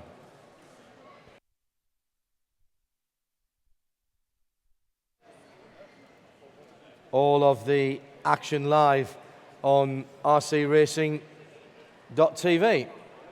Those of you who have to leave us now.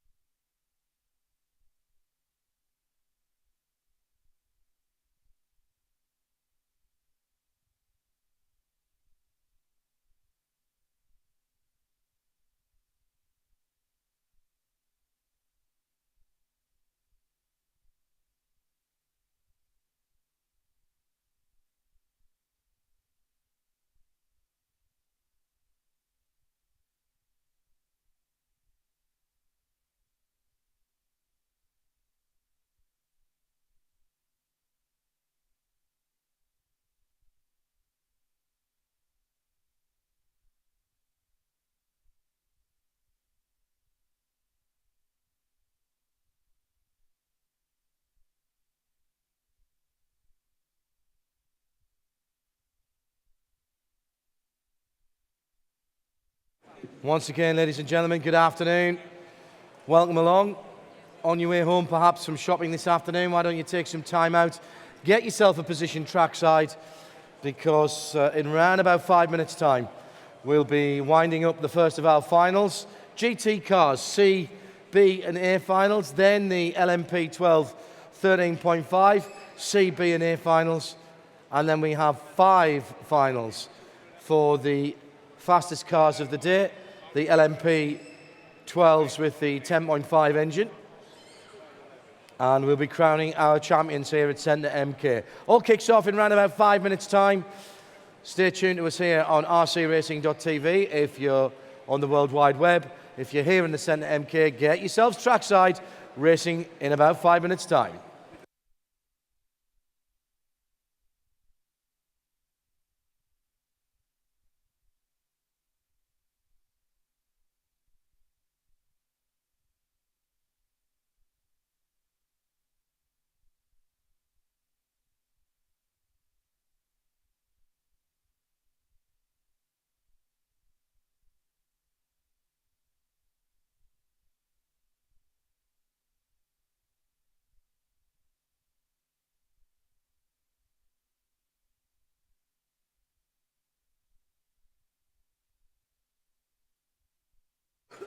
So the GT cars coming out onto the circuit and the drivers heading up to their spots on the rostrum. Matt hopefully has nipped off to get me a grid sheet. Oh, actually, I should be able to work it out. Can't quite at the moment.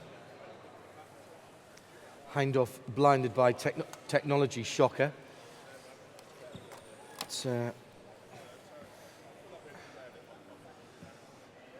head on to the finals bit.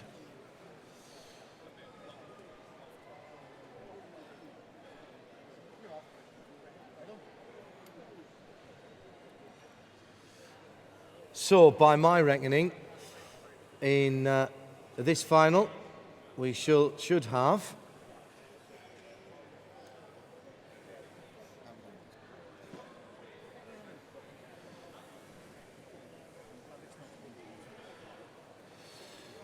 Colin Mulligan on pole from David Sedgwick, Joshua Colt, Anthony Wade, Ian Devonshire, Matthew Gammons, Keith Gammons, Kaz James, Graham Baker and Ben Johnson. That would be my guess for the 10.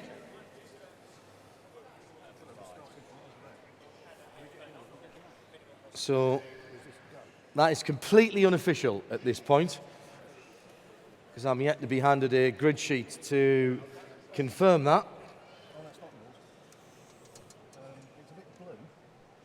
Colin Mulligan on pole position, if it is indeed him.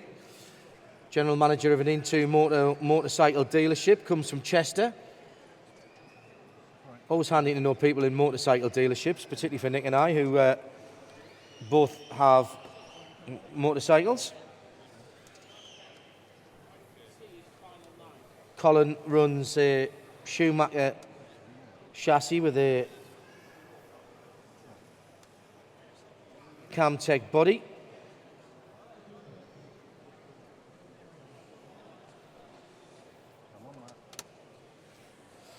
So, numbers changing, but I could do, as I say, with the grid sheet. Let's assume that what I've got here is right then. And on pole position on number 1, Colin Mulligan. David Sedgwick should be on 2. Joshua Colt on 3. And goes through. That was the 10 of Ben Johnson being lapped. Colt has a long lead now from car 8 of Kaz James. Josh Colt, only 12 years old, the youngest driver here from Worksop in Nottinghamshire on the Mardave chassis. Leads out the rest of the field. Kaz James from grid 8 in second position. Colin Mulligan, the man who started on pole. I thought he'd got a decent start, but he got bumped back down again in that camo green car in third position. Colin Mulligan then, the man who runs the motorcycle shop, in third position. Colin's got the ground speed though. He's about 3/4 second faster than Joshua ahead, but he's got to get past Kaz James first. There's no moving over, and this is his finals. You've got to overtake people, and you've got to do it cleanly, and then you can start attacking Joshua. But Joshua is out there with a lead, I think, of 3 and a bit seconds. So Joshua 3. Let's drop back one for the TV and let's look at second and third. That's 8 and 1 on the main straight now. That's the 8 car of Kaz James, followed by the 1 car, the Polster of Colin Mulligan. Had a bad first lap, but now he's trying to come up for it. He's right up the backside now of Kaz. And she lets him goes through. Oh, that was a great move, and now Kaz knows to get back. But this is now a chance for him to use that ground speed, that pole setting ground speed, to start hunting down Josh Colt. But he's got to get past that traffic first. Yeah, he's got about 3 cars between him and the leader, but he's dealt with them very nicely and very quickly, Nick. Meantime, Josh at the head of the field. He's in the traffic as well. Josh, only 12 years old, but already been driving RC cars for 5 years. That bright green car of Josh Colt, the 12-year-old, who is at the moment showing the way. The young man from Worksop in Nottinghamshire on the Mardave chassis. Ooh. More incident and accident further down the field right next to us, but at the moment there's only 17 seconds to go. So this is the B final for the GT12s.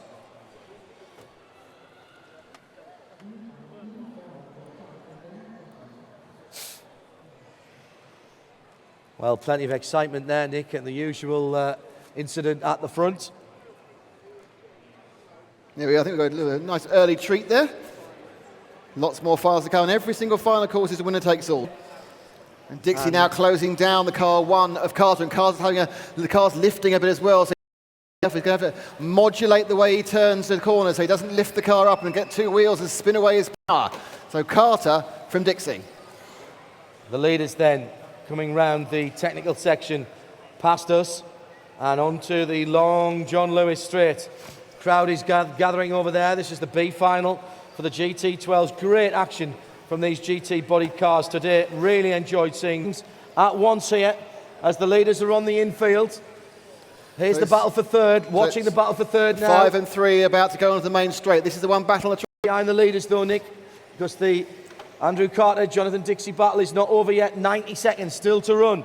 As here comes Torrigiani. He's looking for third. He wants to be on the podium. Third position after a real elbows out fight with Paul Hopkins for that third step on the podium. Yeah, I think it was a case of we're going to try and get through as cleanly as we can, and it was side-by-side action.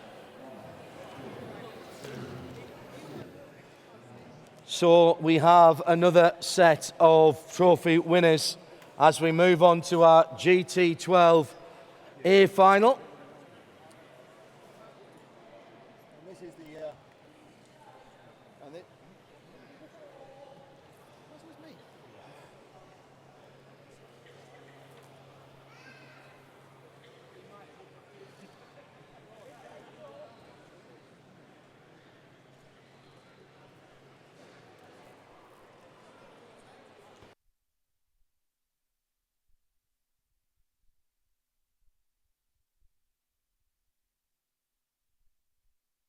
So we have our competitors for the A final of GT12. It'll be Chris Ashton on pole from Alex Thurston in 2, 3 Jamie McDonough, David Hall 4, Sam Clifton 5, Carl Dransfield in 6, Marcus Askell in 7, 8 Steve Lander, 9 David Gale and 10 Paul Upton. And that's how they are lining up on the back straight. Ashton, Thurston, McDonough, Hall, Clifton, Dransfield, Askell, Lander, Gale, Upton.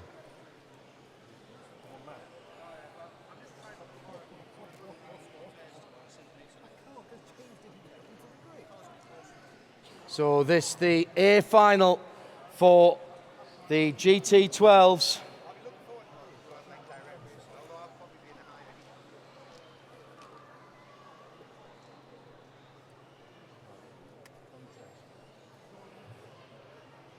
And the photograph's been taken. Can get all the way back down the grid there. Stand by for another 5 minutes of action. And the top GT driver here at Milton Keynes to be crowned today. Good start from the pole man, Ashton, who just about holds on to it from Thurston in second. McDonough still in third position. Here they come round. 1, 2, and 3 still in their positions. Ashton, Thurston, and McDonough, with David Hall in fourth position. So everybody behaving themselves early on, Nick. Very good clean start. Thurston now away into the lead. Ashton in second, and third place, it's car 3 of Jamie McDonough. So Thurston never won one of these before he started this GT12 class. Only in the beginning of this year, though he's a very experienced 1/8 racer, but it's the big, fast things outside that are very noisy. But now he has to hold off Chris Ashton, who is the winningest, to use the American term, driver in the GT12 class. No, to use a term that doesn't exist, there is no such word as winningest. He is the most successful. If he's anything, he's not the winningest, because that is not a word, Nick, and I'm going to slap you for that. It is Thurston then that leads, having just taken the lead a couple of laps ago. Man most likely at the moment, though, is Sam Clifton coming through from grid 5 with the rainbow roof, beginning to put some pressure on the leading pair. Top 3 just getting away a little bit as they come past us.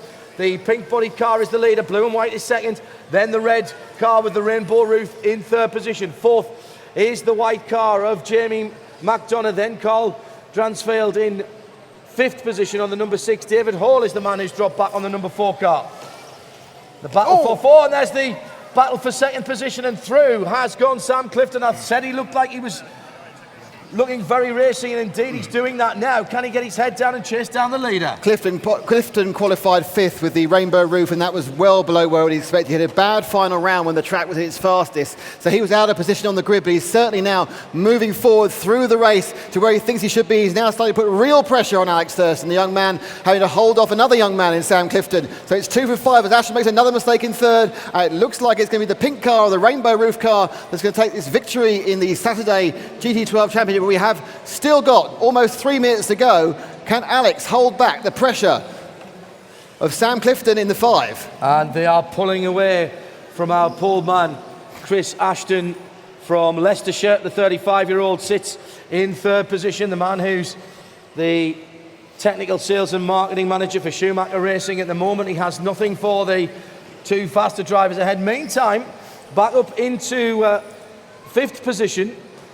fourth position is Jamie McDonough, with David Hall putting pressure on him at the moment.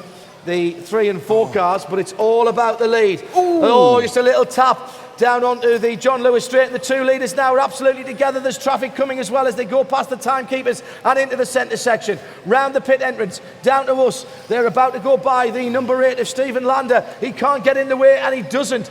He doesn't impede the leaders, but it was a better run for Alex Thurston than it was for second place man Sam Clifton. 1, 2, 3 now was together. You saw a couple of laps ago, Alex Thurston just clipped the barrier going onto the straight, and he lost momentum all the way down. They let Sam catch up, and now you see the 1, 2, 3 of this A final are all together down the straight. Clifton bring pressure on Thurston. They go now through the timing loop, but Ashton is sitting there in the blue and white car 1, waiting to pick up the pieces of any accident that may happen. But these guys will try and keep it clean, but at some point, Sam Clifton's got to make a move on Alex Thurston. And McDonough in the white car is not that far away, you know, a minute and a half to go. If these three trip over themselves, McDonough in that white car in 4th position is in a good spot there to pick up the Thurston, who holds on. This has been a superb drive from the man from grid 2. He's held on through all of the pressure. The buzzer will go off. They've got less than half a lap now. The time elapses now, and it's the dash to the line. It's now or never for the blue and white car of Ashton in second. 2 more corners. He's got to have a go. He does have a look at it, but he just doesn't make it.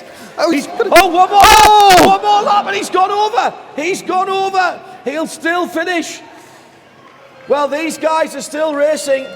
We haven't had the confirmation. Now we have. It is Thurston from Ashton. Well, that was a finish and a half there. And confirming the podium position, Sam Clifton holding on in 3rd from Jamie McDonough in 4th. Chris Ashton just failing to take the victory, the number 1 car. Alex Thurston holds on to it. And Nick Damon will go down and have a word with our winners as they come off the podium. That was certainly a pretty impressive last couple of laps. I'll pick over Alex. And Chris, bit of controversy there on the last lap. I mean, there was a touch, there was a wait. You waited and you then crossed the line. Were you told to wait by the ref? No, just carried on going. Because I made a mistake and then wait for him, and then as I come, he was back ahead of me and crashed into the side, so I got past. Great comeback drive there, Chris. You dropped off the back, and then suddenly you found the pace in the second half of the race. Yeah, it was okay. Wasn't too bad. The car seems to be good, like middle to end of the race. So, yeah, should have won, but never mind. Plenty of work to. And Alex, you'll be pleased to know that's on rcracing.tv, so you no longer just have to watch yourself crashing out of the Worlds in Bangkok. Oh yeah, that was a big tower, wasn't it? Oh my God, I don't know what to do at the moment. Congratulations, well done. Thank you very much.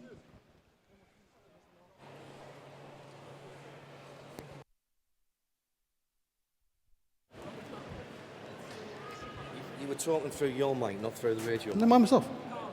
No, mine wasn't. Well, why won't we hear anything from them, just from you? Were they just talking very quietly?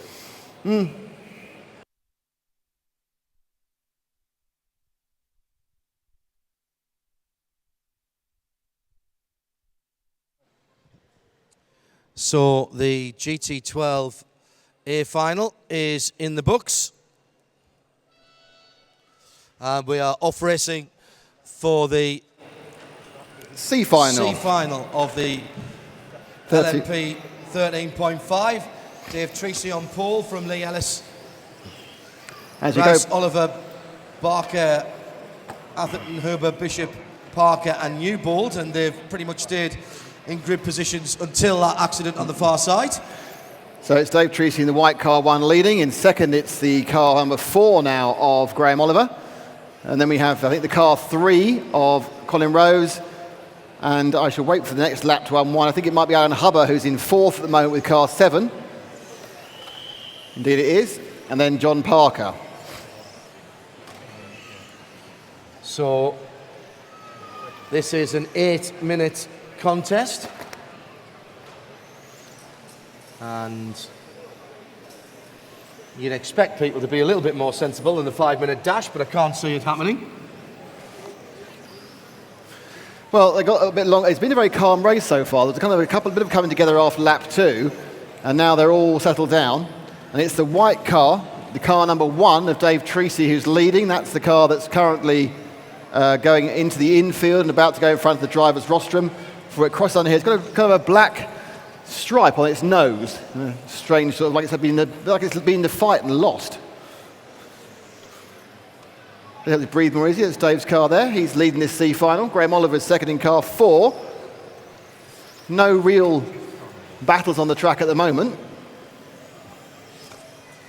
Yeah, quite unusually this is settled down as the number 5 of Haley Baker goes back onto the circuit. The bright orange car, having lost in fact didn't start the race, neither did Richard Bishop. Started late. Oh, dear, and very big speed differentials are in this race. But Dave Treacy in the 1 car, having a relatively easy run at the moment. His nearest challenger is 3 seconds back, and that's car number 4. That's the yellow machine. And in saying that, the yellow machine just taken over because Dave fell off the track there. So it's the yellow car that's leading. He's just about to go over timing and scoring now. And it's first and second are right together because of the infield now. They come underneath us here at the commentary booth. Yeah, the mustard car with the bright orange decal on the front is our leader. With second place right behind him, Dave Treacy. Oh, and just touched again. That's Oliver versus Treacy. Colin Rose down in 3rd position. Oh, and a big accident for Dave then. He's got himself stuck under the barriers. And Sam Clifton who can't really get across to rescue him because he's got to go across traffic. So Dave lost a few seconds. I think he is the fastest car in this heat, Dave, but that's a long way to lose to his main rival. That was a long lap. It was a 19, so 5 seconds lost in that lap, or perhaps 6 even. Oh, another problem there. Down to 4th position, Nick. That means Colin Rose, the 49-year-old company director from East Calder in Scotland, is up into 2nd. Alan Hubber on the 7 car. Alan from here in Milton Keynes is now up into 3rd position, but he'll have to hold off the charging Dave Treacy. Dave will not be happy. He's made a couple of unforced errors there. There is the 7 car going past us now. Where is Dave Treacy? There he is, going onto the back straight right now, and he's just not in the groove at the moment, Dave, is he? On that white car. Yeah, made a good start, and then it all went wrong, and he's now desperately trying to get back together, and he's still got half the race to go, still 4 minutes to go, but he's a long way back. I think he's something in the region of 7 seconds back. Nick. And he's battling, in fact, for 4th and 5th at the moment. So we're with Alan Hubber at the moment, who is in 3rd, and behind him is a car, actually 2nd and 3rd. In fact, that's the camera. Alan Hubbard's just got up to 2nd place. Colin Rose, the company director from Scotland, drops down to 4th position. So we have 2nd and 3rd, number 7 car there about to go on the straight. He is our 2nd place man, Alan Hubber, and the car 3 of Colin Rose is in 3rd. And they are, actually Alan's been to pull away a bit, but so Alan's caught up Colin and pulling away a bit. And Alan is actually beginning to get quite close to our leader, the car 4. So Alan's found a real launch of speed in this mid-section of the race, and as often happens, cars start to work as they get more used to it. So Hubber now is closing down our leader, car 4, and you can see him all until that point. And now he's dropped back behind car 3. So it's all going really well, and then one mistake and it's all gone, John. Yeah, Alan Hubber, the man from Milton Keynes, then just for a moment looking like he might take a C-final victory on home ground. But Graham Oliver leads out then on the number 4, the gold mustardy coloured car. Car 3 in 2nd, and he's about the length of the straight behind. And so that is Colin Rose, the Scotsman on the Associated. I mean, Colin, it's a real case, really. If Colin can keep the thing on the island for the rest of the 2.5 minutes, or 2 minutes 50, he's just then got to hope that Graham makes a mistake, because it works both ways, isn't it? It's not always easy not to make a mistake, especially in a final when you're pushing for a trophy. Dave Treacy on the white machine is back up into 3rd position, Nick. He did make the mistakes earlier on, and he's beginning to reel in the blue and white car ahead of him, and we're getting the top 3 coming back together again. Dave Treacy on the white car coming through past the timekeepers now and onto the infield. The 2 cars ahead of him are the 2 cars ahead of him in the race. That is the battle for 1st, 2nd and 3rd, and they're all on John Lewis Straight virtually at the same time.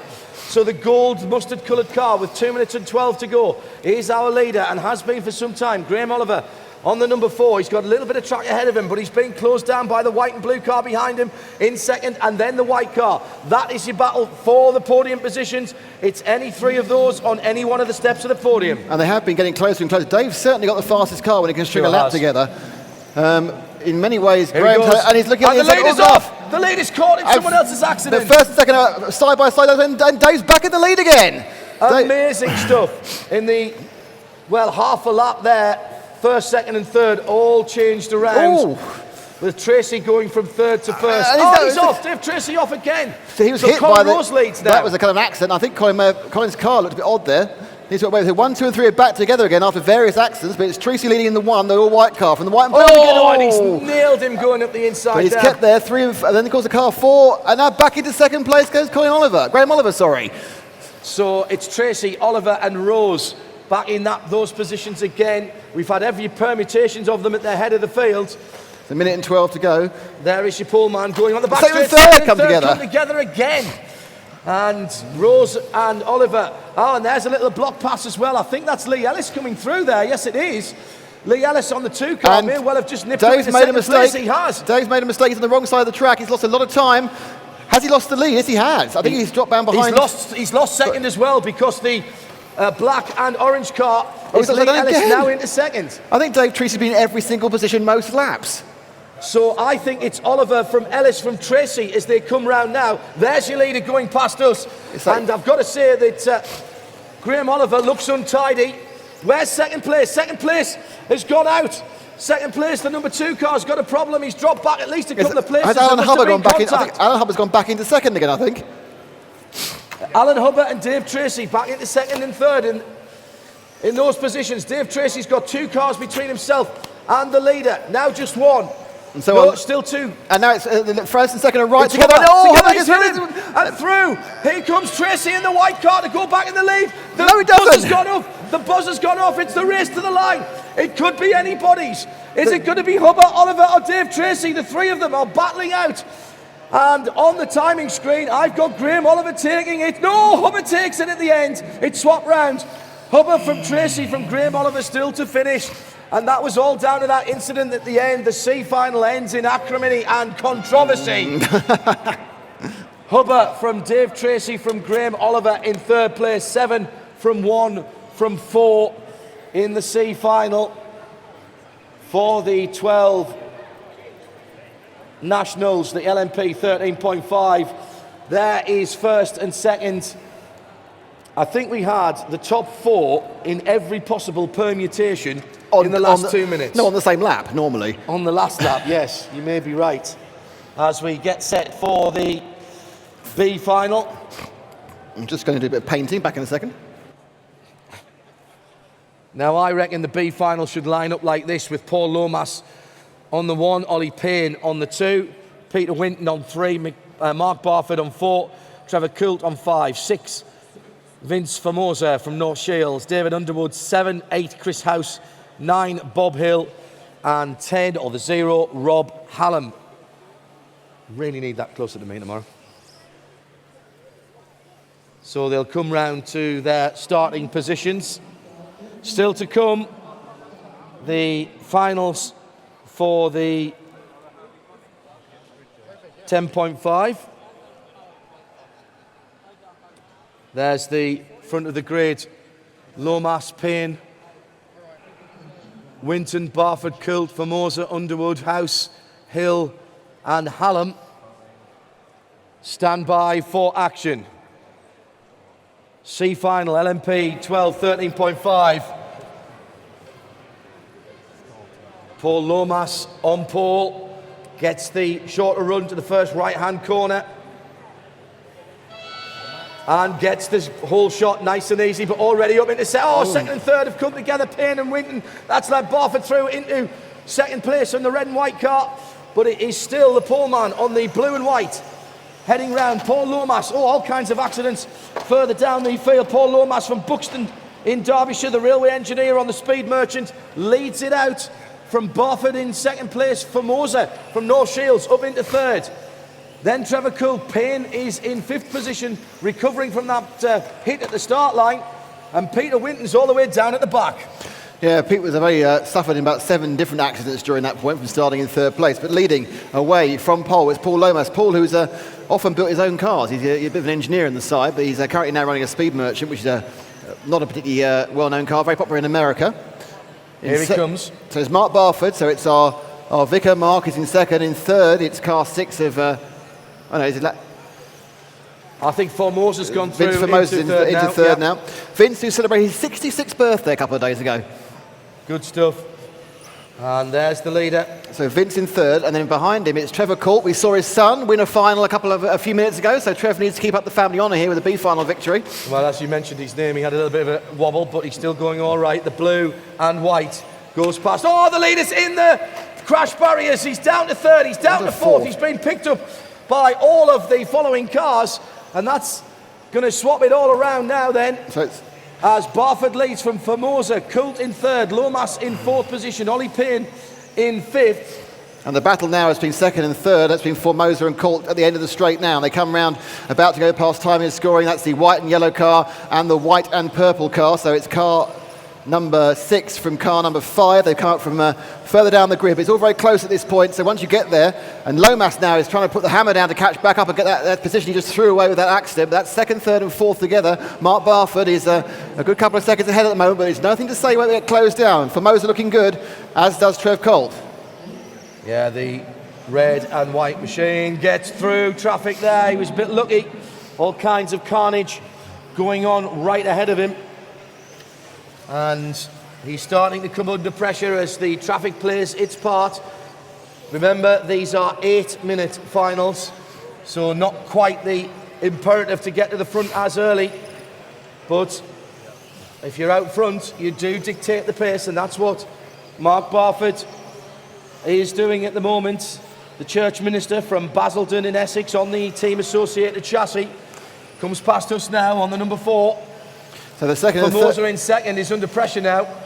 He's also got that mental problem of a very fast number 9. He's trying to lap at the same time. That's the 9 of Bob Hill. And he's Bob needs to drop out of that. He needs to get out of that battle in there. And doesn't need to be involved. And now second, third and fourth are together as they go through the infield and onto the main straight. Second, third, fourth, that's Formosa, Colt. And of course it is Paul Lomas gets taken out by Winton. I'm not sure if Winton's recovering or he's a lap down. I think he's a lap down actually. Yes, he is. And they've both parked up in a kind of disappointed way over the timing point. But that's probably taken Paul right out of the whole thing now. And so we're looking at a battle of second and third between Formosa and Colt. Yeah, the lighter coloured car of Formosa, the 6, and then Trevor Colt with the dark purple on the back of his car, shining brightly under the lights here at Centre MK. Mark Barford is some 3 seconds ahead of this battle, but he can't ease off. He's in traffic. A momentary lapse of concentration could spell disaster from David Underwood, the next man to go a lap down. Here's the battle for the minor places coming through the infield. Already these guys beginning to get down towards qualifying pace. This is impressive. The second and third are on the main straight and already down through the Costa complex past the timekeepers. The leader in traffic still hasn't been able to get past the brightly purple and pink number 7. He goes through now. It's more sensible racing. He's got a bit of clear track, has the church minister who leads it out. I think he's been caught, you know, Nick, just ever so slightly, maybe being just slightly conservative in the traffic. I think certainly that's true. Vince in the yellow and white car is visibly closer. There is a car between. That's the pink and blue number 7 who will move out the way. Trev Colt's still following Vince through. He's been about that far behind him for about the last 3 minutes. We still have 3 minutes to go of this race. But it's really whether Mark can hold on and not tighten up too much. Vince beginning to certainly peg him slightly. Yeah, and the leader is just tantalisingly there.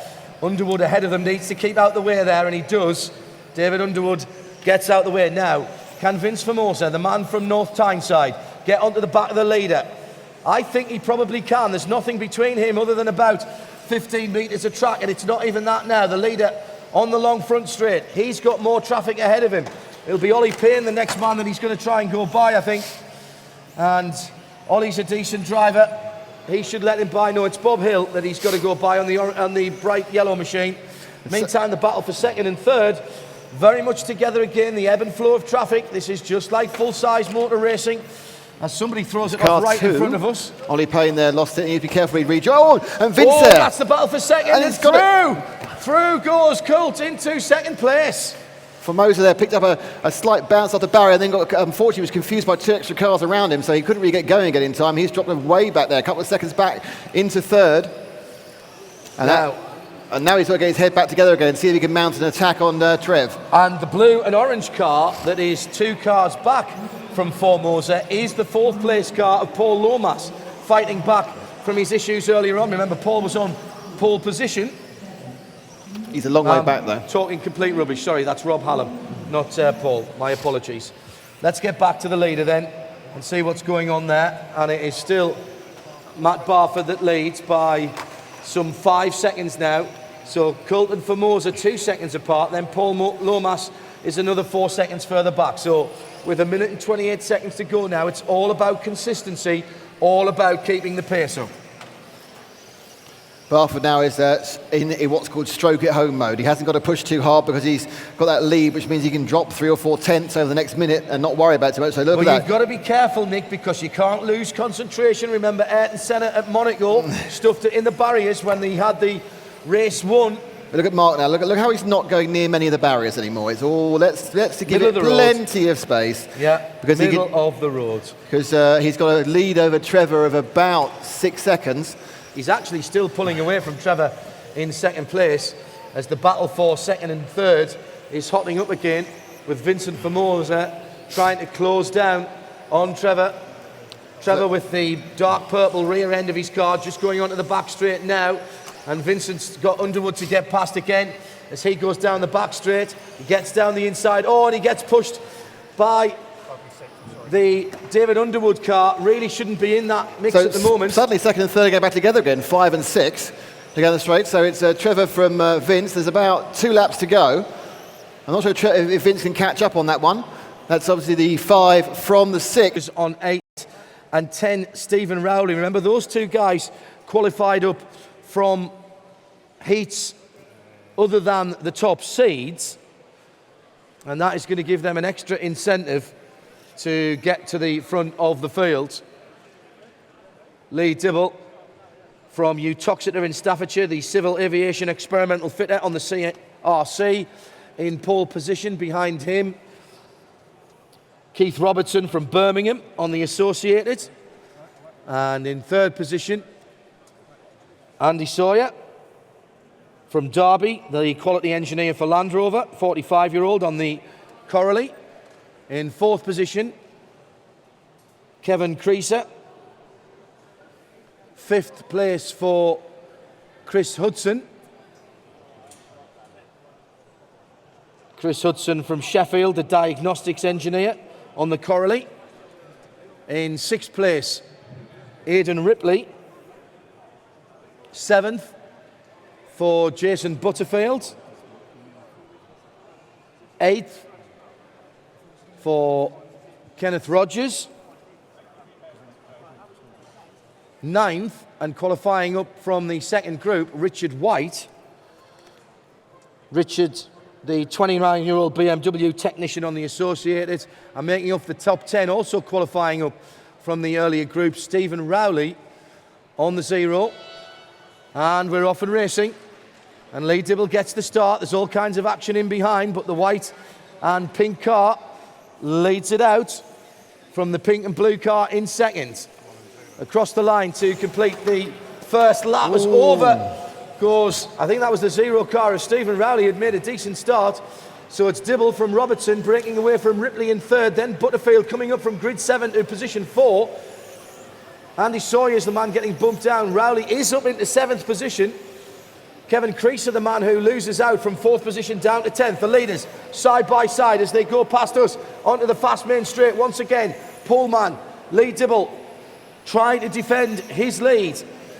The man from Utoxeter in Staffordshire holding on at the moment, and already very hard to gain on Lee. Lee seems to be almost exactly matched, inch for inch, with Keith at the moment as cars move out of the way. There's a slight problem there with the 7 machine, but they are now getting into traffic, and of course now Lee has the cushion of a car between them, and that car is the number 10 machine of Steve Rowley. I'm sure. And a double mistake there for Keith. He's slightly unsighted by the back marker, not his fault, and he's now dropping a long way back. I think Lee, who was looking for having a difficult 8 minutes, is getting a kind of an easy time. 5 minutes to go and clear road ahead of the leader. But the second place man is also in clear air now and really has to try and get back onto the rear wing of Lee Dibble's car. Dibble from Robertson, Andy Sawyer and Ripley separated by a decent amount of time as well. So Sawyer in third place has just got to keep his head on his shoulders there in the number 3 car as well.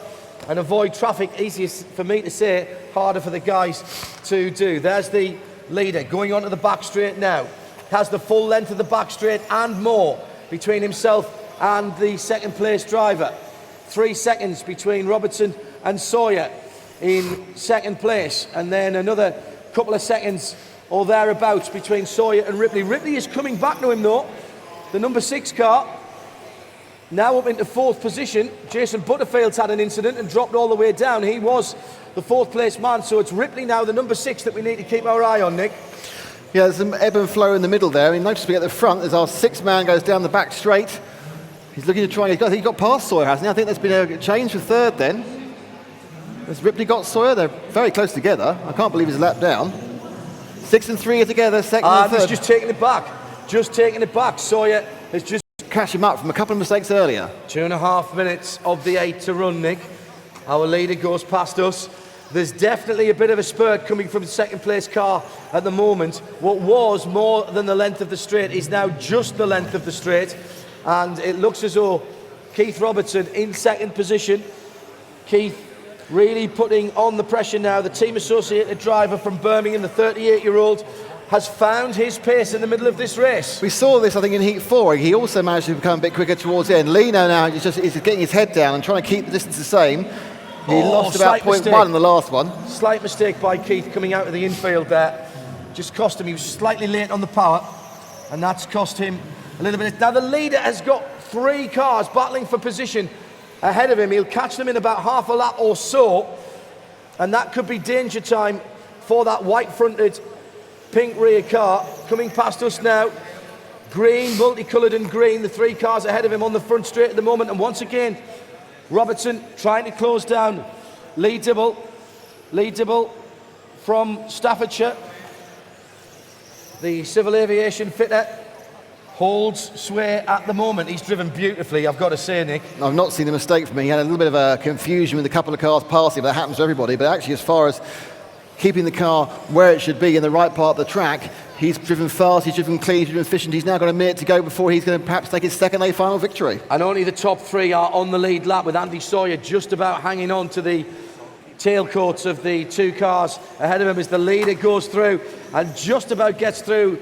A mistake there from one of the lap cars, bounced him off the side of the circuit. That could have been disaster for our leader, Lee Dibble. Grab a Let's word with see Lee. if we can get a quick word with them. Talk to me, Goose, on the other mic. Hello, Goose. Yeah. Lee, congratulations. Second win in a row, and in a way, Keith made it easy for you by hitting things. Yeah, you definitely got the quicker car, so it's handy that you did that. You put a massive improvement over the year. What do you put down the shooting up of the standings you've done overall this year? Just practice, really. It's just getting used to it again. Again, many years off? About 4. So that's nothing. I had 16 off. Maybe we're going Marshall. Thanks very much. Cheers. Nick Damon with our winner from that category as we begin to grid up for the E final of the LMP 10.5, and that requires me to do a quick change on the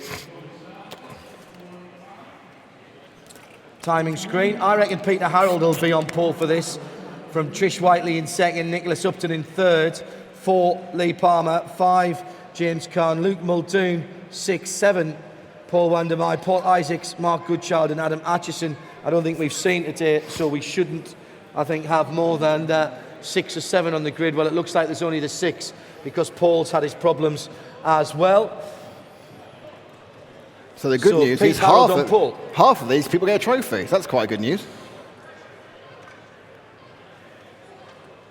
Pete Harold then on pole position. In second place, Trish Whiteley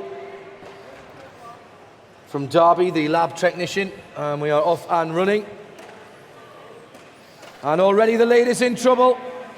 And through into the lead goes number 3, Nick Upton, and that bright yellow machine. There's been all kinds of carnage. Only 6 cars in this, but they've caused more trouble than the rest of the heats put together. It's no surprise there. 8 minutes for this one again, and it's Upton from Trish Whiteley in second place with the white body with the orange Bottom. accoutrements. Flashings, perhaps. Bottom.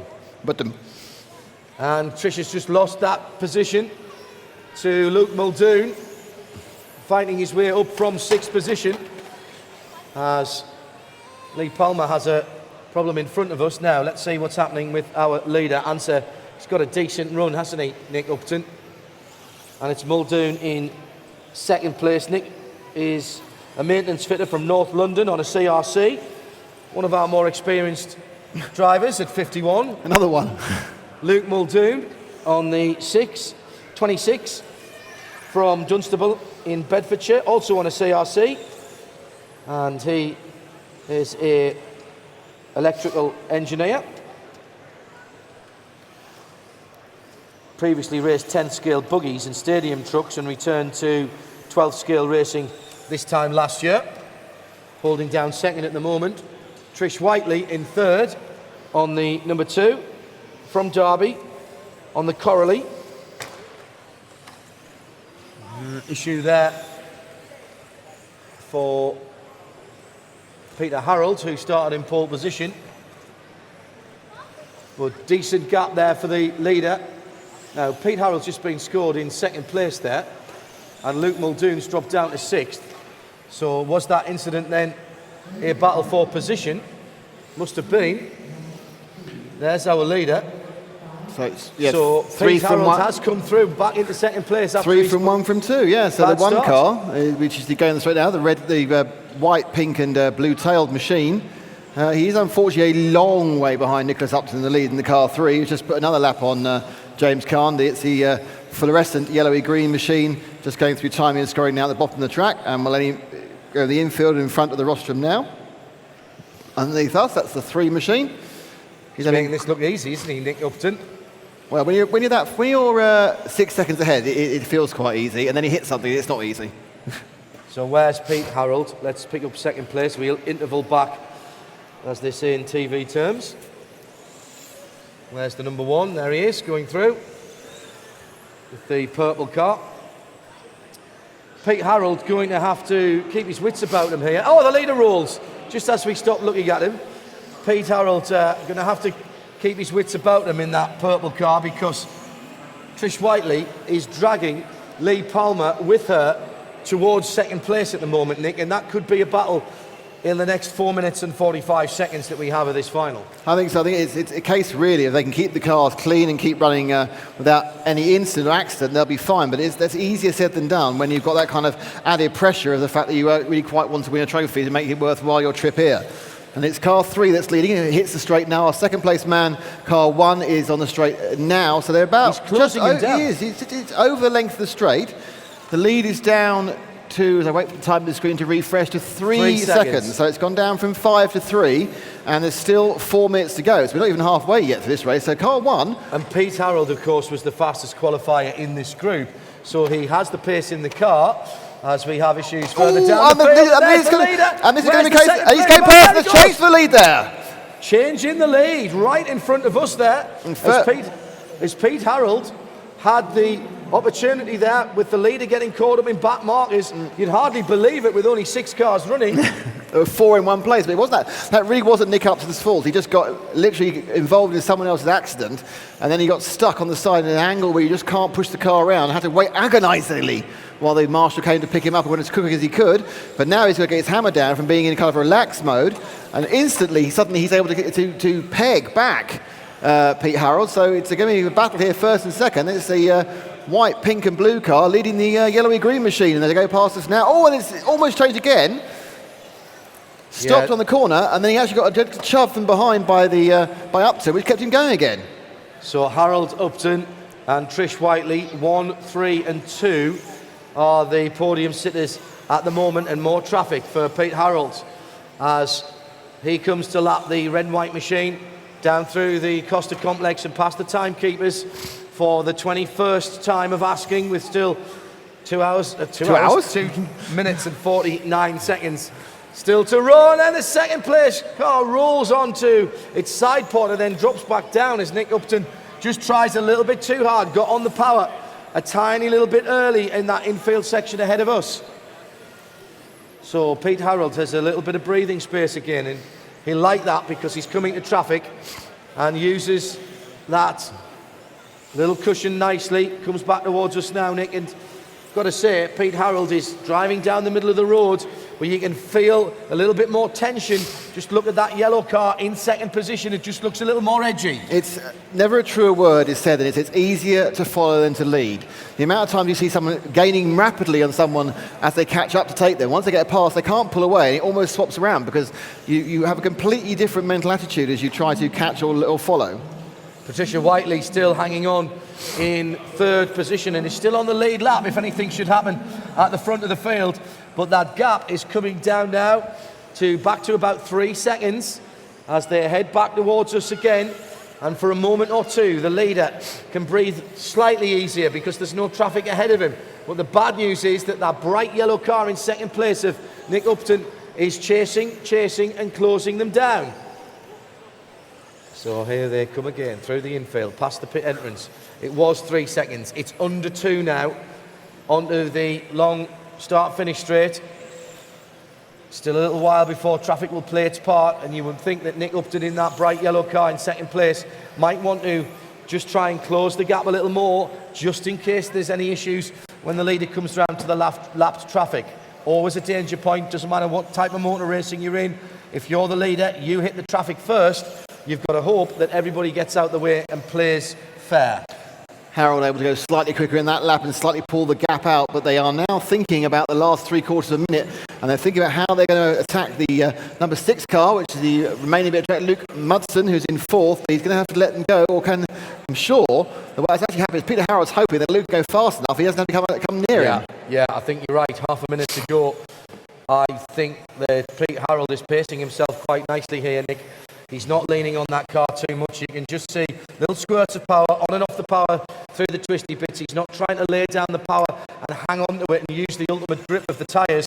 He's just squirting on and off, making sure that he's not losing control of that car. Meantime, in second place, the car is moving around because you can see that Nick Upton is leaning on it. Oh, and there's a little problem on the infield as the leaders are coming up to that area now, but they go through without incident. There's the buzzer. This is going the way of Pete Harold, the man from Pole. Had to fight his way back to that after a bad start. Looks like Upton in second and Trish Whiteley in third in the E-final of the LMP 12, the 10.5 stock.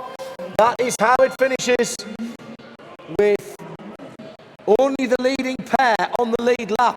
Pete Harold takes it from Nick Upton in second and Tricia Whiteley in third position. So that is the in the books, the C final.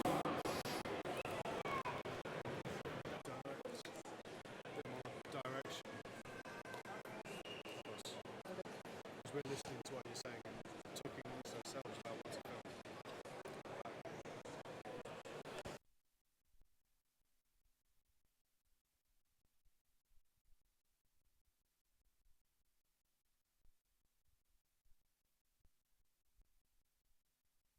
So we prepare then for the D final, which you will have Chris Blakey on pole from Ian Flux on 2, Ian Watkins 3, Andrew North 4, Fred Hatfield 5, James Knight on 6, Elliot Cummins 7, Paul Campion 8, Lee Meek 9, and Russ Giles on the 0, the 10. And we're beginning to line them up now. Chris Blakely, the 29-year-old from Lincoln, the IT systems engineer on the Yakomo. Ian Flux, who has travelled up from Southampton, the joiner on the X-Ray, in second position, still trying to get the cars lined up, with Ian Watkins on 3. Ian from Worcester on the Associated, the team leader from Sainsbury's. Andrew North on 4. On 5, it's Fred Hatfield. Fred from on a team Associated. Says he's lost count of his age. He's a retired electrical engineer. As we look to be set for the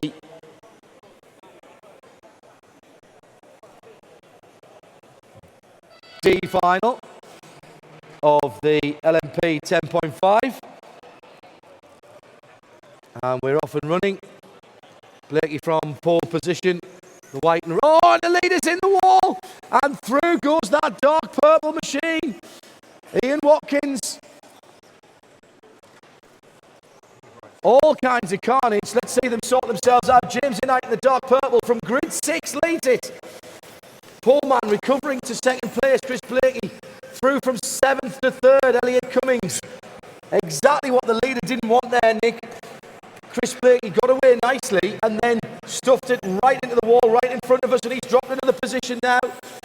His car, Cummings has gone through. Oh, it's all change all the time. Blakey's car looks really quite unpleasant on the back of it at the moment. It's skipping out and not turning particularly well. I mean, that's likely it'll settle down as the race goes on. But second place now is car Cummings. 7, so it's 6 from 7. So they've managed to make both of them made up a huge number of places from their grid slot. Well, that was mainly down to the pole man, Chris Blakey, stuffing it in the wall right in front of us, So holding up the field. First and second are right together at the back end of the straight. And Ignite almost let him through and they had an accident. So that's now second, third and fourth who are running. So you need to drop. And that's second, third and fourth there on the screen. Second, third and fourth here.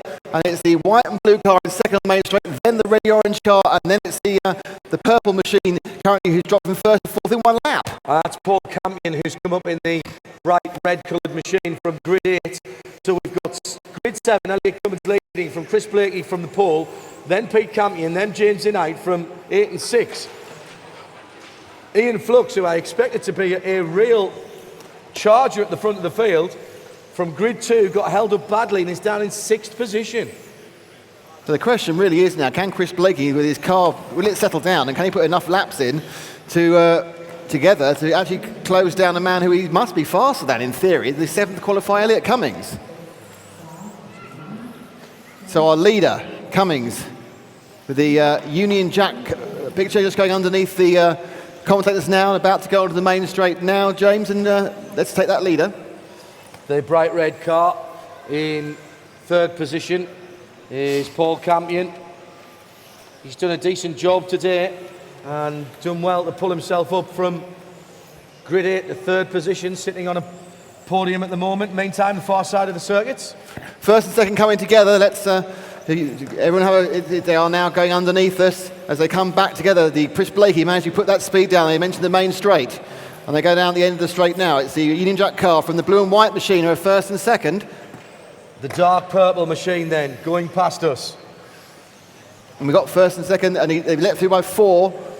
And that's your leadership battle on the screen and here at the Milton Keynes Centre. It is car 7 from car 1, the Union Jack machine from the blue and white. So Elliot Cummings then. Oh, and there's a coming together there right in front of us, but it's still Cummings from Blakey. No, he's Paul not Campion in red. Oh, it's changed. Oh, it's all kinds of carnage, and neither of the cars are moving. Who's come through to Blakey. take it? Blakey, I think, has gone through in the white and blue car. He has. There's still cars upside down. This has been an absolute nightmare. And that was Paul Campion who got involved there as well and was on his roof for quite some time. He's going to drop positions. That means Fred Hadfield's come up into 3rd position. 1, 7 and 5 now, Nick. With the 2 leaders ending up on their roofs for quite some time on the far side of the circuit. There's the one going through. And Cummings Flux is a lap down now. And Cummings is still second, but he's managed to get himself a 2-second lead over Chris Blakey. Chris Blakey got a lead of 2 seconds over Elliot Cummings. It's 1 from 7, the blue and white car from the Union Jack machine. And that was all down to what happened in the midfield. It had nothing to do with either of them. They just kind of came across an accident. Fred Hatfield now takes 2nd place. Fred Hatfield has driven a storming run back from a nightmare start. He was in 5th for a moment. He looked like he could have taken the lead, but got involved in that early contretemps. So it's the orange and red car on the main straight now. Car 5 is in 2nd. And it's really whether Fred can put something together and begin to get closer to Chris Blakey again. So Blakey leading at the end of the straight. That's the white and blue machine. Already just coming past me. He's got Ian Flux on the number 2 behind him, but he's a lap back and there's more contact on the infield. Number 3 car goes over. That's Ian Watkins, who was right up the sharp end of the field earlier, as the leader gets a little ragged. And he's being closed down on now by Fred Hadfield in 2nd place.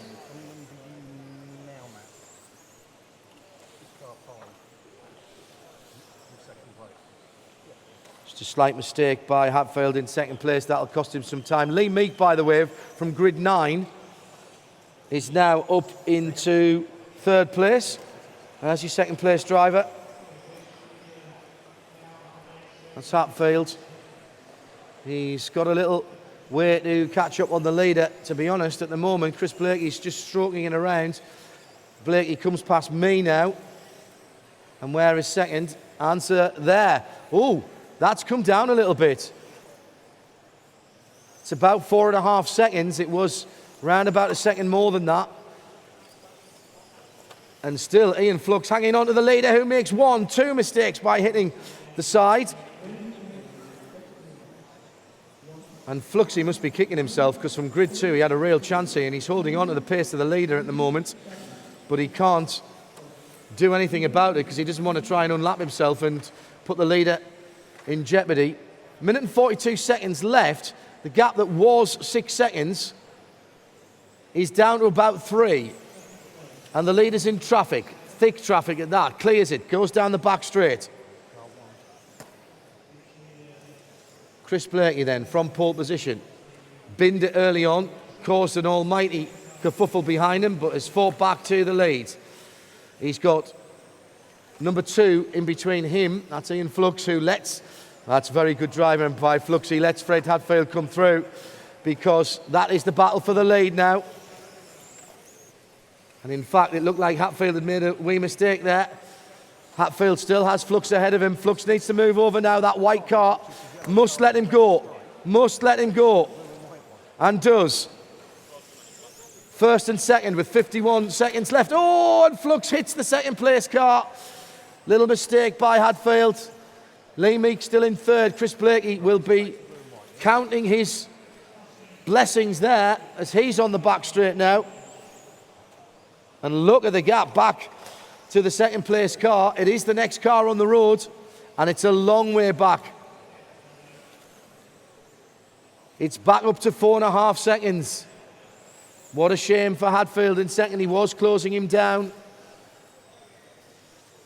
Lee Meek has not got it all his own way either in third position, as Russ Giles begins to chase back to him in the 0, and another mistake by Hatfield.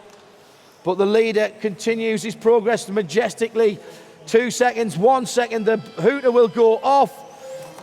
Hatfield will not complete the same number of laps of Chris Blakey. He'll win it by a lap. It will be Blakey on the number 1 from Hatfield on the 5, Lee Meek on the 9, and Chris Blakey with a lap on the field. Number 1 wins it. And Chris Blakey then, the 29-year-old IT systems engineer from Lincoln, wins the D final for the LMP 10.5s. And we move on to the C final, which will see Nick Damon in it, of course. And the grid for that, starting at position 21 in the qualifying. So Jody Walkenden, the man on pole position.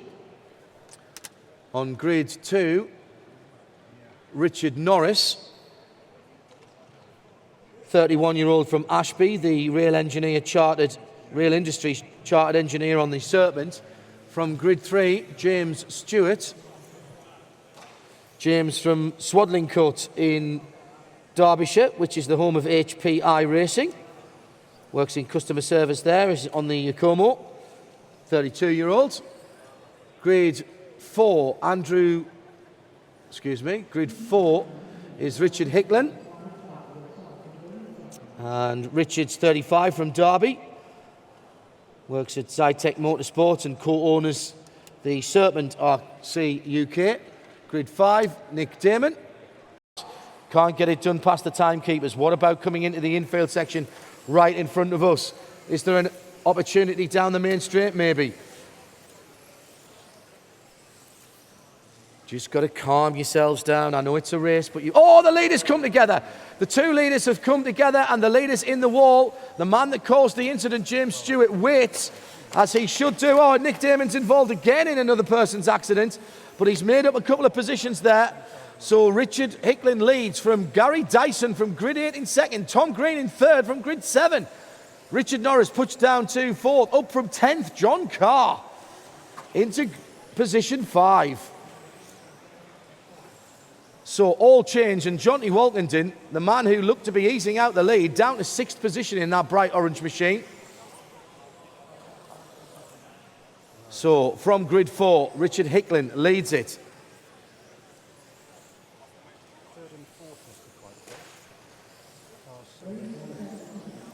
Dyson in second, Green in third.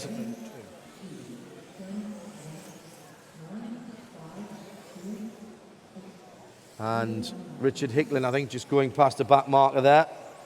Still got 5 3/4 minutes on this. There's plenty of racing in it. Nick Damon trying to get back into it. He's dropped all the way down to 9th position after 2 accidents. He'll not be happy with that. Not of his making, I hasten to add.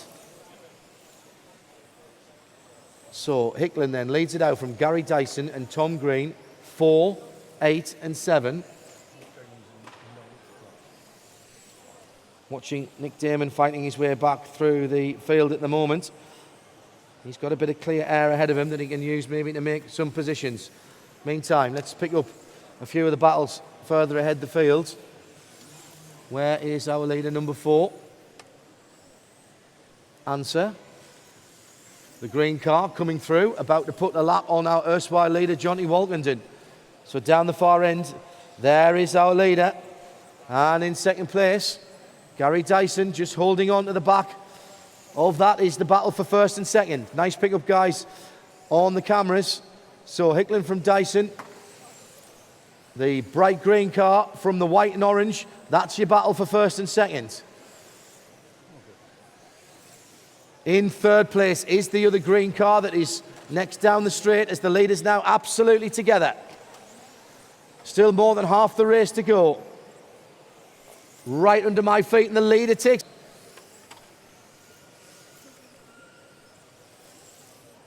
As the leaders are lapping in decent times. 13:15 last time for the leader, 13:12 for Hicklin in second. Tom Green back up into third now as Richard Norris has dropped back. That may just have been a timing glitch there. It's Peter Craig now in fourth position on the number 9. So 8, 4 and 7 as you were. Oh, and a problem there on the infield for the bright orange machine, almost picking up the leaders.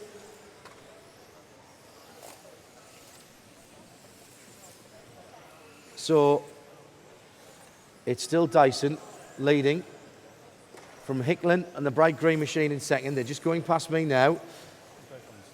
And then a lapped car, and then the darker green car is the next up in third position. So white and orange, green, lapped car, the mostly white machine needs to get out of the way and does.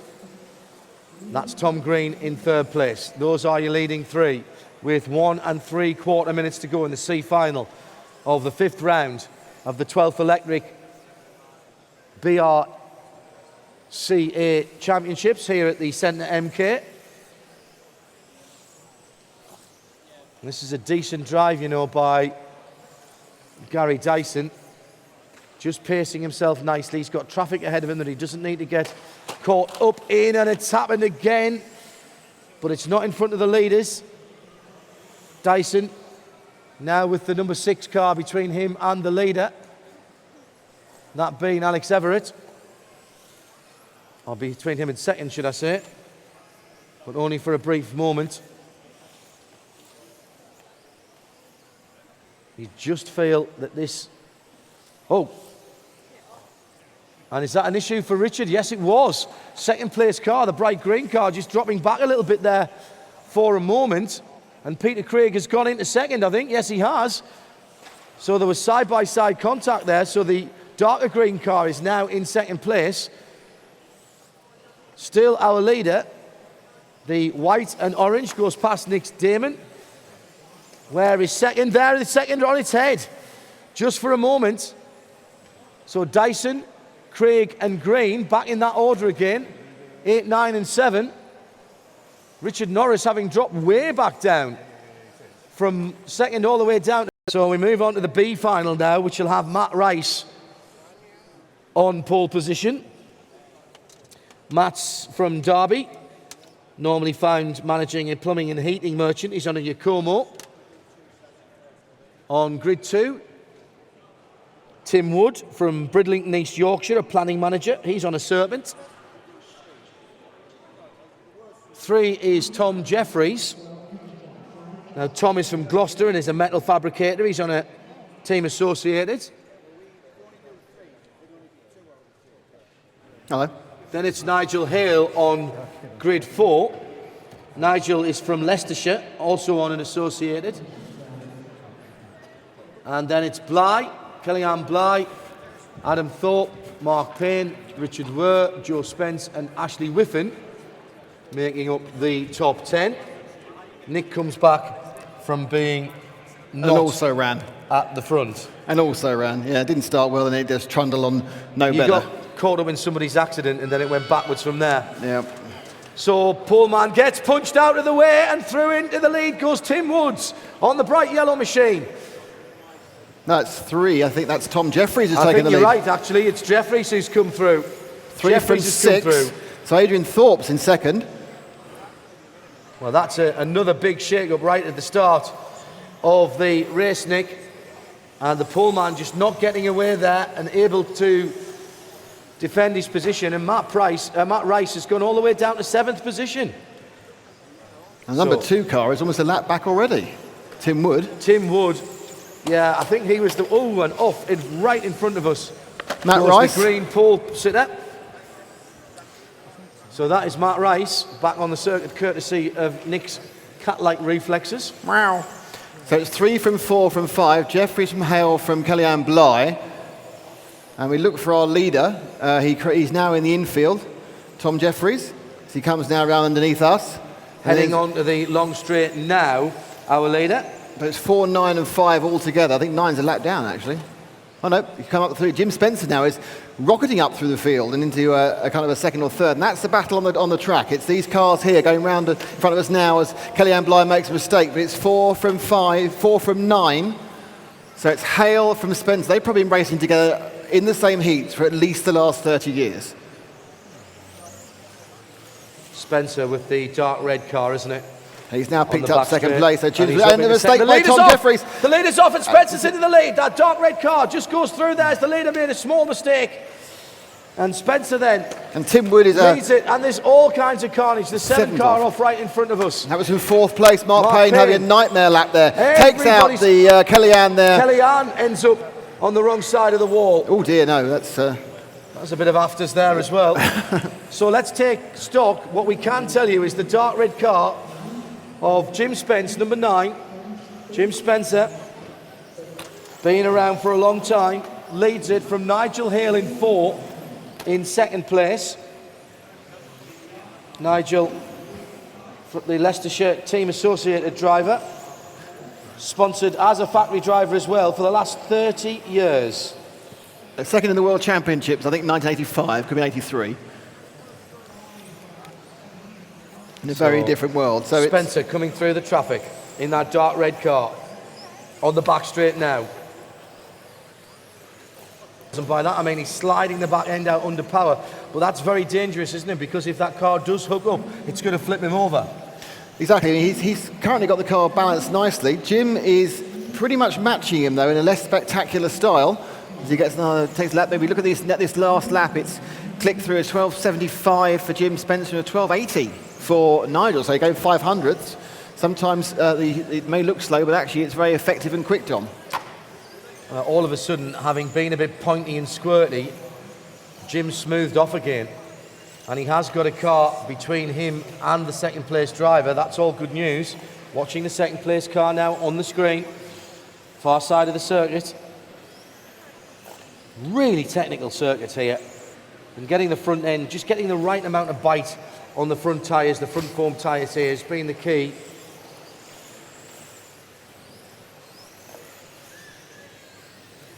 So it's Spencer from Hale, Ashley Whithley, Richard Were now up to 4th, Tom Jeffries down to 5th, Matt Rice, poleman in 6th, Adrian Thorpe had a brief time in 2nd, is now in 7th, and then it's Mark Payne, Tim Wood and Kellyanne Bly who've all had issues with, hitting each other mainly, or things. See if we can pick up our leader, the dark red car, again on the screen as we're inside 2 3/4 minutes to go. Comes now in front of us. And there he is. So Spencer then, he'll love the fact that there's nothing in front of him. I just wonder if he's pacing himself. Got to be careful though, got to keep the pace up. The car behind him is the car in 2nd place, the number 4 of Nigel Hale. Nigel eked a 10th out of Jim that lap, but they're quite comfortable. The only problem Jim's got is he's about to find a massive amount of traffic. There's several cars battling, including Tom Jeffries, who's got the ground speed. In front of him by 3 or 4 cars ahead, we have the 8 car as well, and the poleman. So 3 of the fastest cars. Jim will need to get through. I'm sure he'll be let through, but it's a case of whether he can keep the momentum and the speed up and prevent Nigel from gaining as they reach these back markers in the next few seconds with just under 2 minutes to go. Yeah, and unfortunately for Jim, he's got some quick guys ahead of him, including, I think, Matt Price, who was the pole sitter, and they're all battling for positions. Matt, by the way, is back up, and Matt Rice is back up to 3rd place. And so it's up for the final race of the day, the 10.5A final. So the next beep you hear will be for Jim Spencer winning the race. And now we have Nigel Hale coming in 2nd. And Matt Rice, after a very messy race, has actually managed to get on the podium and get a 3rd. With the fastest, Not quite sure how that happened. of the race, with a 12:45. That just tells you what pace he had. But it's Jim Spencer who takes it from the team associated number 4 of Nigel Hale in 2nd position, the man from Mount Sorrel in Leicestershire, and the pole sitter Matt Rice fights his way back to 3rd, the 26-year-old from Derby on the Yakomo. So ladies and gentlemen, we move rapidly to our 10.5A final. They're already on the circuit. We've got some practicing, in fact qualifying for tomorrow's events with the really fast cars coming up after this. But this is the main event for today with Dave Spashett leading them out, the number 1 car. What a background that man has got. Won about everything he's been into. Matthew Vara in 2nd place, fought hard to get to that. It'll be in 3rd, Ollie Jeffries.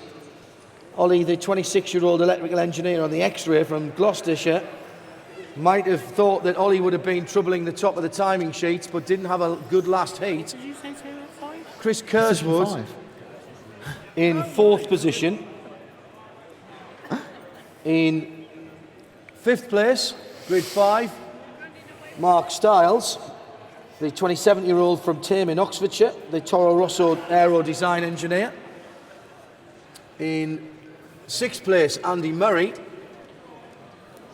Andy from Preston is an apprentice and he's running the V-Design chassis, I think the only one that's here.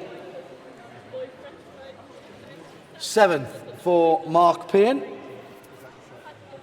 Mick Farrell. 50 Mick Farrell's Reading. it's Mick Farrell in 7th. Excuse me. Then it's the 50-year-old from Reading. Adam Mark Walker Payne. Catchpole. No, Mark, that's the wrong. It's there. Mark Payne isn't in this one. Oh, sorry, mate.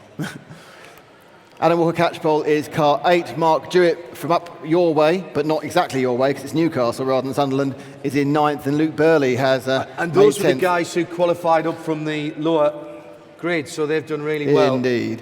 So stand by for action, ladies and gentlemen. 8 minutes to run. Mark Jewett from Cramlington. And we're off. Good start by Dave Spashett. You'd expect the experience to get away. 1 or 2 issues behind. Jeffries made a great start as well. Or perhaps I think Vara actually made a slow start, and he actually got powered off. And then Jeffries already sniffing around the back of Spashett. The 1, 2, 3 are locked together, but it is 1 3-2 as far as the car numbers are concerned after Vara made a slightly slower start and Ollie just nipped up the inside. And now he's got 8 minutes as Ollie, I think probably overall may have the fastest car, but he's going to find a way past a man who's won more World Championships and held back more drivers than you or I have hot dinners, John. And trust me, I eat a lot of dinners. Oh, and a mistake there by Ollie Jeffries allows Matt Vara to go back through into second. The leaders, first, second and third, just beginning to stretch away. Are they? No, that's Luke Burley coming through from grid 10. One of the guys who qualified through from the lower groups, Nick, and that's a great start from Burley on the green and white machine in third position. But it's Spatchett that leads from Vara, Jeffries, then Burley in third position, Luke Burley, then it's Chris Kurzweil in fifth position, and those five are out of sight of the rest of the field. Now the problem that Ollie Jeffries has, he has to try and get past Matt Vara before he can start attacking our leader Dave Spatchett. Dave going past timing right now, and he is the white car with the purple tail. He's number 1, behind him is number 2, and behind him is number 3. But Vara is doing an excellent job. He's not, and Jeffries really hasn't got the speed at the moment. No. And a little mistake there from Dave, and suddenly Matt Vara is through. So Vara takes lead, Dave Spatchett in second, and Jeffries in third. Just clipped the tiniest amount going through the infield section, moved the car out of line, and Vara nipped into the lead there.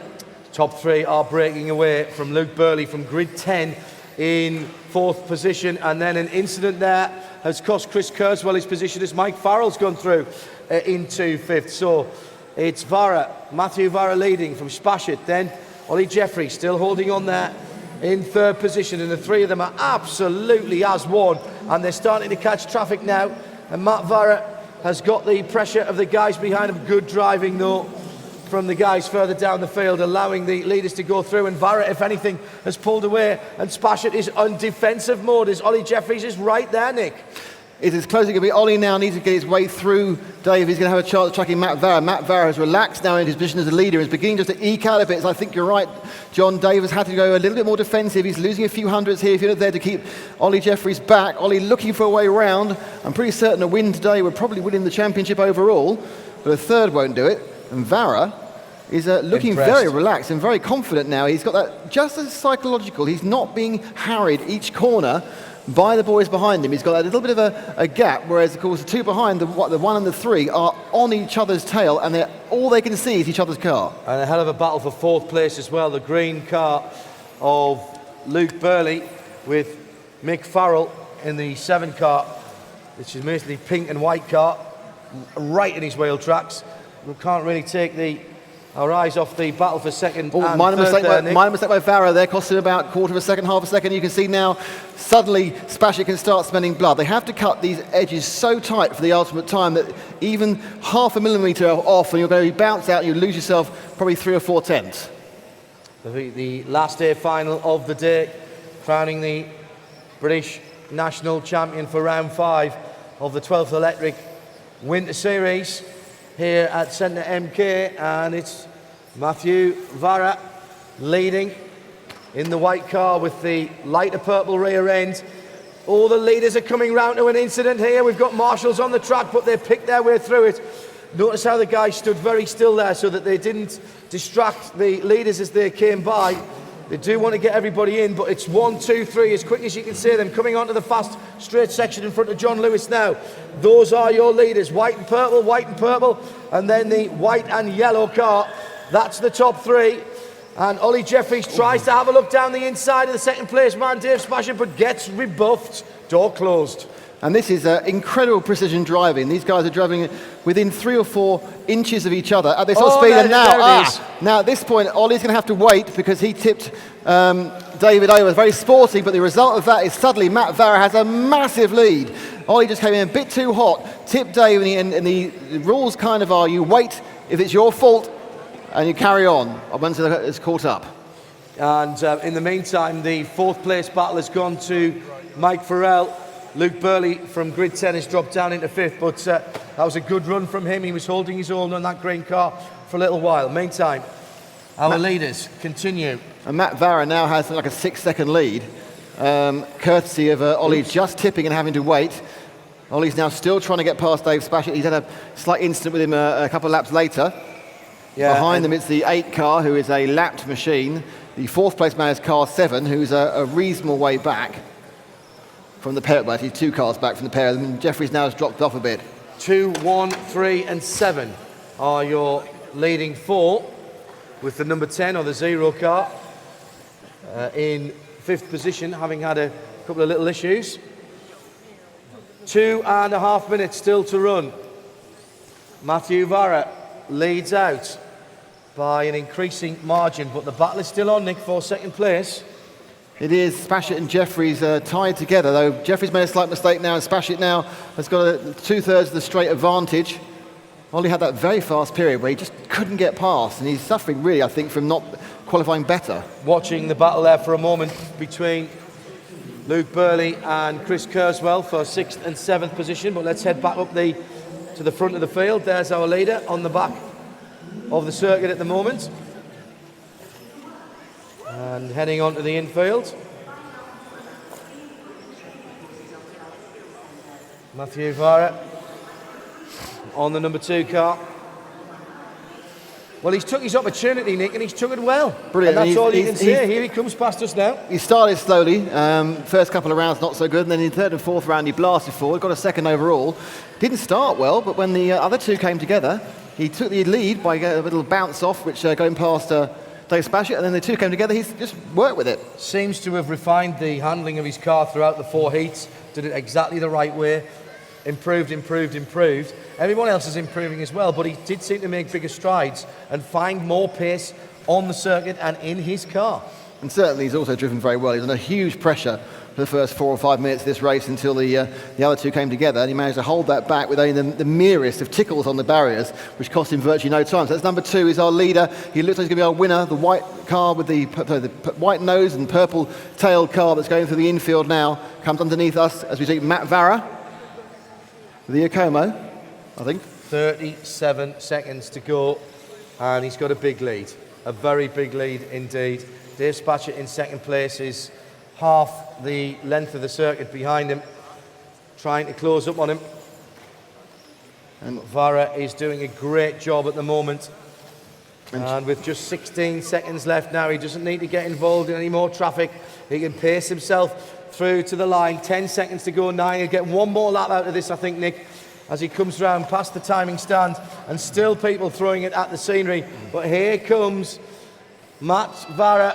There's the buzzer. He's timed it perfectly, and he'll come through to take the victory in the A final for the 10.5 LMP12s, and does so, confirmed as our A final winner of the weekend, of the Saturday, should I say.